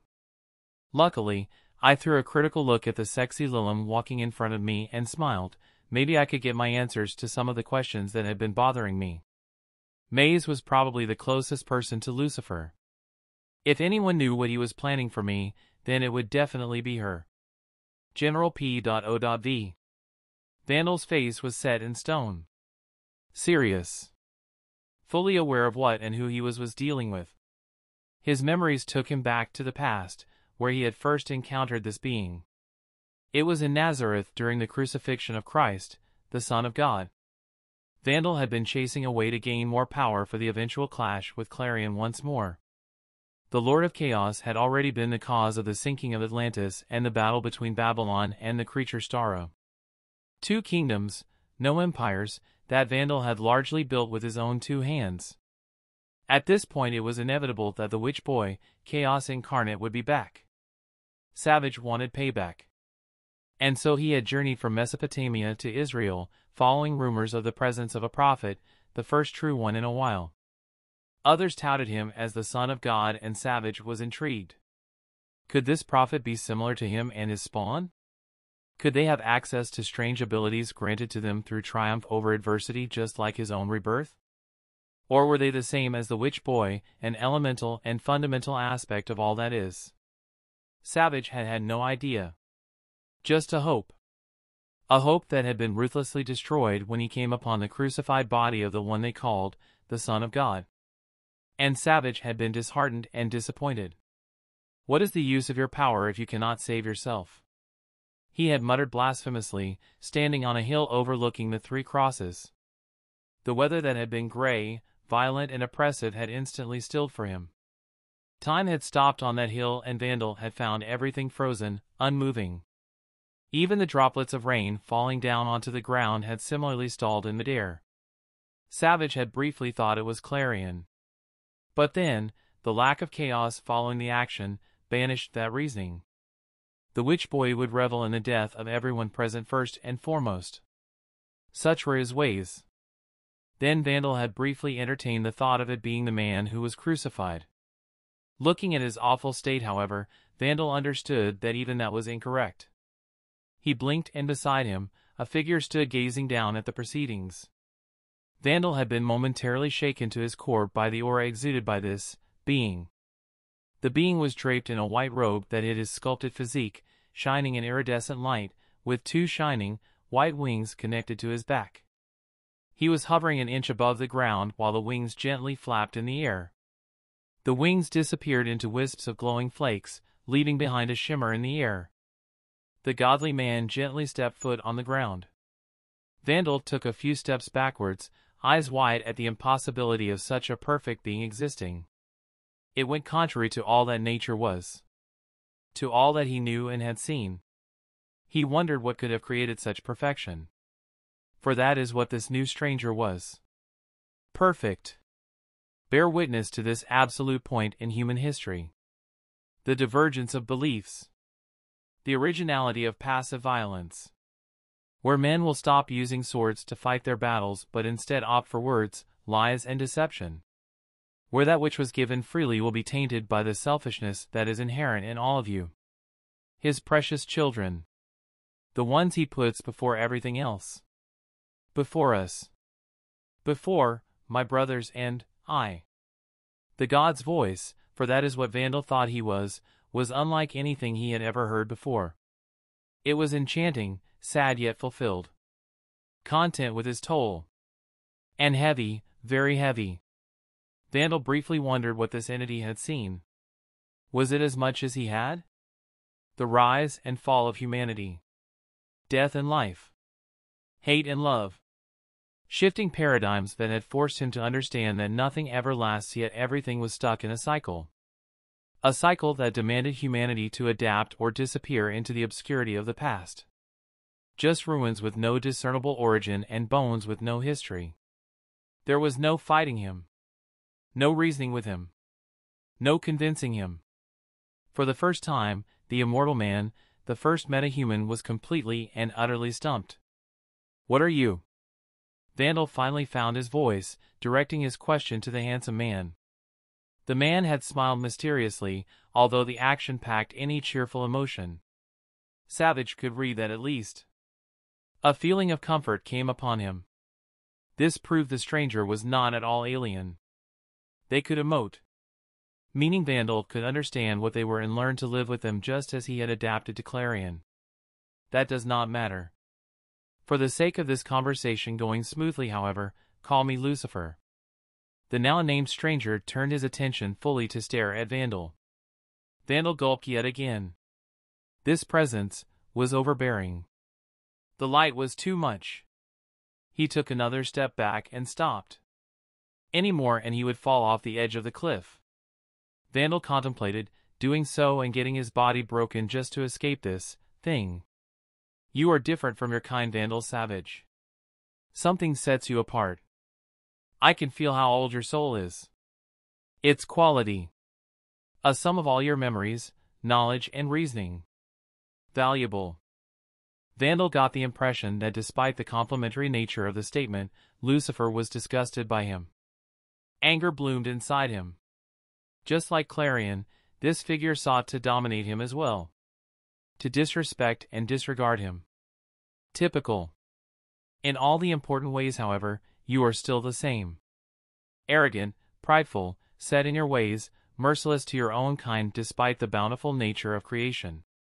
You have lived for so long yet have nothing to show for it. Nothing to show for the greatest gift of all. Freedom. Free will. The ability to cast away choices given to you and make your own path. To escape the chains binding the rest. It's frankly insulting. Lucifer's face had changed at that. A feeling of melancholy washed over him. Over his face. I will not ruin this day by unmaking you human, but I promise you this, the next time we meet will be your end. Vandal's heart had skipped. His mind in disarray as he thought of the unfairness of it all. He remembered the same situation happening 10 millennia ago with Clarion. Rage unlike anything he had ever felt before set his face in a grimace. He hated being a pawn. He would not be a pawn any longer. He turned to address the being and found himself alone in the hill once again. Staring down at the masses as the Son of God was dying. That gave him pause. His anger, while still burning inside him, gave him the clarity to go over Lucifer's words. He had said that Vandal had had access to the greatest gift of all. Freedom. Free will. The ability to cast away the given choices and make his own path. To escape the chains binding the rest. The rest like Clarion. It all made sense now. A revelation had been made to him. The perfect example of that revelation happening in front of his eyes. Despite the Son of God possessing untold power, he was bound by fate to his own duty. He wasn't free. Not really. Despite Clarion having the capability to bring massive destruction and do what he wanted, he was bound to his inherent fundamental alignment, chaos. That would influence his every move. His every action. That meant he was also not free. Not really. And even Lucifer, the way he had spoken to Savage, told him that he coveted that same spark of freedom. To exist solely for himself without being bound by anyone or anything. So Vandal stayed on that hill for 100 days, going over every one of Lucifer's words until he finally understood it all. He had risen up, with a newfound power. The power of revelation. All these beings were bound by something. It was all a matter of strategically finding out what it was and exploiting it. Vandal Savage would never be the same again. That brief talk with the second strongest being in all of existence had changed him. Chapter 73, More Revelations. Aden's P.O.V. Maze led me to one of the guest rooms of the penthouse. As soon as she opened the door and walked in, I entered the room and gently closed it behind me. The dark-skinned beauty turned around and raised an eyebrow. I don't know what you think is gonna happen, kid, but I applaud your eagerness. Usually though, I like my men. She paused, giving me an once-over from top to bottom, groan. I rolled my eyes and walked to the bed to sit on it. I gestured to the lone chair near the nightstand. Maze simply crossed her hands and looked at me. Okay, here goes. I wanted to ask you a few questions. I explained. Please. I added while sighing. Seeing that she wasn't budging, I decided to change tactics because clearly politeness wasn't working. Ah! Look at me trying to appeal to a demon's good nature. Okay, how about this? I'm sure you're also curious about me as well, so I propose we trade information. Her face lit up in a little interest. A smile worked its way onto my own. Come on, Maze, I'm not asking for a lot here, just a few questions, and you can choose to not answer if you don't want to. She thought it over before finally sighing. Fuck it. I can spare a few seconds. Better make it quick though, kid. Saying that, she sank into the chair, propping her hand on her cheek and crossing her legs. The kid thing is getting old. Call me Aden.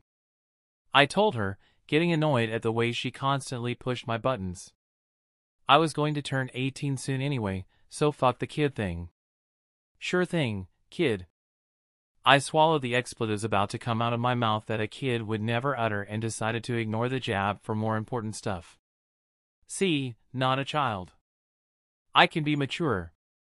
I was wondering, how does Lucifer know Vandal Savage? I started off. Maze shrugged her shoulders while frowning a little. No clue. You'll have to ask him that yourself. Though I sense a great deal of blood has been shed by his hands. She added, a little lost in thought. Yeah, I'm not surprised.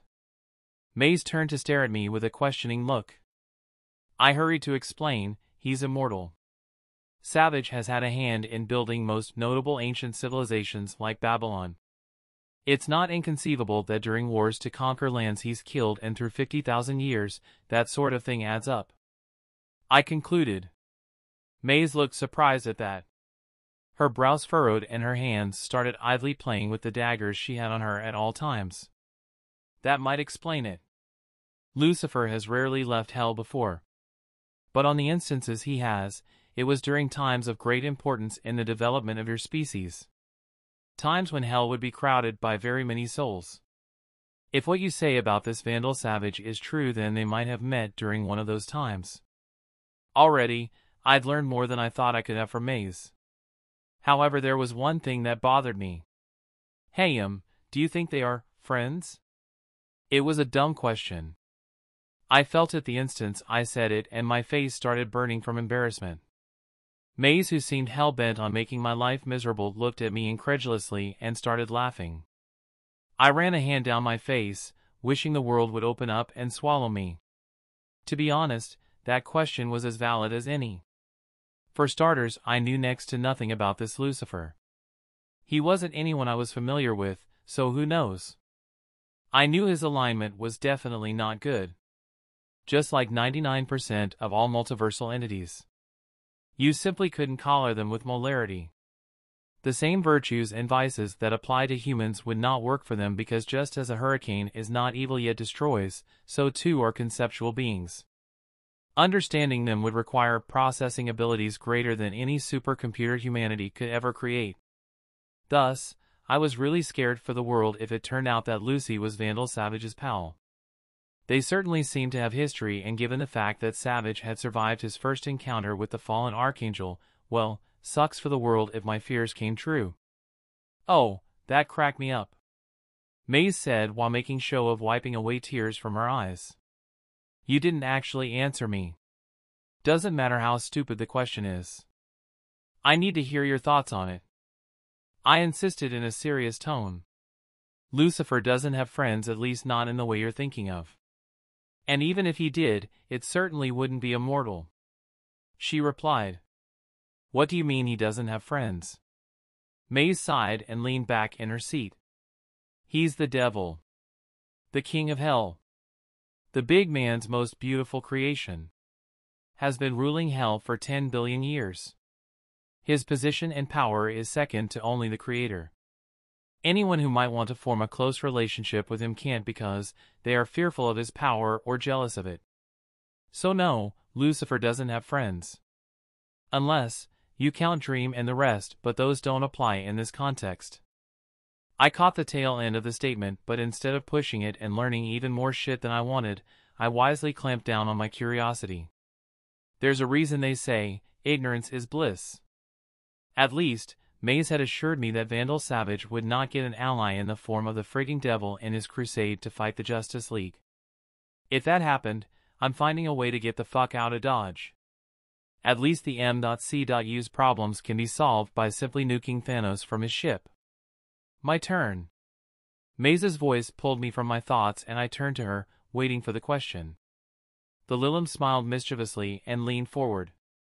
My sight fell to her chest portion and I swallowed before my eyes darted back up to her face. Man, that cleavage though. When are you planning to get a girlfriend? She teased. Out of all the questions I was expecting, this was not it. I had thought she would ask about the origin of my powers or where I came from. Or how I seemed to know so much, but she had completely thrown me off. That's not important. I was totally stumbling around with my words like an idiot. I thought this thing only happens in the movies. I'm Aden Strong for fuck's sake. The Avatar, master of all the elements. I could get any girl I want. I'll get a girlfriend when I want.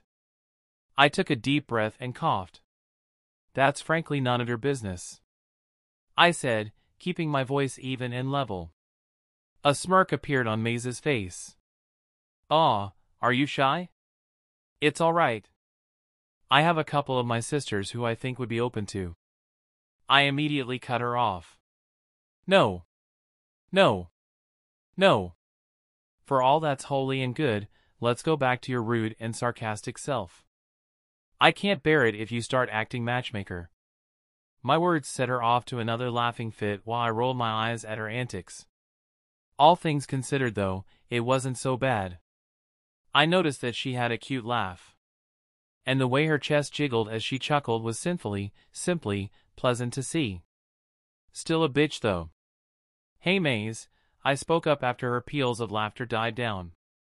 I know the task to capture Cheshire and the other two was a test, but it got me thinking.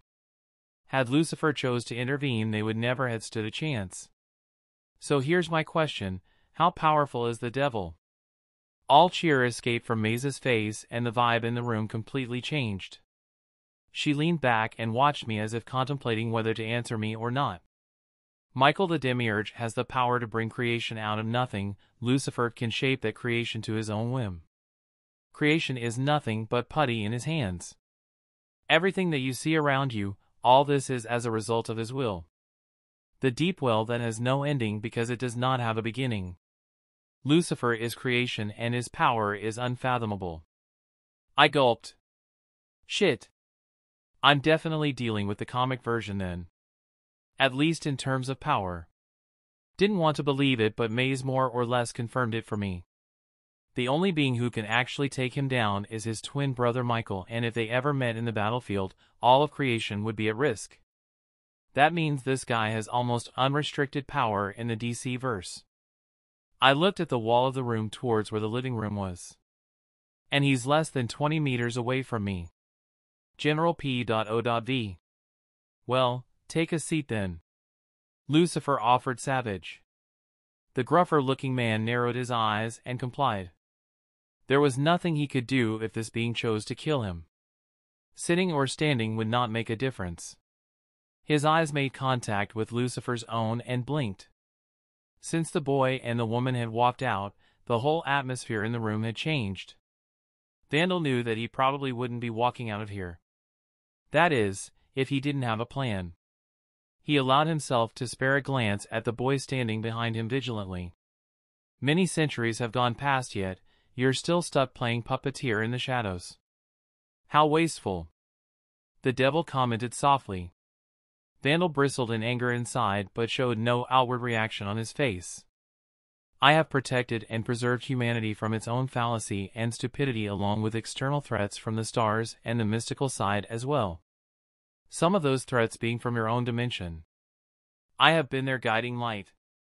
Despite the phenomenal control over his emotions, the comment came out defensive and biting. Yet all I see is failure. The prime example being the boy sitting on a bed, the next room over and on a wider scope, the Justice League. People who are dedicated to stopping you, despite insisting you are humanity's protector and their light. Is that how you treat someone who protects you? If you truly were their guiding light, they would adore you, love you, worship you, or at the very least work with you. Yet all I see opposition. The Lightbringer pointed out while chuckling a little at the irony of the whole situation. Then he went on to say, "Granted, I don't know a lot about humans from this era. And frankly any little interest I had has been swiftly killed by your presence. So answer me this, Vandal Savage. Give me a good reason why I should not unmake you where you stand." Lucifer threatened. Chapter 74, Broken Trust. General P.O.V. All League members present and accounted for. Wonder Woman announced to the gathered hall. She had on a serious look.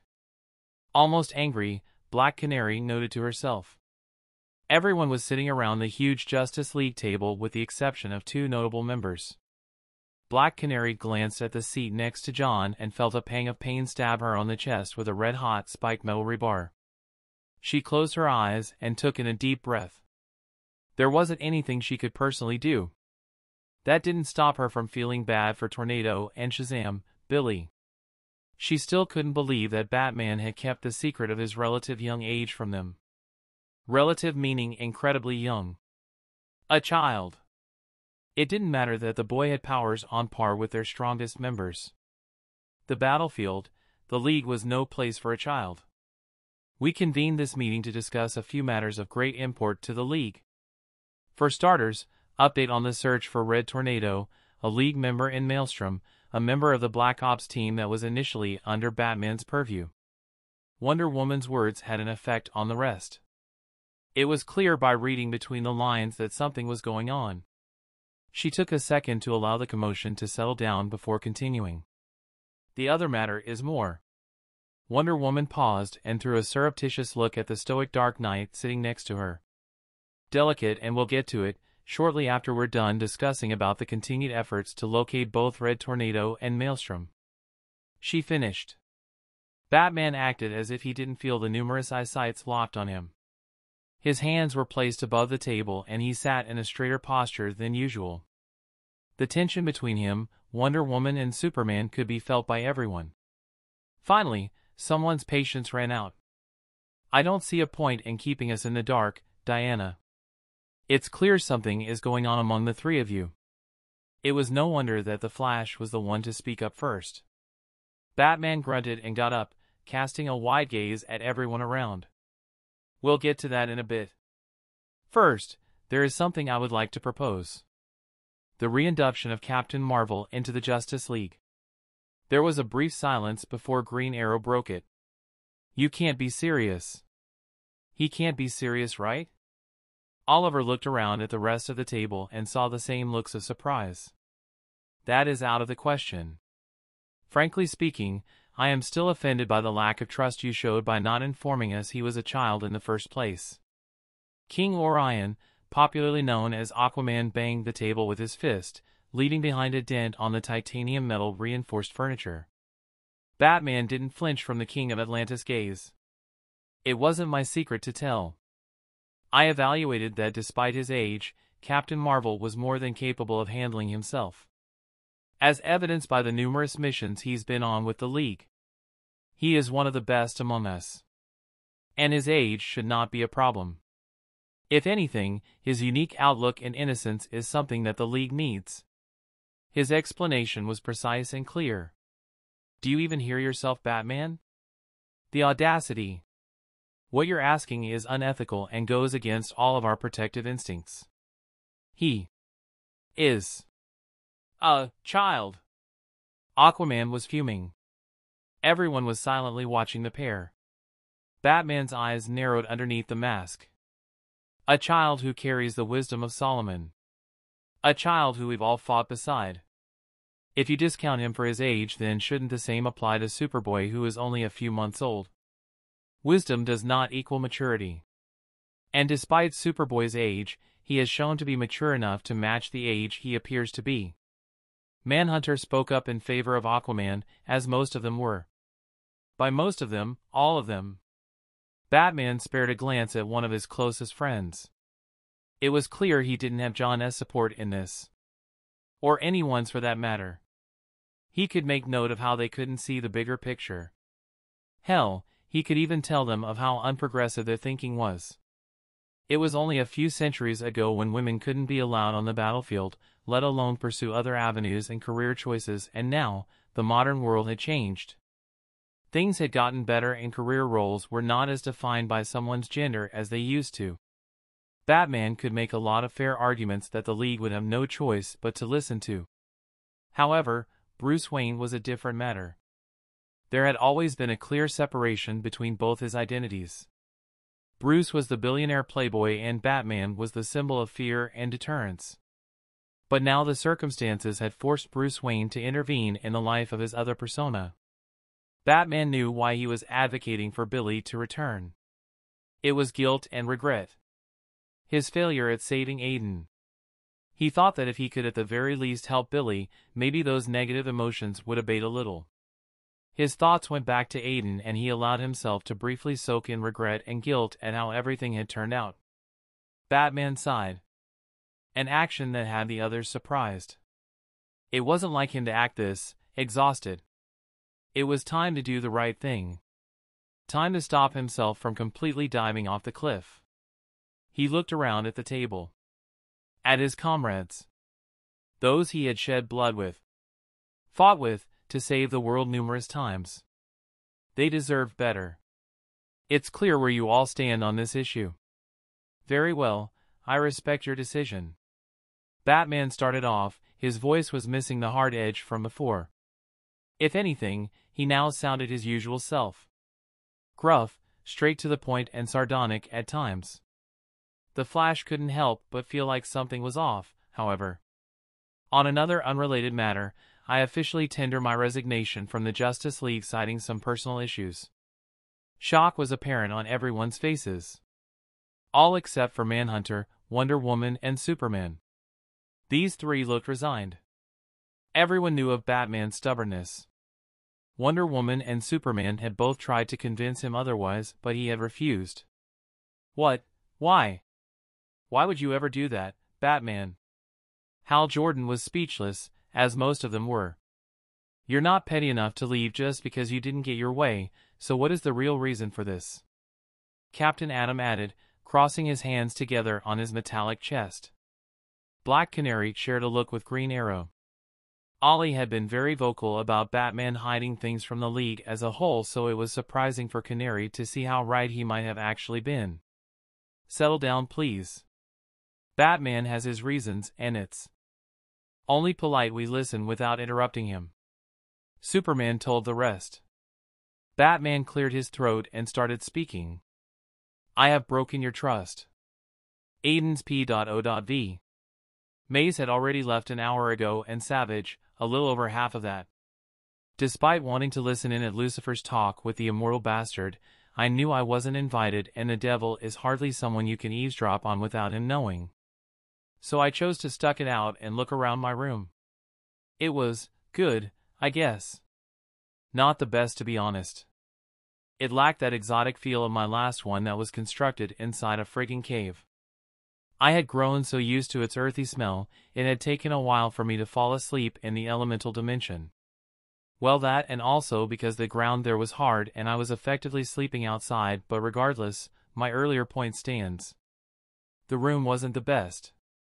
Unfortunately, I didn't have a lot of options, so I wore my big boy's pants and stopped complaining. Time waits for no one, and now that Savage and I had met, I needed all the power I can get to play in the big leagues. To that effect, it was time for some training, baby. But first, I maximized the display at the edge of my sight and whistled in appreciation. Just as I had expected, my training points had gone up. In fact, they had more than doubled. With this, I could finally purchase my first training partner. And this also assured me my earlier theories about how the training points were awarded was not wrong. Combat situations. Or rather, combat situations dependent on a given mission.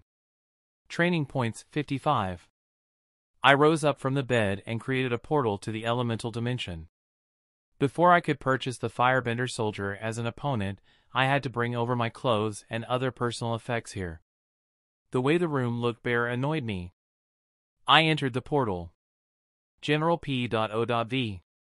A boom tube suddenly appeared inside Lex Luthor's office at Lex Corporation. Mercy, who was standing vigilantly beside her boss as he studied something on the laptop screen, tensed a little, preparing to step in case whoever it was decided to be a problem.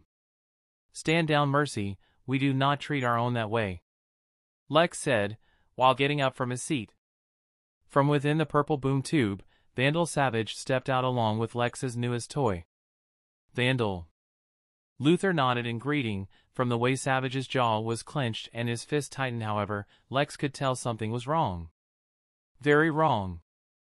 "I suppose the meeting didn't go as planned?" Luthor stepped closer. "The meeting went as planned. I informed him about our friends and their plan to conquer the Earth once they were done with the galaxy, and that the light is the only form of deterrent capable of using any means to stop the incursion. This has only bought us enough time to put our countermeasures in place." "Mh." Luthor hummed and poured a glass of wine for Savage. Handing him the glass, he made contact with Savage's eyes. "Then what seems to be the problem?" he questioned the older man. Savage took a sip of his glass before holding up his palm, studying it in the light. "This body has been rendered mortal. My immortality taken away as price for crossing paths with him once more." Luthor's eyes widened minutely. He instantly re-evaluated the danger of this entity. For a man of science like him, the existence of the devil was something he had initially struggled to wrap his head around. He had thought the entity a charlatan, but now, luckily, we have a countermeasure for this as well. Luthor spoke up, prompting Savage to turn his attention to him. Project Rebirth. Chapter 75, Fire. Aiden's P.O.V.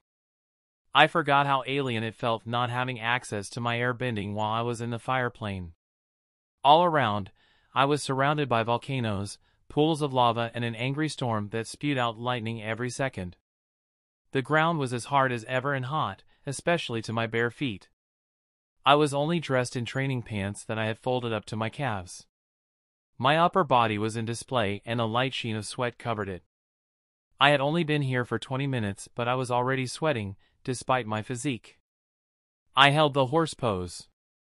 Hands tucked in near my hips, shoulders tense and straight, legs bent slightly with my toes facing opposite directions, the left leg to the left and the right leg to the right. I was going through the beginner forms of firebending.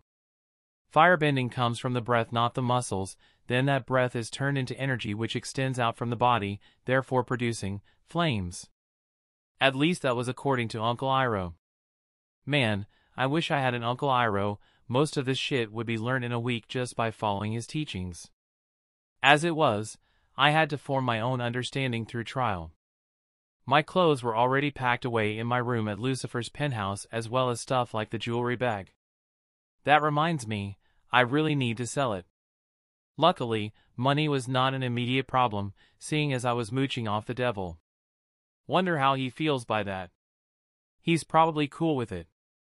Lucy's a chill dude, all things considered. After completing that task, I decided to start my training in earnest. The past few days had been crazy as fuck and I hadn't had time to just grind. Hopefully, things had truly settled down and I would get a few uninterrupted days to just do my thing. My belly contracted as I exhaled slowly and heavily. In that same breath, I lifted my right leg, stretched it out, and stepped forward. I inhaled and leaned back my upper body before throwing my left hand out to the front, fingers slightly bent to the underside of the knuckles in a palm strike. I exhaled and held the pose. My left hand swept to the right side and I pivoted on my right leg. The left leg alternated with the right by going to the front while my right hand exploded forward in a swift but powerful fist.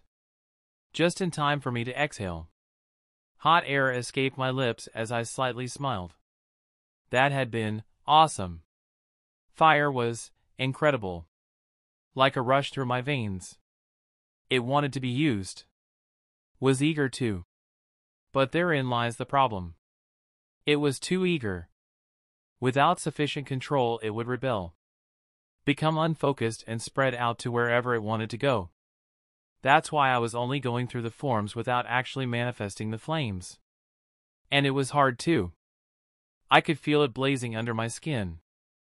The firebender forms were similar to airbender forms in the context of having a real martial art as its building blocks. I didn't know what martial art it was, but I could see it in my moves and reference some of the Shaolin monks in YouTube clips I'd seen when I had found out I was the avatar. Unfortunately, the only copy of martial arts I'd gotten from Red Tornado was Bagua Zhang, which was closely related to airbending, and it felt like too much of a hassle to go and start looking for firebending's related martial art just to add more movesets to the bending. Movesets that I would abandon as soon as I achieved master level. So I kept up the practice, trying to understand the flow of breath as I danced. Trying to understand what fire was. The firebenders in the show had traded spiritual synchronization with the element for power and brutality. They had downgraded this art from a beautiful expression of one's being to a tool used to destroy. But fire was much more. I spent a week doing nothing but the moves and forms. By the third day, I could even feel I had a spectator. Due to my connection with the elemental dimension, I sensed a small dragon watching me while hiding behind a few rocks, studying me in curiosity. That didn't stop me, however. I kept dancing, my body becoming familiar with the moves. I danced until the oppressive heat of the dimension became comforting. I danced until the air above my skin heated up, becoming blurred and forming mirages. At the end of the week, I finally understood it. I finally understood the reason I danced. I finally had the answer. Fire is life. Those profound words hit me with the force of a 12-wheeler truck. I jumped and spinned in the air. My hands sprayed out to the sides while my feet were aimed at the ground, and then I breathed out. Huge plumes of orange fire escaped all four of my limbs. Stronger flames than I had ever made before. I understood a little more about control now. No more outbursts of flames as I tried to regulate the flame's power. There was a strain as I fed more breath, more power into the pillars of flame coming out of my hands and feet though. Although I understood more about the beast of an element that fire is. Channeling that much power through my muscles was steadily becoming more and more painful. For reference, the pillars grew to 50 meters long, while fanning out. The smallest width was 10 meters at the base of where the element escaped my hands and over 30 meters at its end. It was exhilarating, invigorating, painful, and oh so beautiful. The never-ending stream of flames escaping out of my hands became too much when the ground below started heating up and melting into lava. I took a deep breath and pulled back the energy. Deprived the life aiming to fly away and escape into the air. My feet touched the ground far away from the crater full of lava where I had stood before. I blinked once then twice in disbelief. I was back to my senses. I looked at my hands in wonder and then at the crater, where boiling hot smoke rose up into the air from the red-hot liquid down below. That was so much destruction, and only in the span of a few seconds. My progress with firebending was faster than airbending, I averred. The only explanation I had for that was that I now knew the trick on how to go about bending any of the elements. Understanding them being key, first and foremost, then building up my control by not forcing the element to work for me but instead with me. Fire was different though. Control was much more needed than with any other element, yet not that recommended.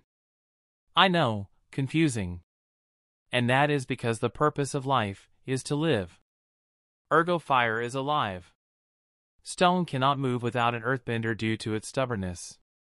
Air cannot be directed without an airbender because of its freedom, and water cannot be contained in one shape without a waterbender because its whole deal is being non-uniform, sporadic, or in simpler terms, uneven.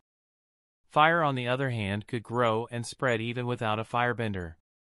The duality comes into play, where control is both emphasized yet not. You can't really control something alive. It has its own existence. Imposing on that can have adverse effects. Any more conjectures would have to be observed in a spar. A bright smile lit up my face. Oh, I had been waiting for this for a long time. I was just about to press on the tab to purchase a firebender soldier as a sparring partner when my belly loudly protested. That's when I realized I had gone a week without food or water. I looked down at myself and marveled at how shredded I looked. I also couldn't help but notice that, although I was hungry, I felt like I could go on without food for an even longer while. Was this a consequence of my powerful physique, or was my theory about fire being life more than just a philosophical ideal to strengthen my understanding of the element? In any case, I resolved to first get something to eat before doing anything else. I spared a look at a few huge rock formations that had luckily escaped destruction and waved my hand at the red dragon youngling watching me while hidden. The small dragon ducked and I found myself chuckling as I teleported out and into Sanctuary. Where's my Grango? Hall of Justice.